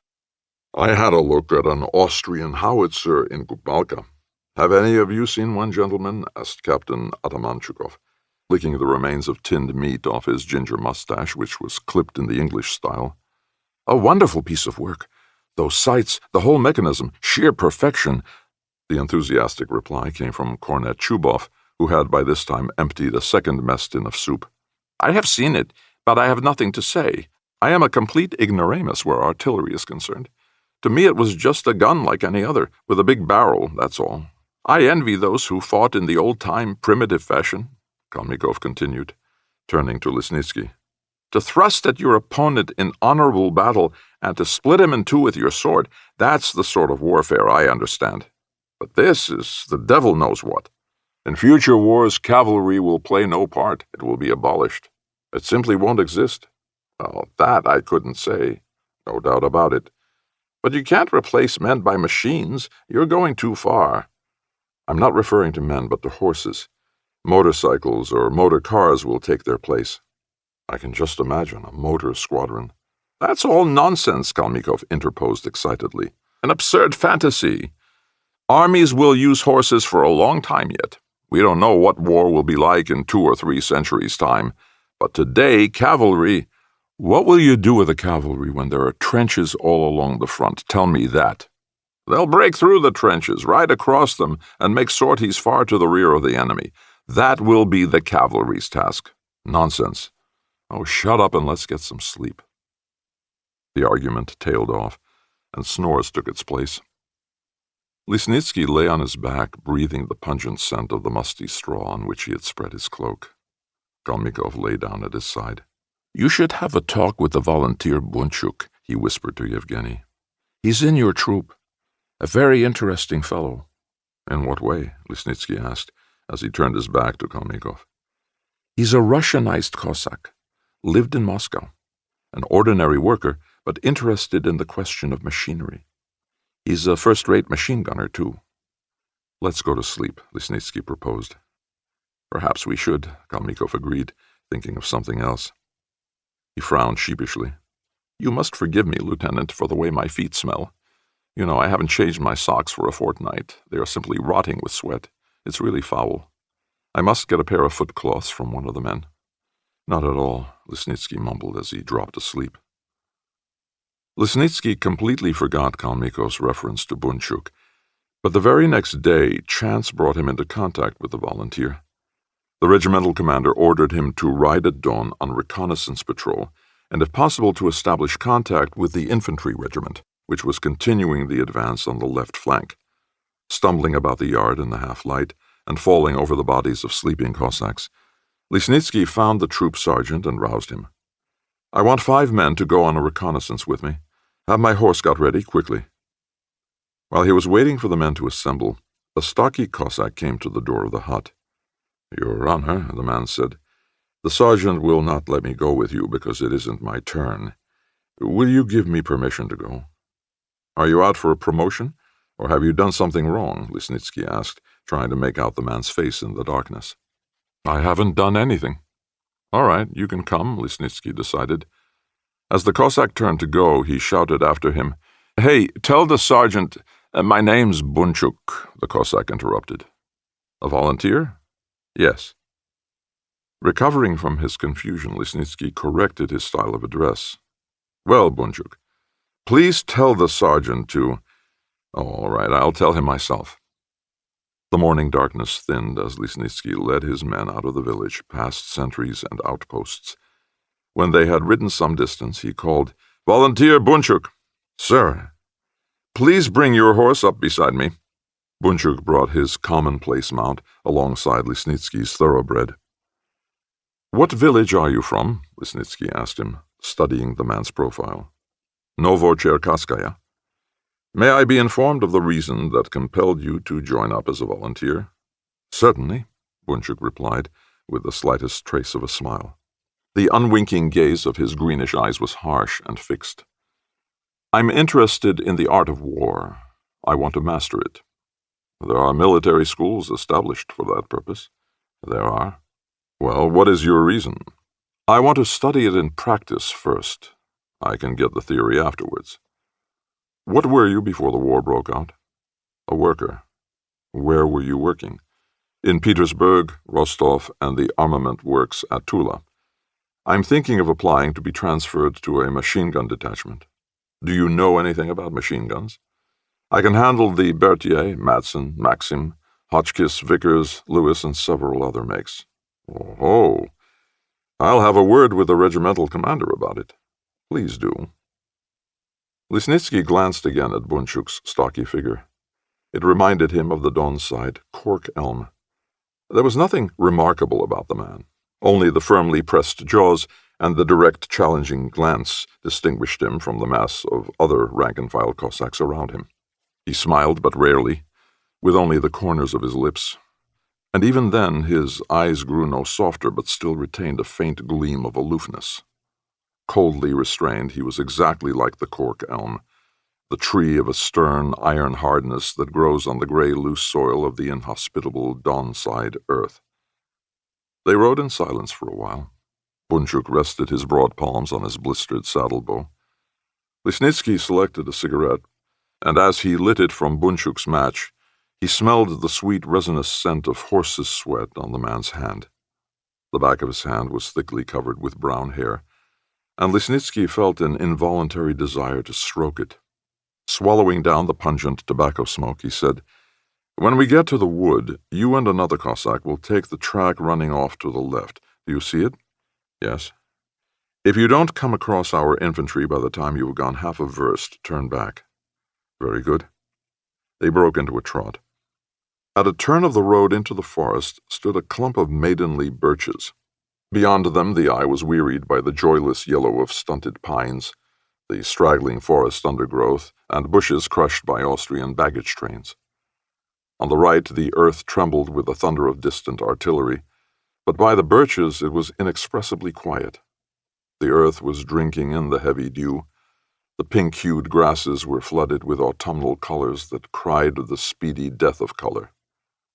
Lisnitsky halted by the birches, and, taking out his binoculars, studied the rise beyond the forest. A bee settled on the honey-colored hilt of his saber. Stupid, Bunchuk remarked quietly and compassionately. What is? Lisnitsky turned to him. With his eyes, Bunchuk indicated the bee, and Lisnitsky smiled. Its honey will be bitter, don't you think? It was not Bunchuk that answered him. From a distant clump of pines, a piercing magpie stutter shattered the silence, and a spurt of bullets tore through the birches, sending a branch crashing onto the neck of Lisnitsky's horse. They turned and galloped back towards the village, urging on their horses with shout and whip. The Austrian machine gun flung the rest of its ammunition after them. After this first encounter, Lisnitsky had more than one talk with the volunteer Bunchuk. On each occasion he was struck by the inflexible will that gleamed in the man's eyes, and could not discover what lay behind the intangible secrecy that veiled the face of one so ordinary-looking. Bunchuk always spoke with a smile compressed in his firm lips, and he gave Lesnitsky the impression that he was applying a definite rule to trace a tortuous path. He was transferred to a machine-gun detachment. A few days later, while the regiment was resting behind the front, Lesnitsky overtook him walking along by the wall of a burnt-out shed. "Ah, volunteer Bunchuk." The Cossack turned his head and saluted. "Where are you going?" Lesnitsky asked. "To my commander." "Then we're going the same way." For some time they walked along the street of the ruined village in silence. People were moving about round the few outbuildings that remained intact. Horsemen rode past. A field kitchen was smoking in the middle of the street, with a long queue of Cossacks waiting their turn beside it. There was a cold drizzle in the air. "Well, are you learning the art of war?" Lesnitsky asked, glancing sidelong at Bunchuk, who was slightly behind him. "Yes, I am." "What do you propose to do after the war?" asked the lieutenant, glancing for some reason at Bunchuk's hands. "Some will reap what is sown, but I shall see," Bunchuk replied. "How am I to interpret that remark?" "You know the proverb, 'Those who sow the wind shall reap the whirlwind'?" "Well, that's how." "But dropping the riddles, it's quite clear as it is. Excuse me, I'm turning to the left here." He put his fingers to the peak of his cap and turned off the road. Shrugging his shoulders, Lesnitsky stood staring after him. Is the fellow trying to be original, or is he just someone with a bee in his bonnet? He wondered in irritation as he stepped into the squadron commander's well-kept dugout. 16. The second and third lines of reserves were called up together. The villages of the Don were as deserted as though everybody had gone out to mow or reap at the busy time of harvest. But a bitter harvest was reaped along the frontiers that year. Death dogged the footsteps of the men, and many a Cossack's wife wailed bareheaded for her departed one. "Oh, my darling, who has taken you from me?" The dear heads were laid low on all sides, the Cossack blood was shed, and glassy eyes, unwakeable, they rotted while the artillery thundered its funeral dirge in Austria, in Poland, in Prussia. For the eastern wind did not carry the weeping of their wives and mothers to their ears. The flower of the Cossackry had left the villages and perished amid the lice and horror of the battlefields. One pleasant September day, a milky gossamer web, fine and cottony, hung over the village of Tatarsky. The bloodless sun smiled like one bereft. The stern, virginal blue sky was repellently clear and proud. Beyond the dawn, the forest was a jaundiced yellow. The poplar gleamed pallidly. The oak dropped occasional figured leaves. Only the alder remained gaudily green, gladdening the keen eye of the magpie with its hardiness. That day, Panteley Prokofyevich received a letter from the army on active service. Dunya brought it back from the post. As the postmaster handed it to her, he bowed, shook his old bald pate, and deprecatingly opened his arms. "Forgive me, for the love of God, for opening the letter. Tell your father I opened it. I badly wanted to know how the war was going. Forgive me, and tell Panteley Prokofyevich what I said." He seemed confused, and unaware of the ink smear on his nose, came out of his office with Dunya, muttering something unintelligible. Filled with foreboding, she returned home, and fumbled at her breast a long time for the letter. "Hurry up!" Panteley shouted, plucking at his beard. As she drew it out, she said breathlessly, "The postmaster told me he had read the letter and that you mustn't be angry with him." "The devil take him! Is it from Grigory?" the old man asked, breathing agitatedly into her face. "From Grigory? Or from Pyotr?" "No, father. I don't know the writing." "Read it!" Ilyinichna cried, tottering heavily to the bench. Her legs were giving her much trouble these days. Natalia ran in from the yard and stood by the stove with her head on one side, her elbows pressing into her breasts. A smile trembled like sunlight on her lips. She still hoped for a message from Grigory, or the slightest reference to her in his letters, in reward for her dog-like devotion and fidelity. "Where's Darya?" Ilyinichna whispered. "Shut up!" Panteley shouted. "Read it!" he added to Dunya. "I have to inform you," she began, Then, slipping off the bench where she had been sitting, she screamed, "Father! Mother! Oh, Mama! Our Grisha! Grisha's been killed!" Entangled among the leaves of a half-dead geranium, a wasp beat against the window, buzzing furiously. In the yard, a hen clucked contentedly. Through the open door came the sound of ringing, childish laughter. A shudder ran across Natalia's face, though her lips still wore her quivering smile. Rising to his feet, his head twitching paralytically, Panteley stared in frantic perplexity at Dunya. The communication read, "I have to inform you that your son Grigory Pantelievich Melekov, a Cossack in the 12th Don Cossack Regiment, was killed on the 16th of September near the town of Kamienko-Strumilovo. Your son died the death of the brave. May that be your consolation in your irreplaceable loss. His personal effects will be handed to his brother Pyotr Melekov. His horse will remain with the regiment. Commander of the 4th Squadron, Junior Captain Polkovnikov. Field Army, 18th September, 1914. After the arrival of the letter, Panteley seemed suddenly to wilt. He grew noticeably older every day. His memory began to go, and his mind lost its clarity. He walked about with bowed back, his face an iron hue, and the feverish gleam in his eyes betrayed his mental stress. He put the letter away under the icon. Several times a day he went into the porch to beckon to Dunya. When she came in, he would order her to get the letter and read it to him, fearfully glancing at the door of the best room where his wife was mourning. "Read it quietly, to yourself like," he would say, winking cunningly. Choking down her tears, Dunya would read the first sentence, and then Panteley, squatting on his heels, would raise his huge hoof-like brown hand. "All right, I know the rest. Take the letter back and put it where you found it. Quietly, your mother." And he would wink repulsively, his whole face contorted like burnt tree bark. He began to go gray, and the dazzling gray hairs swiftly patched his head and wove threads into his beard. He grew gluttonous, too, and gobbled his food. 9 days after the Requiem Mass, the Melekovs invited Father Vissarion and their relations to the repast in memory of the fallen Grigory. Panteley ate fast and ravenously with the noodles hanging from his beard like ringlets. Ilyinichna, who had been anxiously watching him during the past few days, burst into tears. "Father, what's the matter with you?" "Eh?" the old man said with a start, raising his bleary eyes from his plate. Ilyinichna waved her hand and turned away, pressing her handkerchief to her eyes. "Father, you eat as though you had fasted for 3 days, Darya said angrily, her eyes glittering. "I eat? All right, I won't," Panteley replied, overcome with embarrassment. He glanced around the table, then pressing his lips together and sitting with knitted brows, he lapsed into silence, not even replying to questions. "Have courage, Prokofievich. What's the good of grieving so much?" Father Vissarion attempted to rally him when the meal was ended. "Grigory's death was a holy one. Don't offend God, old man. Your son has received a crown of thorns for his Tsar and his fatherland. And you, it's a sin, and God won't pardon you.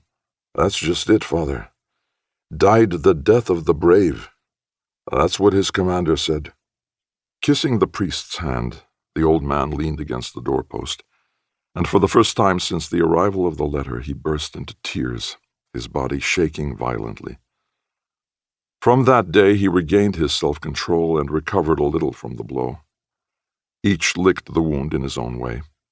When Natalia heard Dunya scream that Grigory was dead, she ran into the yard. "I'll kill myself, it's all over for me." The thought drove her on like fire. She struggled in Darya's arms, and then with joyful relief she swooned, for at least it postponed the moment when consciousness would return and violently remind her of what had happened. She passed a week in dull oblivion and returned to the world of reality, changed, quieter, gnawed by a black impotence. An invisible corpse haunted the Melekovs' house, and the living breathed in its moldering scent. 17. On the 12th day after the news of Grigory's death, the Malekovs received 2 letters by the same post from Pyotr. Dunya read them at the post office and went speeding home like a stalk caught up by the wind, then swayed and stopped, leaning against a fence. She caused a great fluster in the village and carried an indescribable feeling of agitation into the house. "Grisha's alive! Our dear one's alive!" she sobbed and cried when still some distance away. "Pyotr has written. Grisha's wounded, but he isn't dead. He's alive! Alive!" In his letter dated September 20th, Pyotr had written, "Greetings, dear parents. I must tell you that our Grisha all but gave up the ghost, but now, glory be, he's alive and well, as we wish you, in the name of the Lord God, health and well-being. Close to the town of Kamienka-Strumilovo, his regiment was in battle, and in the attack the Cossacks of his troops saw him cut down by a Hungarian hussar, and Grigory fell from his horse, and after that nobody knew anything, and when I asked them they could tell me nothing. But afterwards I learned from Misha Koshevoy that Grigory lay till night-time, but that in the night he came round and started crawling away. He crawled along, making his way by the stars, and came across one of our officers wounded in the belly and legs by a shell. He picked him up and dragged him for 6 versts, and for this Grigory has been given the Cross of St. George and has been raised to the rank of corporal. Think of that! His wound isn't serious, he only received a skin wound on the scalp, but he fell from his horse and got stunned. Misha told me he is already back at the front. You must excuse this letter. I'm writing in the saddle." In his second letter, Pyotr asked his family to send him some dried cherries from their own orchard, and told them not to forget him, but to write more often. In the same letter, he upbraided Grigory because, so he had been told, he was not looking after his horse properly, and Pyotr was angry as the horse was really his. He asked his father to write to Grigory, and said he had sent the message to him that if he did not look after the horse he would give him one on the nose that would draw blood, even if he had got the Cross of St. George. The letter ended with an endless list of greetings, and between the crumpled, rain-blotted lines it was not hard to detect a feeling of bitterness and grief. Evidently, Pyotr was not having an easy time at the front either. Old Panteley was a pitiful sight to see. He was dazed with joy. He seized both letters and went into the village with them, stopping all who could read and forcing them to read the letters. It was not vanity, but belated joy made him brag all through the village. "Aha! What do you think of my Grisha?" He raised his hand when the stumbling reader came to the passage where Pyotr described Grigory's exploit. "He's the first to get the cross in our village," he declared proudly, and jealously taking the letters he would thrust them into the lining of his cap and go off in search of another reader. Even Sergei Molkov, who saw him through his shop window, came out, taking off his cap. "Come in for a minute, Prokofievitch." Inside, he squeezed the old man's fist in his own puffy white hand and said, "Well, I congratulate you. I congratulate you. You must be proud to have such a son.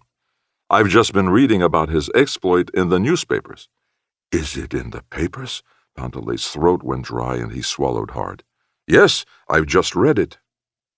Molkov took a packet of the finest Turkish tobacco down from a shelf and poured out some expensive sweets into a bag without troubling to weigh them. Handing the tobacco and sweets to Panteley, he said, "When you send Grigory Pantelievich a parcel, send him a greeting and these from me." "My God, what an honor for Grisha! The whole village is talking about him. I've lived to see," the old man muttered as he went down the steps of the shop. He blew his nose violently and wiped the tears from his cheek with his sleeve, thinking, "I'm getting old. Tears come too easily. Ah, Panteley, what has life done to you? You were as hard as flint once. You could carry 8 poods on your back as easily as a feather. But now, Grisha's business has taken it out of you a bit." As he limped along the street, pressing the bag of sweets to his chest, his thoughts again fluttered around Grigory like a lapwing over a marsh, and the words of Pyotr's letter wandered through his mind. Grigory's father-in-law Korshunov was coming along the road, and he called to Panteley, "Hey, Panteley, stop a minute." The two men had not met since the day war was declared. A cold, constrained relationship had arisen between them after Grigory left home. Miron was annoyed with Natalia for humbling herself to Grigory and for forcing her father to endure a similar humiliation. The wandering bitch, he would rail against Natalia to his family. Why can't she live at home instead of going to her in-laws? As if they fed her better there. It's through her foolishness that her father has to bear such shame and can't hold up his head in the village. Miron went straight up to Panteley and thrust out his oak-colored hand. How are you? Thanks be to God. Been shopping? Panteley shook his head. These are gifts to our hero. Sergei Platonovich read about his deed in the papers and has sent him some sweets and tobacco. Do you know the tears came to his eyes? The old man boasted, staring fixedly into Miron's face in the attempt to discover what impression his words had made. The shadows gathered under Miron's blond eyelashes, giving his face a condescending smile. I see, he croaked, and turned to cross the street. Panteley hurried after him, opening the bag and trembling with anger. Here, try these chocolates. They're as sweet as honey, he said spitefully. Try them. I offer them in my son's name. Your life is none too sweet, so you can have one, and your son may earn such an honor some day, but then he may not. Don't pry into my life. I know best what it's like. Try just one. Do me the favor. Panteley bowed with exaggerated affability, running in front of Miron and fumbling with the paper bag. We're not used to sweets. Miron pushed away his hand. Gifts from strangers are bad for our teeth. It was hardly decent of you to go begging alms for your son. If you're in need, you can come to me. Our Natalia's eating your bread. We could have given to you in your poverty. Don't you tell those lies. No one has ever begged for alms in our family. You're too proud, much too proud. Maybe it's because you're so rich that your daughter came to us. Wait, Miron said authoritatively. There's no point in our quarreling. I didn't stop you to have a quarrel. I've some business I want to talk over with you. We have no business to talk over. Yes, we have. Come on. He seized Panteley's sleeve and dragged him into a side street. They walked out of the village into the steppe. Well, what's the business? Panteley asked in more amiable tones. He glanced sidelong at Gorshunov's freckled face. Folding the tail of his long coat under him, Miron sat down on the bank of a ditch and pulled out his old tobacco pouch. You know, Prokofievitch, the devil knows why you went for me like a quarrelsome cock. As it is, things aren't too good, are they? I want to know, his voice changed to a hard, rough tone, how long your son's going to make a laughingstock of Natalia. Tell me that. You must ask him about it, not me. I've nothing to ask him. You're the head of your house, and I'm talking to you. Panteley squeezed the chocolate he still held in his hand, and the sticky mess oozed through his fingers. He wiped his palm on the brown clay of the bank, and silently began to make a cigarette, opening the packet of Turkish tobacco and taking a pinch. Then he offered the packet to Miron. Gorshunov took it without hesitation and made a cigarette from the tobacco Mokov had presented so generously. Above them hung a sumptuous foaming white cloud, and a tender thread stretched up towards it, wavering in the wind. The day came to its close. The September stillness was lulled in peace and inexpressible sweetness. The sky had lost its full summer gleam and was a hazy dove color.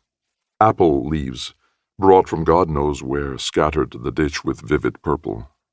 The road disappeared over the undulating ridge of the hill. In vain did it beckon towards the unknown regions beyond the emerald, dream-vague thread of the horizon. Held down to their huts and their daily round, the people pined in their labor, exhausted their strength on the threshing floor, and the road, a deserted, yearning track, flowed across the horizon into the unseen. The wind trod along it, stirring up the dust.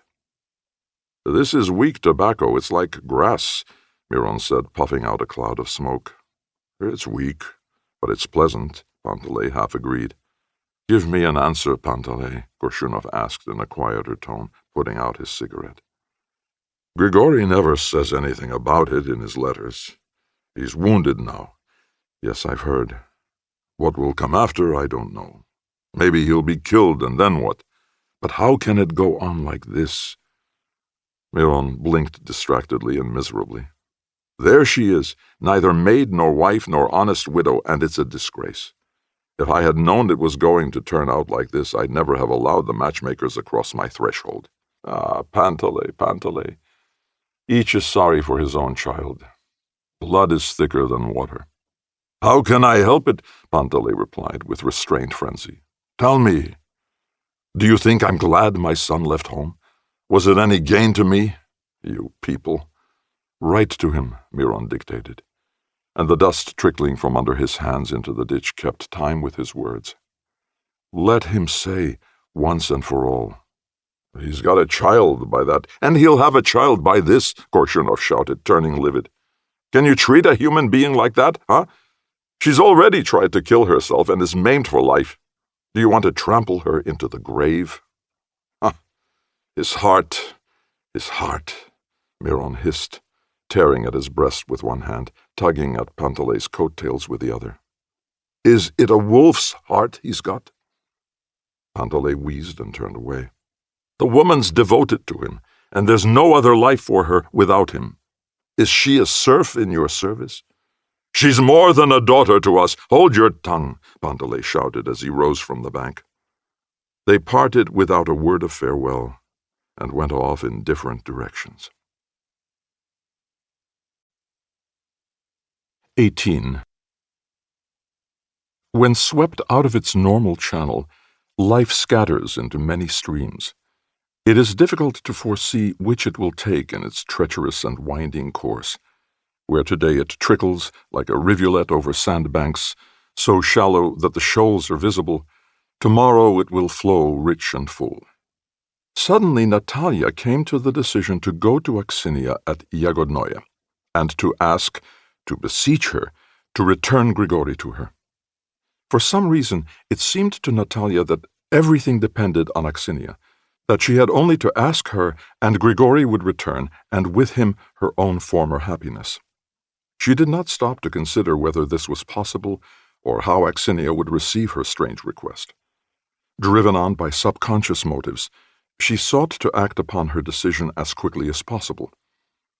At the end of the month, a letter arrived from Grigori. After messages to his father and mother, he sent his greeting and regards to Natalia. Whatever the reason inciting him to this, it was the stimulus Natalia required, and she made ready to go to Yagodnoye the very next Sunday.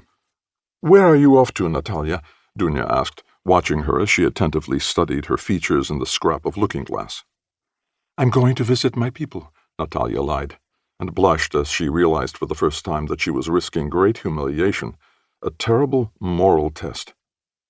You might have an evening out with me just for once, Darya suggested. Come this evening, won't you? I don't know, but I don't think so. You little nun, our turn only comes when our husbands are away, Darya said with a wink, and stooped to examine the embroidered hem of her new pale blue skirt. Darya had altered considerably since Pyotr's departure. Unrest showed in her eyes, her movements, and carriage. She arrayed herself more diligently on Sundays, and came back late in the evening, somber-eyed and out of temper, to complain to Natalia. It's terrible, really it is. They've taken away all the decent Cossacks and left only boys and old men in the village.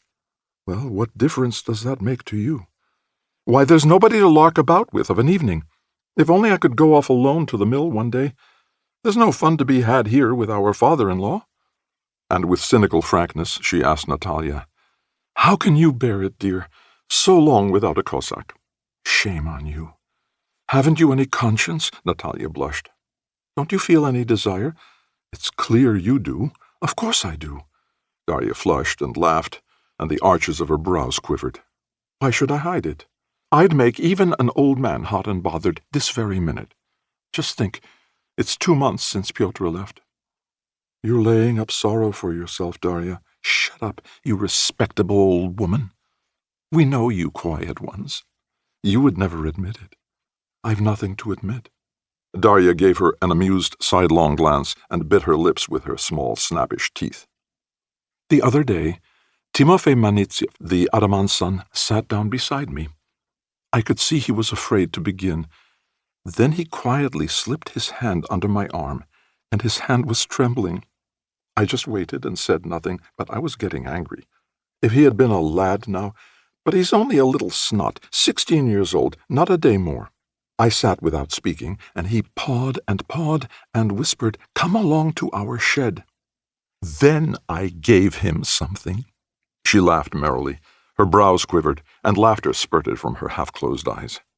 What a ticking off I gave him! I jumped up. "Oh, you this and this, you yellow-necked whelp! Do you think you can wheedle me like that? When did you wet the bed last?" I gave him a fine talking to. Darya's attitude to Natalia had changed of late, and their relations had grown simple and friendly. The dislike which she had felt for the younger woman was gone, and the two, different in every respect, lived together amicably. Natalia finished dressing and went out. Darya overtook her in the porch. "You'll open the door for me tonight?" she asked. "I expect I shall stop the night with my people." Darya thoughtfully scratched her nose with her comb and shook her head. "Oh, all right. I didn't want to ask Dunya, but I see I shall have to." Natalia told Ilyishna she was going to visit her people and went into the street. The wagons were rattling away from the market and the square, and the villagers were coming from church. She turned up a side lane and hurriedly climbed the hill. At the top she turned and looked back. The village lay flooded in sunlight. The little lime-washed houses looked dazzlingly white, and the sun glittered on the steep roof of the mill, making the sheet iron glitter like molten ore. 19. Yagodnoya also had been plucked of its menfolk by the war. Benjamin and Tikhon had gone, and the place was even sleepier, drearier, and more isolated than before. Aksinia waited on the general in Benjamin's place, while fat-bottomed Lukeria took over all the cooking and fed the fowls. Old Sashka tended the horses and looked after the orchard. There was only one new face, an old Cossack named Nikitich, who had been taken on as coachman. This year old Lisnitsky sowed less and supplied some 20 horses for army remounts, leaving only 3 or 4 for the needs of the estate. He passed his time shooting bustards and hunting with the borzois. Aksinia received only brief, infrequent letters from Grigory, informing her that so far he was well and going through the grind. He had grown stronger, or else he did not want to tell her of his weakness, for he never let slip any complaint that he found active service difficult and dreary. There was a cold note in his letters, as though he had written them because he felt he had to, and only in one did he write, "All the time at the front, and I'm fed up with fighting and carrying death on my back." In every letter he asked after his daughter, telling Aksinia to write about her. Aksinia seemed to bear the separation bravely. All her love for Grigory was poured out on her child, especially after she became convinced that it was really his. Life gave irrefutable proofs of that. The girl's chestnut hair was replaced by a black curly growth. Her eyes changed to a dark tint and grew elongated in their slits. With every day she became more and more like her father. Even her smile was Grigory's. Now Aksinia could see him beyond all doubt in the child, and her feeling for it deepened. No longer did she start back from the cradle as she sometimes had before, thinking she discerned in the child's sleeping face some likeness to the hated features of Stepan. But the days crawled on, and at the end of each, a caustic bitterness settled in Aksinia's breast. Anxiety for the life of her beloved pierced her mind like a sharp needle. It left her neither day nor night. Restrained during the hours of labor, it burst all dams at night, and she tossed and turned, weeping soundlessly and biting her hand to avoid awakening the child with her sobs. She tried to kill her mental anguish with a physical pain. She wept the rest of her tears into the baby's napkins, thinking in her childish naivete, "It's Grisha's child. He must feel in his heart how I yearn for him." After nights such as this, she arose in the morning as though she had been beaten unmercifully. All her body ached. Little silver hammers knocked incessantly in her veins, and sorrow lurked in the corners of her lips. The nights of yearning aged Aksinia. One Sunday, she had given her master his breakfast and was standing on the steps when she saw a woman approaching the gate. The eyes under the white kerchief seemed strangely familiar. The woman opened the gate and entered the yard. Aksinia turned pale as she recognized Natalia. She slowly went to meet her. A heavy layer of dust had settled on Natalia's shoes. She halted, her big, toil-roughened hands hanging lifelessly at her sides, and breathed heavily, trying to straighten her scarred neck and failing, so that it seemed she looked sideways. "I've come to see you, Aksinia," she said, running her dry tongue over her lips. Aksinia gave a swift glance at the windows of the house and silently led Natalia into her room. Natalia followed her. To her straining ears, the rustle of Aksinia's skirt seemed unnaturally loud. "There's something wrong with my ears. It must be the heat." The confused thoughts scratched at her brain with a host of others. Aksinia closed the door, and standing in the middle of the room with her hands under her apron, took charge of the situation. "What have you come for?" she asked, stealthily, almost in a whisper. "I'd like a drink," Natalia replied, staring heavily about the room. Aksinia waited. Natalia began to speak, with difficulty raising her voice. "You've taken my husband from me. Give me my Grigori back. You've broken my life. You see how you want your husband." Aksinia clenched her teeth, and the words fell steadily like slow raindrops on stone. "You want your husband? Who are you asking? Why did you come? You've thought of it too late. Too late." Laughing caustically, her whole body swaying, Aksinia went close up to Natalia. She sneered as she stared into the face of her enemy. There she stood, the lawful but abandoned wife, humiliated, crushed with misery. She who had come between Aksinia and Grigori, separating them, causing a bloody pain in Aksinia's heart. And while she had been wearing herself out with mortal longing, this other one, this Natalia, had been caressing Grigori and no doubt laughing at her, the unsuccessful forsaken mistress. "And you've come to ask me to give him up?" Aksinia panted. "You creeping snake! You took Grisha away from me first. You knew he was living with me. Why did you marry him? I only took back my own. He's mine. I have a child by him, but you—" With stormy hatred, she stared into Natalia's eyes, and waving her arms wildly, poured out a boiling torrent of words. "Grisha's mine, and I'll give him up to no one. He's mine, mine! Do you hear? Mine! Clear out, you shameless bitch! You're not his wife! You want to rob a child of its father, and why didn't you come before? Well, why didn't you come before?" Natalia went sideways to the bench and sat down, dropping her head and covering her face with her hands. "You left your husband. Don't shout like that. I have no husband but Grisha. No one, nowhere in the whole world." Feeling an anger that could not find vent raging within her, Aksinia gazed at the strand of black hair that had slipped from under Natalia's kerchief. "Does he need you?" she demanded. "Look at your twisted neck. And do you think he longs for you? He left you when you were well, and is he likely to look at a cripple? I won't give Grisha up. That's all I have to say. Clear out." Aksinia grew ferocious in defense of her nest, in revenge for all the suffering of the past. She could see that despite the slightly crooked neck, Natalia was as good-looking as before.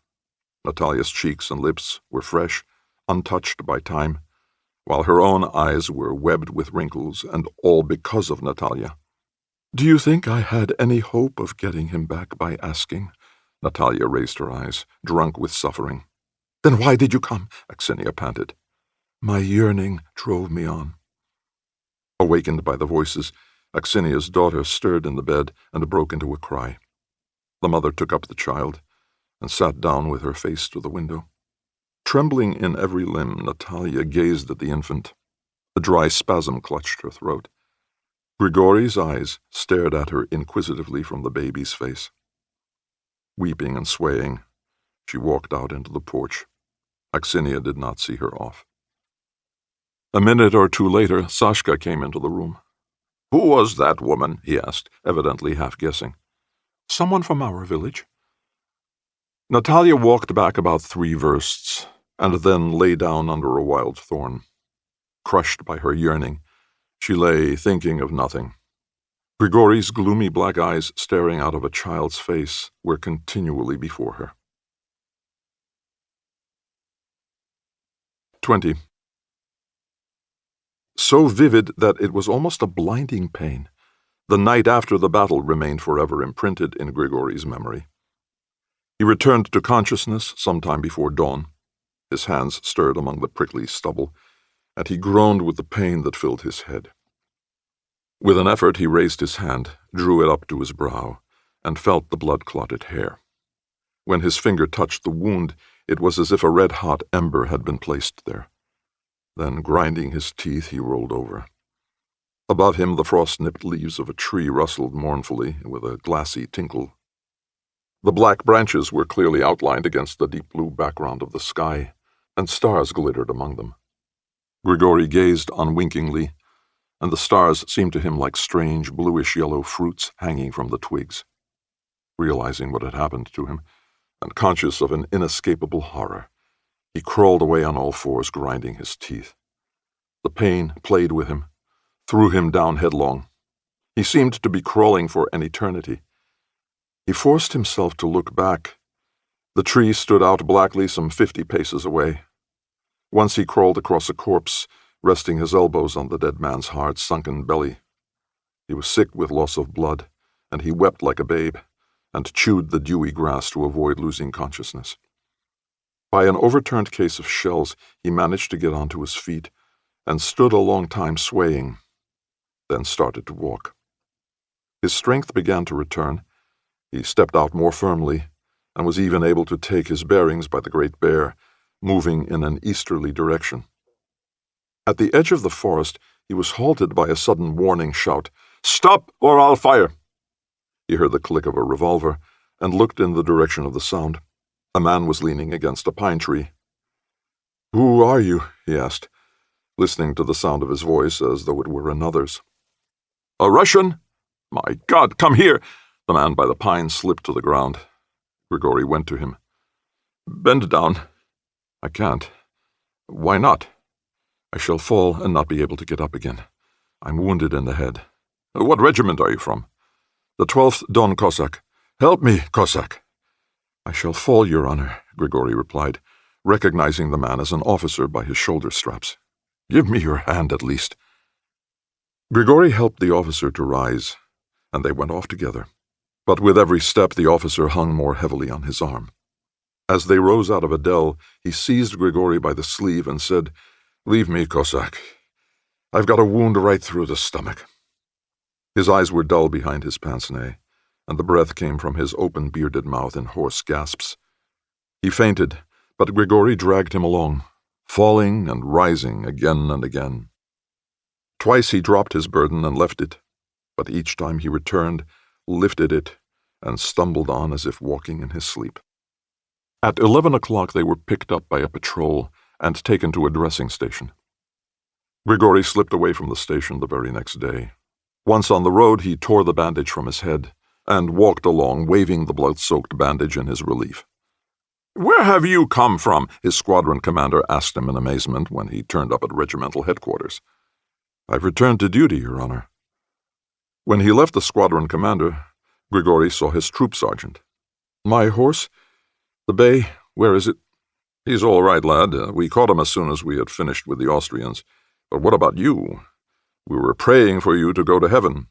"You were in a hurry," Grigory said with a grim smile. An extract from regimental orders read as follows: "For saving the life of the commander of the 9th Regiment of Dragoons, Lieutenant Colonel Gustav Grosberg, Cossack of the 12th Don Cossack Regiment, Melekov Grigory, is promoted to the rank of corporal and recommended for the St. George Cross 4th class." Grigory's squadron had halted in Kamienka-Strumilovo for 2 days, and were now preparing to advance again. Grigory found the house in which the Cossacks of his troop were quartered, and went to see his horse. His towels and some underlinen were missing from his saddlebags. "Stolen before my very eyes, Grigory," Misha Koshevoy admitted guiltily. "There was a swarm of infantry quartered here, and they stole them. Well, they can keep them, damn them. Only I want to bandage my head. You can take my towel." Uryupin came into the shed where they were standing. He held out his hand as though the quarrel between him and Grigory had never occurred. "Hello, Melekov. So you're still alive?" "More or less." "Your head's all bleeding. Wipe yourself." I will in my own time. Let's have a look at what they've done to you." He forced back Grigori's head and snorted. "Why did you let them cut your hair off? What a sight you are. The doctors won't help you any. Let me heal you." Without waiting for Grigori's consent, he drew a cartridge out of his cartridge case, broke the bullet open, and poured the black powder into his hand. "Misha, find me a spider's web." With the point of his saber, Koshevoi scraped a web from a beam and handed it to Uryupin. With the same saber, Uryupin dug up some earth, and mixing it with the web and the powder, chewed it between his teeth. Then he plastered the sticky mess over the bleeding wound and smiled. "It'll be all right again in 3 days," he declared. "But here I am looking after you, and yet you would have killed me. Thanks for looking after me. But if I'd killed you, I'd have had one sin the less on my conscience. What a simpleton you are, lad. Maybe. What's my head look like? There's a cut 1/2 inch deep. Something to remember them by. I shan't forget them. You couldn't if you wanted to. The Austrians don't sharpen their swords properly, so you'll have a scar for the rest of your life." "Lucky for you, Grigori, that he got you on the slant, or you'd have been buried on foreign soil," said Koshevoi with a smile. "What shall I do with my cap?" Grigori twisted his hacked and blood-stained cap confusedly in his hands. "Throw it away. The dogs will eat it." "The grub's arrived, lads. Come and get it," came a shout from the door of the house. The Cossacks left the shed. Grigori's bay horse whinnied after him, turning up the whites of his eyes. "He pined after you, Grigori," Koshevoi nodded to the horse. "I was surprised. He wouldn't eat, and whinnied all the time." "When I crawled away, I kept calling him," Grigori said in a thick voice. "I was sure he wouldn't leave me, and I knew it wouldn't be easy for a stranger to catch him." "That's true. We only just managed to get him with a lasso." "He's a good horse. He's my brother Pyotr's." Grigori turned his back to hide his wet eyes. They went into the house. Yegor Zharkov was lying asleep on a spring mattress in the front room. An indescribable disorder silently bore witness to the haste with which the owners had left the place. Fragments of broken utensils, torn paper, books, scraps of material, children's toys, old boots, scattered flour were all tumbled in confusion about the floor. Yemelyan Goroshev and Prokhor Zhykov had cleared a space in the middle of the room and were eating their dinner. At the sight of Grigori, Prokhor's calf eyes nearly dropped out of his head. "Grisha, where did you spring from?" "From the other world." "Run and get him some grub. Don't stare like that," Uryupin shouted. "Won't be a minute. The kitchen's just around the corner." Prokhor ran to the door, chewing as he went. Grigori sat down wearily in his place. "I don't remember when I ate last," he smiled guiltily. Units of the 3rd Corps were moving through the town. The narrow streets were choked with infantry, baggage trains, and cavalry. The crossroads were jammed, and the noise of the traffic penetrated even through the closed doors of the houses. Prokhor quickly returned with a pot of soup and a pan of buckwheat. "What shall I pour the grub into?" Not knowing its purpose, Groshev picked up a chamber pot, remarking, "Here's a pot with a handle." "Your pot stinks," Prokhor said with a frown. "Never mind. Pour it out and we'll share it afterwards." Zhykov turned the basket upside down over the vessel, and the rich, thick gruel fell out in a mass, with an amber edge of fat round it. They ate and talked. "There's a battery of a Highland-mounted artillery battalion next door," Prokhor related, dabbing spittle over a grease spot on the stripe of his trousers. "They're feeding up their horses. Their warrant officer read in the paper that the Germans' allies were doing a bunk." "You should have been here this morning, Malekov," Uryupin muttered through a mouthful of gruel. "We were thanked by the division commander himself. He reviewed us and thanked us for smashing the Hungarian hussars and saving the battery. 'Cossacks,' he said, 'the Tsar and the fatherland will not forget you.'" As he spoke, there was the sound of a shot outside, and a machine gun began to stutter. Dropping their spoons, the Cossacks ran out. Overhead, an aeroplane was circling low with a menacing roar. "Lie down under the fence. They'll be dropping a bomb in a minute. There's a battery billeted next door to us," Uryupin shouted. "Someone go and wake Yegor up. He'll get killed on his soft mattress." "Bring out the rifles." Aiming carefully, Uryupin fired from the steps. Soldiers ran along the street, for some reason ducking their heads. From the next yard came the neighing of horses and a curt order. Grigori glanced over the fence. The gunners were hurriedly wheeling a gun into a shed. Screwing up his eyes at the prickly blue of the sky, he stared at the roaring, swooping bird. At that moment, something fell away from it and glittered sharply in the sunlight. A shattering roar shook the house and the Cossacks crouching round the steps. In the next yard, a horse neighed in mortal agony. A pungent wave of powder smoke drifted over the fence. "Life, let!" Uryupin shouted, rushing down the steps.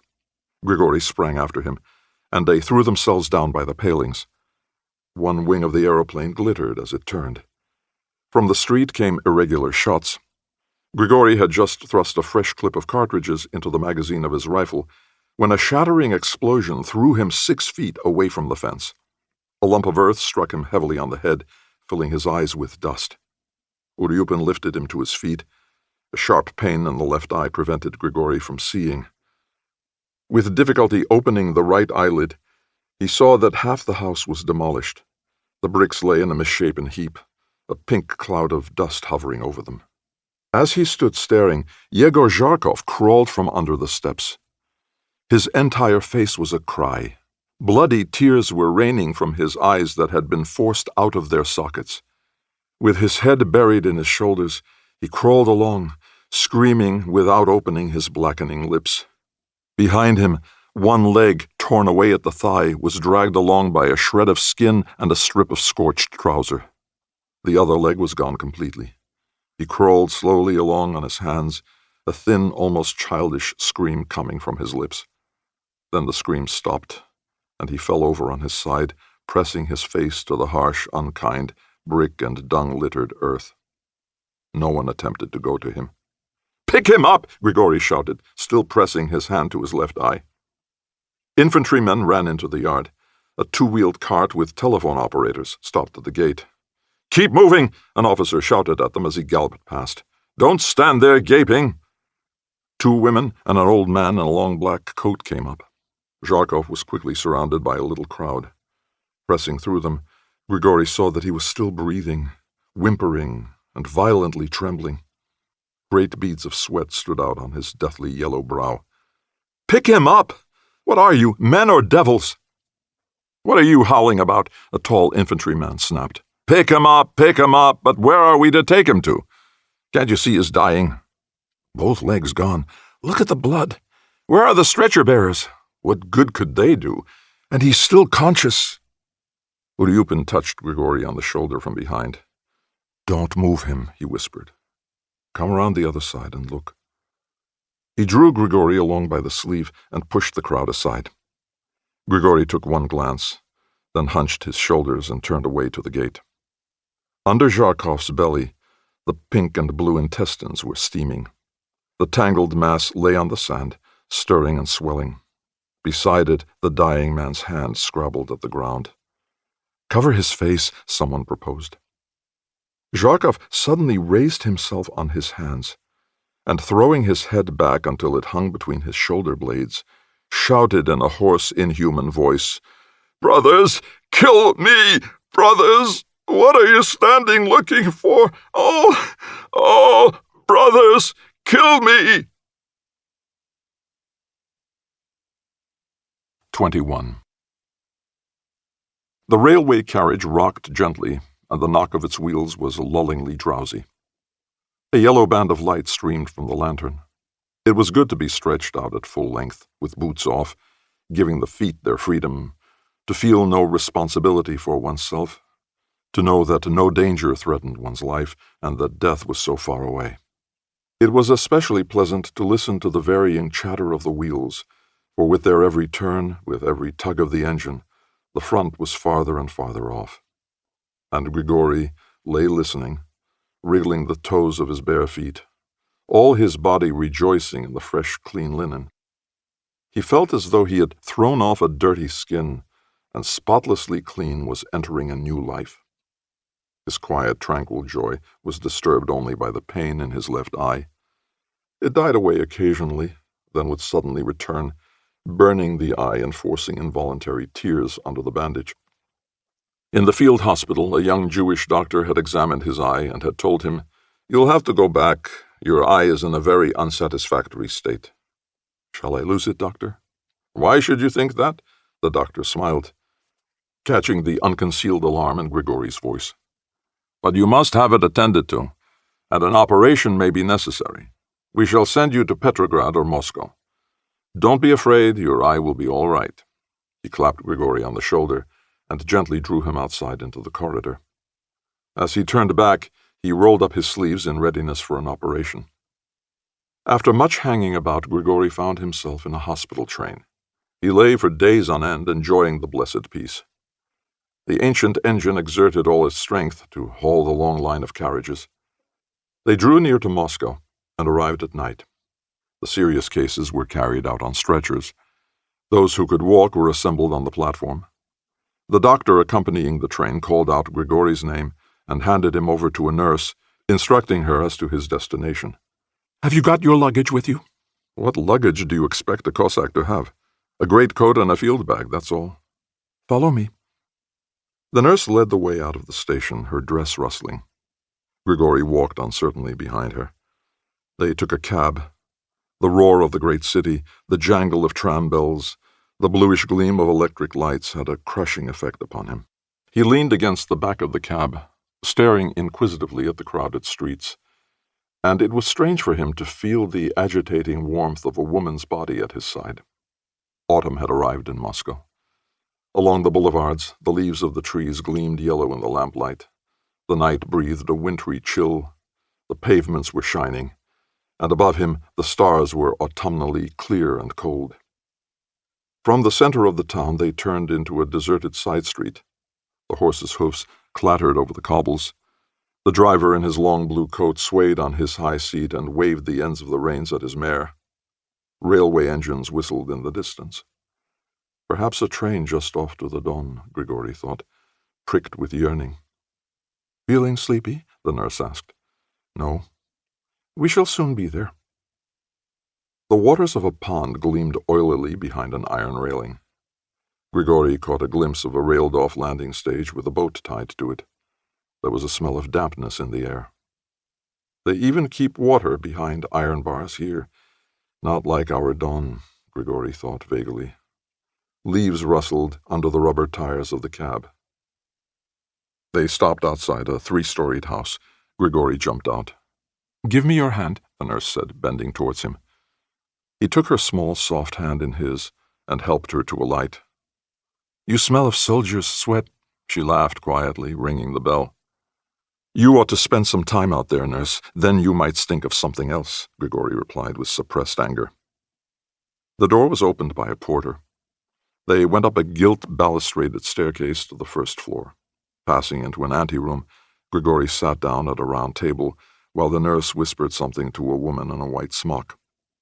Faces wearing spectacles of various colors appeared around the doors that lined both sides of the long, narrow corridor.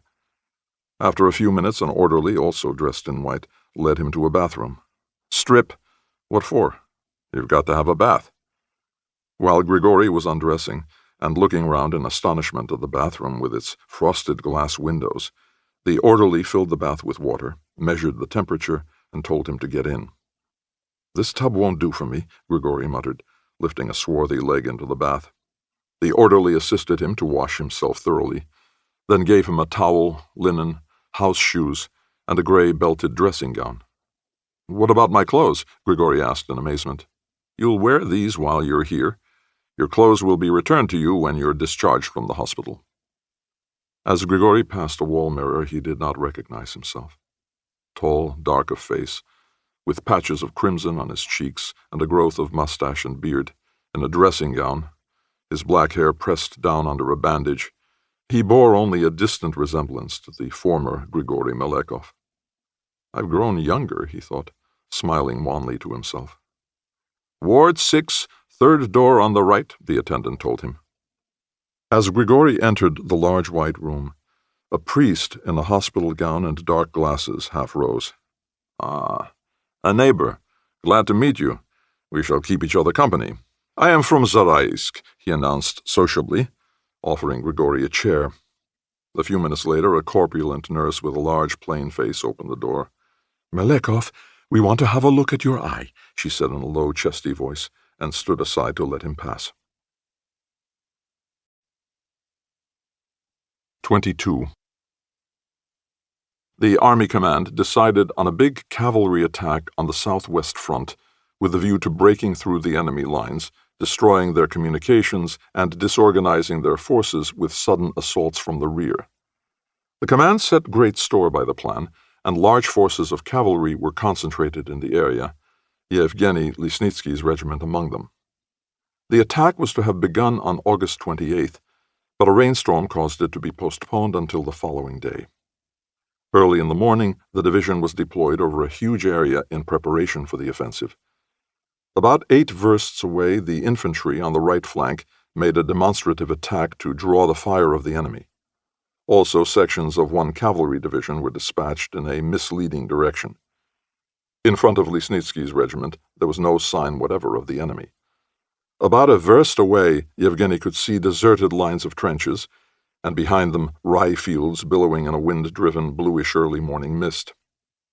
The enemy must have learned of the attack in preparation, for during the night they had retired some 6 versts, leaving only machine gun nests to harass the attackers. Behind heavy rain clouds, the sun was rising. The entire valley was flooded with a creamy yellow mist. The order came for the offensive to begin, and the regiments advanced. Thousands of horses' hoofs set up a rumbling roar that sounded as though it came from under the ground. Lisnitsky reined in his horse to prevent it from breaking into a gallop. A verst was covered, and the level lines of attacking forces drew near to the fields of grain. The rye, higher than a man's waist, and entangled with twining plants and grasses, rendered the cavalry's progress extremely difficult. Before them still waved the ruddy heads of rye. Behind them it lay crushed and trampled down by hoofs. After 4 versts of such riding, the horses began to stumble and sweat, but still there was no sign of the enemy. Lisnitsky glanced at his squadron commander. The captain's face wore an expression of utter despair. 6 versts of terribly heavy going took all the strength out of the horses. Some of them dropped under their riders. Even the strongest stumbled, exerting all their strength to keep moving. Now the Austrian machine guns began to work, spraying a hail of bullets. The rifle fire came in volleys. The murderous fire mowed down the leading ranks. A regiment of lancers was the first to falter and turn. A Cossack regiment broke. A rain of machine gun bullets lashed them into panic-stricken flight. Owing to the criminal negligence of the High Command, this extraordinarily extensive attack was overwhelmed with complete defeat. Some of the regiments lost half their complement of men and horses. 400 Cossacks and 16 officers were killed and wounded in Lisnitsky's regiment alone. Lisnitsky's own horse was killed under him, and he himself was wounded in the head and the leg. A sergeant major leaped from his horse and picked him up, flung him over his saddlebow, and galloped back with him. The chief of staff of the division, Staff Colonel Golovachev, took several snapshots of the attack, and afterwards showed them to some officers. A wounded lieutenant struck him in the face with his fist and burst into tears. Then Cossacks ran up and tore Golovachev to pieces, made game of his corpse, and finally threw it into the mud of a roadside ditch. So ended this brilliantly inglorious offensive. From a hospital in Warsaw, Yevgeny informed his father that he had been given leave and was coming down to Yagodnoye.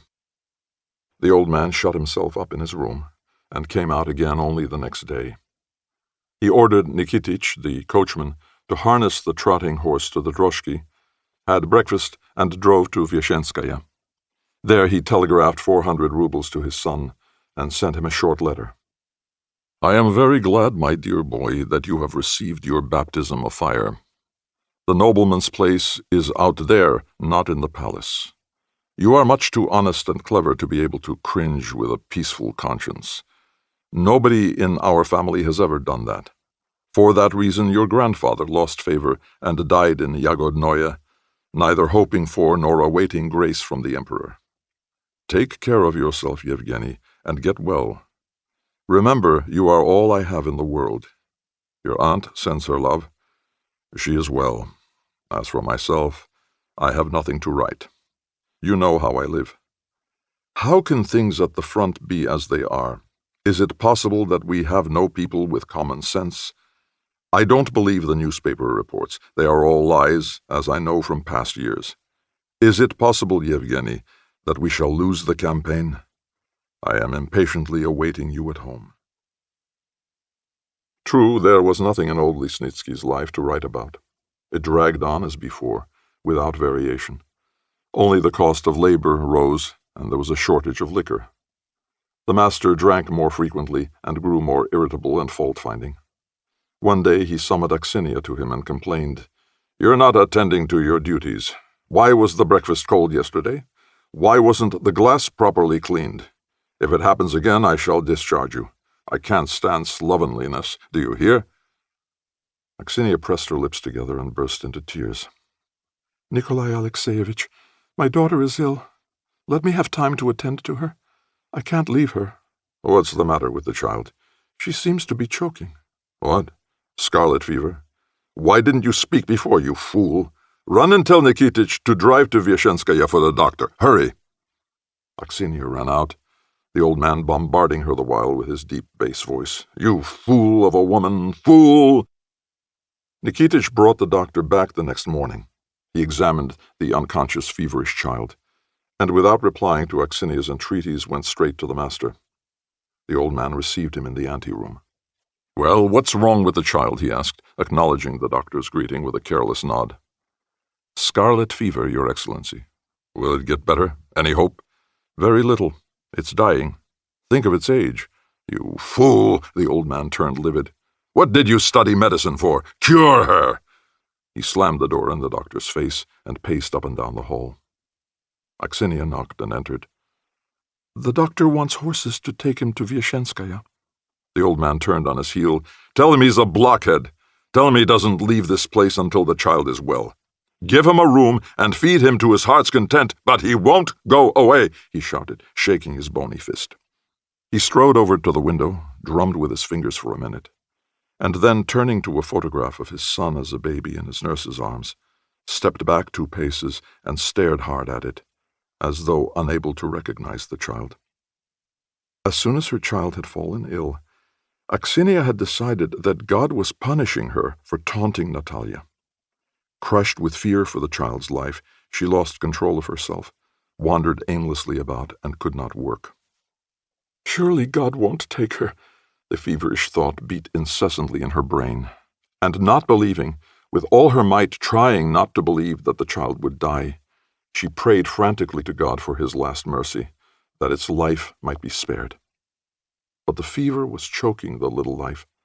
The girl lay flat on her back, the breath coming in hoarse little gasps from her swollen throat. The doctor attended her 4 times a day, and stood of an evening smoking on the steps of the servants' quarters, gazing up at the cold sprinkling of autumn stars. All night Aksinia remained on her knees by the bed. The child's gurgling rattle wrung her heart. "Mama," whispered the small parched lips. "My little one, my little daughter," she groaned. "My flower, don't go away, Tanya. Look, my pretty one, open your little eyes, come back, my dark-eyed darling. Why, O Lord?" Occasionally the child opened its inflamed lids, and the bloodshot eyes gave her a wavering glance. The mother caught at the glance greedily. It seemed to be withdrawn into itself, yearning, resigned. She died in her mother's arms. For the last time the little mouth gaped, and the body was racked with a convulsion. The tiny head fell back on its mother's arm, and the little Melekov eyes gazed with an astonished, somber stare. Old Sashka dug a small grave under an old poplar by the lake, carried the coffin to the grave, and with unwonted haste covered it with earth, then waited long and patiently for Aksinia to rise from the clayey mound. When he could wait no longer, he blew his nose violently and went off to the stables. He drew a bottle of eau de cologne and a little flagon of denatured alcohol out of a manger, mixed the spirits in a bottle, and muttered as he held the concoction up to the light. "In memory. May the heavenly kingdom open its gates to the little one. The angel is dead." He drank and shook his head wildly as he bit into a soft pickled tomato. Then, staring tenderly at the bottle, he said, "Don't forget me, dear. and I'll never forget you," and burst into tears. 3 weeks later, Yevgeny Lesnitsky sent a telegram saying he was on his way home. A troika of horses was sent to meet him at the station, and everybody on the estate was on tiptoe with expectation. Turkeys and geese were killed, and old Sashka flayed a sheep. The preparations were elaborate enough for a grand ball. The young master arrived at night. A freezing rain was falling, and the lamps flung little fugitive beams of light into the puddles. The horses drew up at the steps, their bells jangling. Throwing his warm cloak to Sashka, Yevgeny, limping slightly and very agitated, walked up the steps. His father hastened to meet him, sending the chairs flying in his progress. Aksiniya served supper in the dining room and went to summon them to table. Looking through the keyhole, she saw the old man embracing and kissing his son on the shoulder. The loose flesh of the old man's neck was quivering. Waiting a few minutes, she looked again. This time, Yevgeny was on his knees before a great map spread out on the floor. The old man, puffing clouds of smoke from his pipe, was knocking with his knuckles on the arm of a chair and roaring indignantly, "Alexeyev, it can't be! I don't believe it!" Yevgeny replied quietly, persuasively running his fingers over the map. The old man answered in a deep, steady voice, "In that case, the commander-in-chief was in the wrong. Complete lack of vision. Look, Yevgeny, I'll give you a similar instance from the Russo-Japanese campaign. Let me. Aksiniya knocked. The old man came out, animated and gay, with his eyes glittering youthfully. With his son he drank a bottle of wine of 1879 vintage. As Aksiniya waited on them and observed their cheerful faces, she felt her own loneliness all the more keenly. An unwept yearning tortured her. After the death of the child she had wanted to weep, but tears would not come. A cry came to her throat, but her eyes were dry, and so the stony grief oppressed her doubly. She slept a great deal, seeking relief in a drowsy oblivion, but the child's call reached her even in sleep. She imagined the infant was asleep at her side, and she turned over and groped about the bed, hearing the whispered, "Mama, Mama." "My darling," she would answer with icy lips. Even in the oppressive light of day, she sometimes imagined that the child was at her knee, and she caught herself reaching out her hand to stroke the curly head. The third day after his arrival, Yevgeny sat until late in the evening with old Sashka in the stables, listening to his artless stories of the free life the Don Cossacks had led in bygone days. He left him at 9 o'clock. A sharp wind was blowing through the yard. The mud squelched slushily underfoot. A young yellow-whiskered moon pranced among the clouds. By its light, Yevgeny looked at his watch and turned towards the servants' quarters. He stopped by the steps to light a cigarette, stood thinking for a moment, then, shrugging his shoulders, resolutely mounted the steps. He cautiously lifted the latch and opened the door, passed through into Aksiniya's room, and struck a match. "Who's there?" she asked, drawing the blanket around her. "It's only me. I'll be dressed in a minute. Don't trouble. I shall only stop for a moment or two." He threw off his overcoat and sat down on the edge of the bed. "So your little girl died?" "Yes, she died," Aksiniya exclaimed echoingly. "You've changed considerably. I can guess what the loss of the child meant to you. But I think you're torturing yourself uselessly. You can't bring her back, and you're still young enough to have children. Take yourself in hand and be reconciled to the loss. After all, you haven't lost everything. All your life is still before you." He pressed her hand and stroked her caressingly yet authoritatively, playing on the low tones of his voice. He dropped his voice to a whisper, and hearing Aksiniya's stifled weeping, began to kiss her wet cheeks and eyes. Woman's heart is susceptible to pity and kindness. Burdened with her despair, not realizing what she was doing, Aksiniya yielded herself to him with all her strong, long-dormant passion. But as the devastating, maddening wave of delight abated, she came to her senses and cried out sharply. Losing all sense of reason or shame, she ran out half-naked in only her shift onto the steps. Yevgeny hastily followed her out, leaving the door open, pulling on his overcoat as he went. As he mounted the steps to the terrace of the house, he smiled, joyfully and contentedly. Lying in his bed, rubbing his soft, plump chest, he thought, "From the point of view of an honest man, what I have done is shameful, immoral. Grigory, I have robbed my neighbor, but after all, I have risked my life at the front. If the bullet had been a little more to the right, it would have gone through my head, and I should have been feeding the worms now. These days one has to live passionately for each moment as it comes. I am allowed to do anything." He was momentarily horrified by his own thoughts, but his imagination again conjured up the terrible moment of attack and how he had raised himself from his dead horse only to fall again, shot down by bullets. As he dropped off to sleep, he decided, "Time enough for this tomorrow, but now to rest." Next morning, finding himself alone with Axinia in the dining room, he went towards her, a guilty smile on his face, but she pressed against the wall and stretched out her hands, scorching him with her frenzied whisper, "Keep away, you devil!" Life dictates its own unwritten laws to man. Within 3 days, Yevgeny went again to Axinia at night, and she did not refuse him. 23.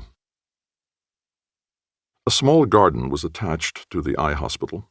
There are many such clipped, uninviting gardens on the outskirts of Moscow, where the eye finds no rest from the stony, heavy dreariness of the city, and as one looks at them, the memory recalls still more sharply and painfully the wild freedom of the forest.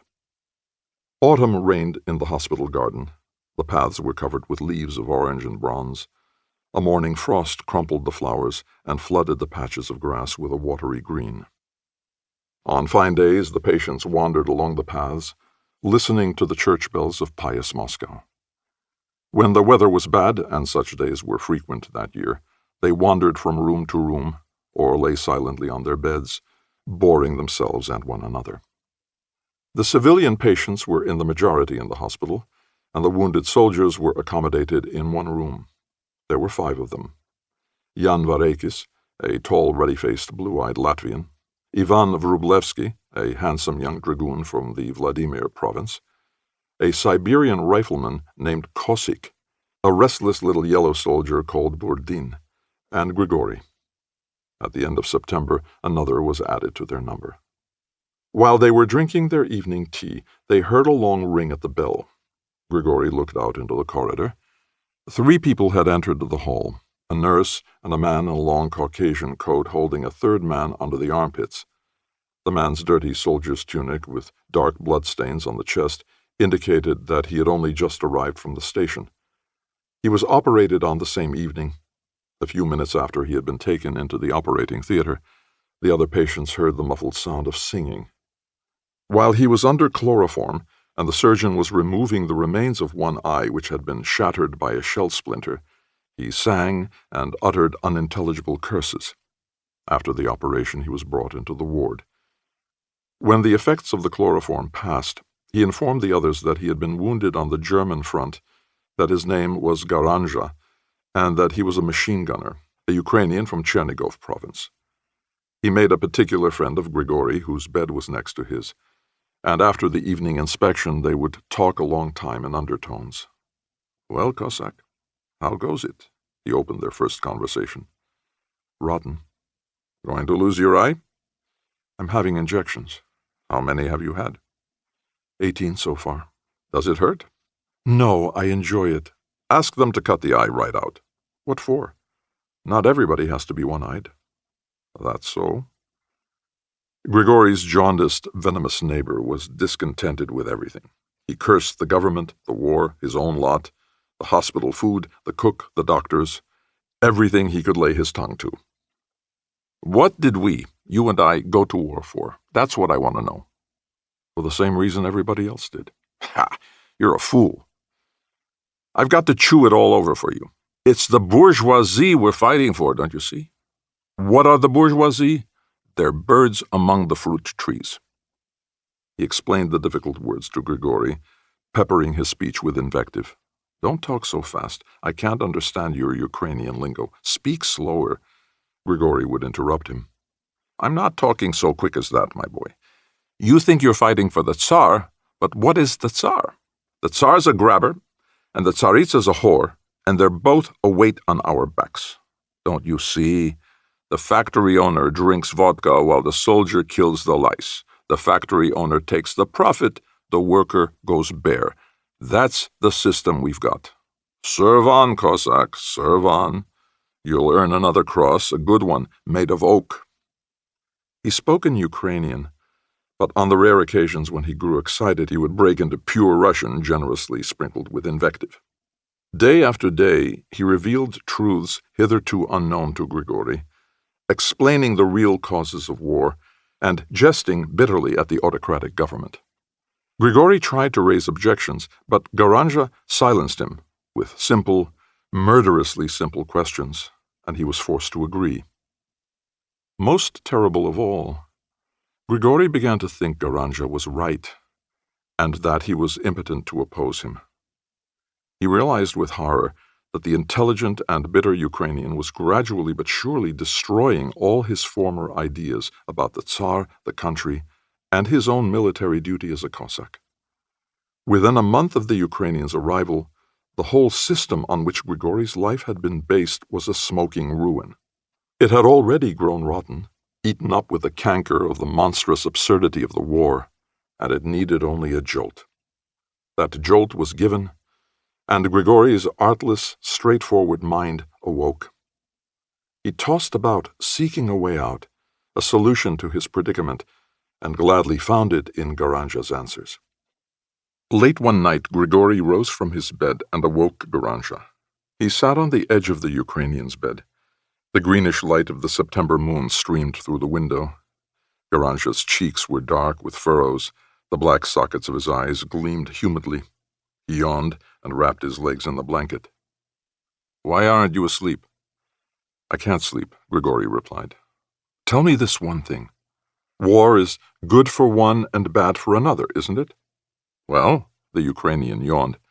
"Wait," Grigory whispered, blazing with anger. "You say we are being driven to death for the benefit of the rich, but what about the people? Don't they understand? Aren't there any who could tell them, who could go and say, 'Brothers, this is what you are dying for'? How could they? Tell me that. Supposing you did. Here we are whispering like geese in the reeds, but talk out loud and they'll have a bullet ready for you. The people are deep in ignorance. The war will wake them up. After the thunder comes the storm. But what's to be done about it? Tell me, you snake, you've stirred up my heart." "And what does your heart tell you?" "I can't understand what it's saying," Grigory confessed. "The man who tries to push me over the brink will get pushed over himself. We mustn't be afraid to turn our rifles against them. We must shoot the ones who are sending the people into hell." Garanja rose in his bed and, grinding his teeth, stretched out his hand. "A great wave will rise and sweep them all away." "So you think everything has to be turned upside down?" "Yes. The government must be thrown aside like an old rag. The lords must be stripped of their fleece, for they've been murdering the people too long already." "And what will you do with the war when you've got the new government?" "We'll still go on scrapping, and if we don't, then our children will. How are you going to root out war when men have fought for ages? It's true, war has gone on since the beginning of time, and will go on so long as we don't sweep away the evil government. But when every government is a workers' government, they won't fight anymore. That's what's got to be done, and it shall be done. May the devil bury them. It shall be. And when the Germans and the French and all the others have got a workers' and peasants' government, what shall we have to fight about then? Away with frontiers, away with anger. One beautiful life all over the world." "Ah," Garanja sighed, and twisting the ends of his whiskers, his one eye glittering, smiled dreamily. "Grisha, I'd pour out my blood drop by drop to live to see that day." They talked on until the dawn came. In the gray shadows, Grigory fell into a troubled sleep. In the morning they were awakened by the sound of talking and a voice crying. Ivan Vrublevsky was lying face downwards on the bed, sobbing. while round him stood the nurse, Jan Varekis, and Kosik. "What's he howling for?" Bourdin grunted, poking his head out from under the bedclothes. "He's broken his eye. He was just taking it out of the glass and it dropped on the floor," Kosik answered with more malice than sympathy. A Russified German, a seller of false eyes, had been moved by patriotic feelings to supply the army with his products free of charge. The day before, Wróblewski had been fitted out with a glass eye made so skillfully that it looked just as blue and handsome as the real one. The work was so perfect that even close examination could not distinguish the imitation from the genuine. Wróblewski had been laughing and happy as a child over it. "I'll go home," he said in his broad Volga accent, "and catch any girl I like. I'll get married, then I'll confess that my eye's a glass one." "He will too, the devil," chuckled Bourdin. And now an accident had happened, and the handsome young man would return to his village a one-eyed cripple. "I'll give you a new one, don't howl," Grigory consoled him. Wróblewski raised his tear-stained face from the pillow, revealing the empty socket. "No, they won't. That eye cost 300 rubles. They'll never give me a new one." "And what an eye it was. Every little line was there," Kosik gloated. After breakfast, Wróblewski went off with the nurse to the German's shop, and the German gave him a new eye. "Why, the Germans are better than the Russians," Wróblewski exclaimed, wild with joy. "A Russian merchant wouldn't give you a kopeck, but this one gives me a new eye without a murmur."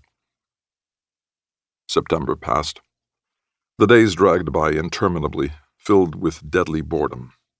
In the morning at 9 o'clock the patients were served tea, 2 miserable transparent slices of French bread, and a knob of butter the size of a fingernail. After dinner they were still hungry. In the evening they had tea again, sipping cold water with it to break the monotony. The patients in the military ward changed. First the Siberian went, then the Latvian.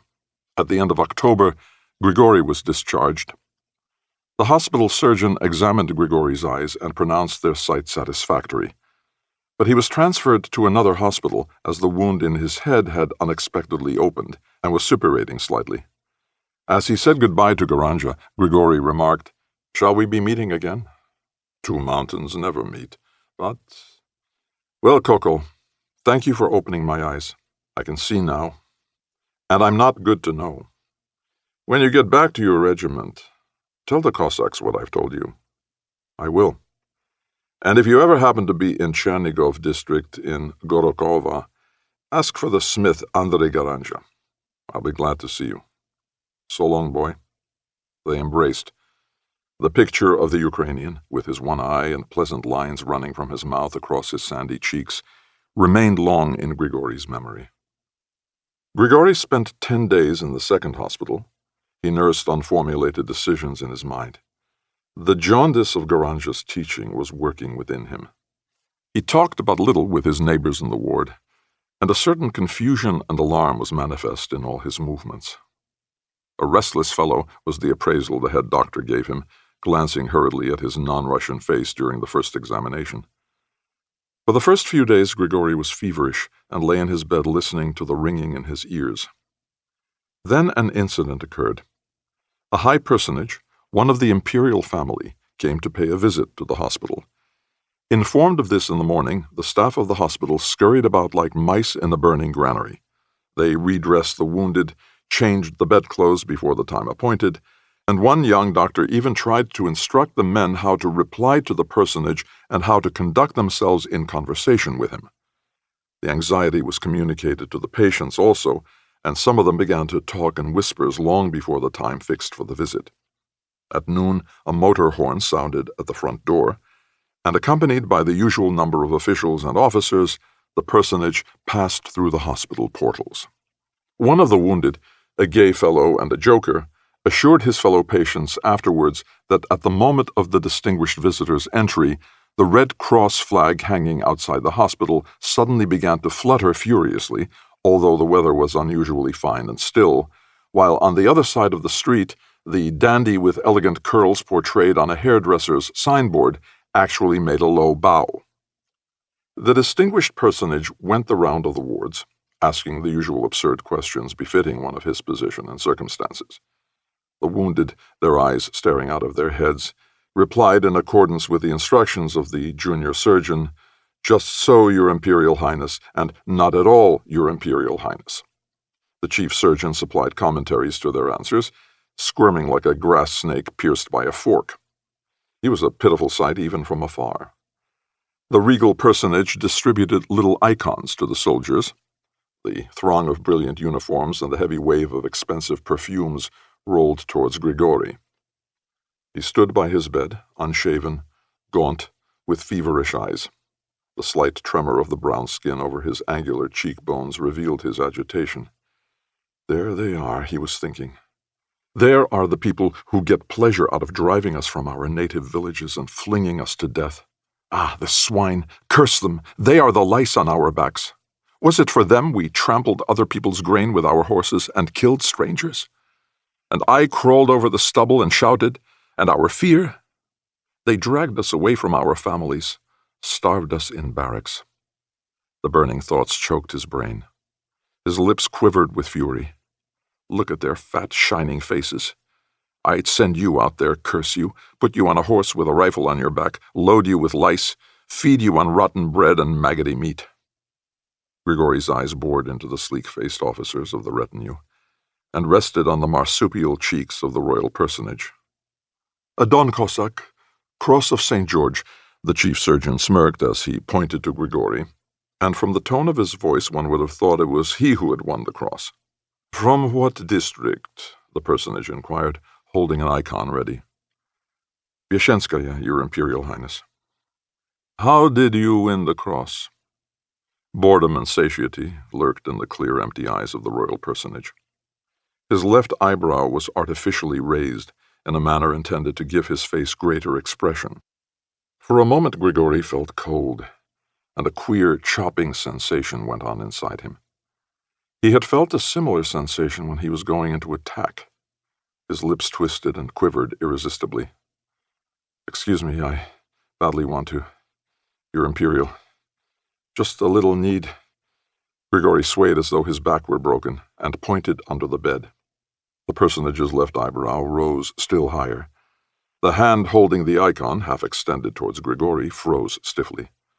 His flabby lips gaping with astonishment, the personage turned to a gray-haired general at his side and asked him something in English. A hardly perceptible embarrassment troubled the members of his suite. A tall officer with epaulettes touched his eye with his white-gloved hand. A second bowed his head, a third glanced inquiringly at his neighbor. The gray-haired general smiled respectfully and replied in English to His Imperial Highness, and His Highness was pleased to thrust the icon into Grigori's hand, and even to bestow on him the highest of honors, a touch on the shoulder. After the guests had departed, Grigori dropped onto his bed and, burying his face in his pillow, lay for some minutes, his shoulders shaking. It was impossible to tell whether he was crying or laughing. Certain it is that he rose with dry eyes. He was immediately summoned to the room of the chief surgeon. "You common lout," the doctor began, crushing his mousy-colored beard in his fingers. "I'm not a lout, you snake," Grigori replied, striding towards the doctor. "I never saw you at the front." Then, recovering his self-control, he said quietly, "Send me home." The doctor retreated behind his writing table, saying more gently, "We'll send you. You can go to the devil." Grigori went out, his lips trembling with a smile, his eyes glaring. For his monstrous, unpardonable behavior in the presence of the royal personage, he was deprived of his food for 3 days.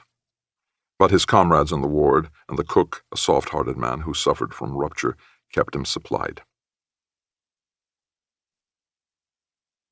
24.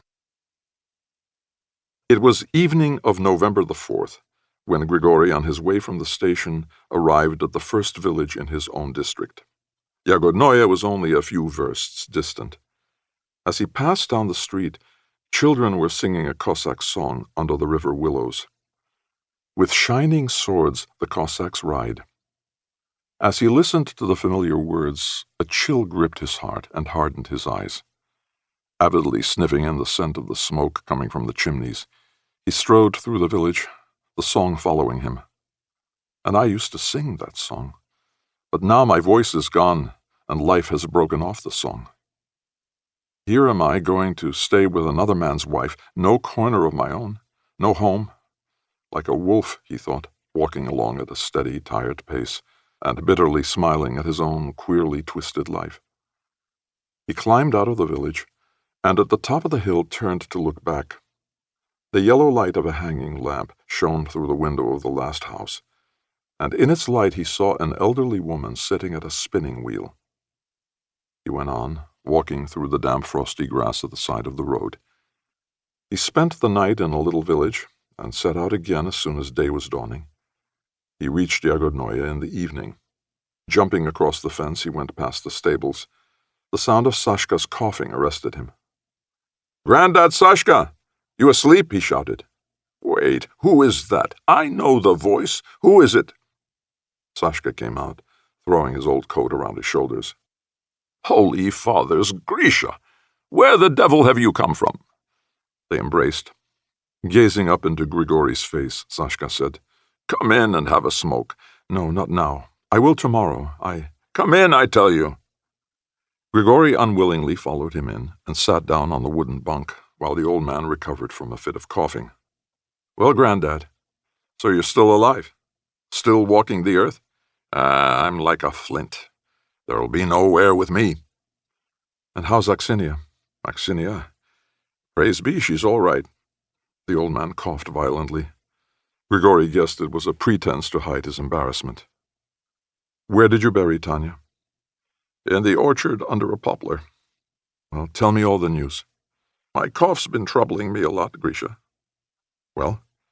"We're all alive and well. The master drinks beyond all sense, the fool." "How's Aksinia?" "She's a housemaid now. You might have a smoke. Try my tobacco, it's first rate." "I don't want to smoke." "Talk or I'm leaving. I feel—" Grigori turned heavily, and the wooden bunk creaked under him. "I feel you're keeping something from me, like a stone under your coat. Strike." "And I will strike. I can't keep silent, Grisha, and silence would be shameful." "Tell me then," Grigori said, letting his hand drop caressingly on the old man's shoulder. He waited, bowing his back. "You've been nursing a snake," Sashka suddenly exclaimed in a harsh, shrill voice. "You've been feeding a serpent. She's been playing about with Yevgeny." A stream of sticky spittle ran down over the old man's scarred chin. He wiped it away and dried his hand on his trousers. "Are you telling the truth?" "I've seen them with my own eyes. Every night he goes to her. I expect he's with her now." "So that's how it is." Grigori cracked his knuckles and sat with hunched shoulders for a long time, the muscles of his face working. There was a great, vibrant ringing in his ears. "A woman's like a cat," Sashka said. "She makes up to anyone who strokes her. Don't you trust them. Don't give them your trust." He rolled a cigarette and thrust it into Grigori's hand. "Smoke!" Grigori took a couple of pulls of the cigarette, then stubbed it out with his fingers. He went out without a word. He stopped by the window of the servants' quarters, panting heavily, and raised his hand several times to knock, but each time his hand fell as though struck away. When at last he did knock, he tapped at first with his finger, but then, losing patience, he threw himself against the wall and beat at the window furiously with his fist. The frame rang with the blows, and the blue nocturnal light shimmered on the pane. Aksinia's frightened face appeared at the window for an instant. Then she opened the door and gave a little scream. He embraced her, peering into her eyes. "You knocked so hard, you terrified me. I wasn't expecting you. My dear—" "I am frozen." Aksinia felt his big body shivering violently, although his hands were feverishly hot. She fussed about unnecessarily, lighted the lamp and ran about the room, a downy shawl around her plump white shoulders. Finally, she lit a fire in the stove. "I wasn't expecting you. It's so long since you wrote. I thought you'd never come. Did you get my last letter? I was going to send you a parcel, but then I thought I'd wait to see if I received a letter." She cast sidelong glances at Grigori, her red lips frozen in a smile. Grigori sat down on the bench without taking off his greatcoat. His unshaven cheeks burned, and his lowered eyes were heavily shadowed by the cowl of his coat. He began to unfasten the cowl, but suddenly turned to fidget with his tobacco pouch and searched his pockets for paper. With measureless yearning, he ran his eyes over Aksinia's face. She had devilishly improved during his absence, he thought. Her beautiful head was carried with a new, authoritative poise, and only her eyes and the large, fluffy ringlets of her hair were the same. But her destructive, fiery beauty did not belong to him. How could it, when she was the mistress of the master's son? "You don't look like a housemaid. You're more like a housekeeper." She gave him a startled look and laughed forcedly. Dragging his pack behind him, Grigori went towards the door. "Where are you going?" "To have a smoke. I fried you some eggs. I won't be long." On the steps, Grigori opened his pack, and from the bottom drew out a hand-painted kerchief carefully wrapped in a clean shirt.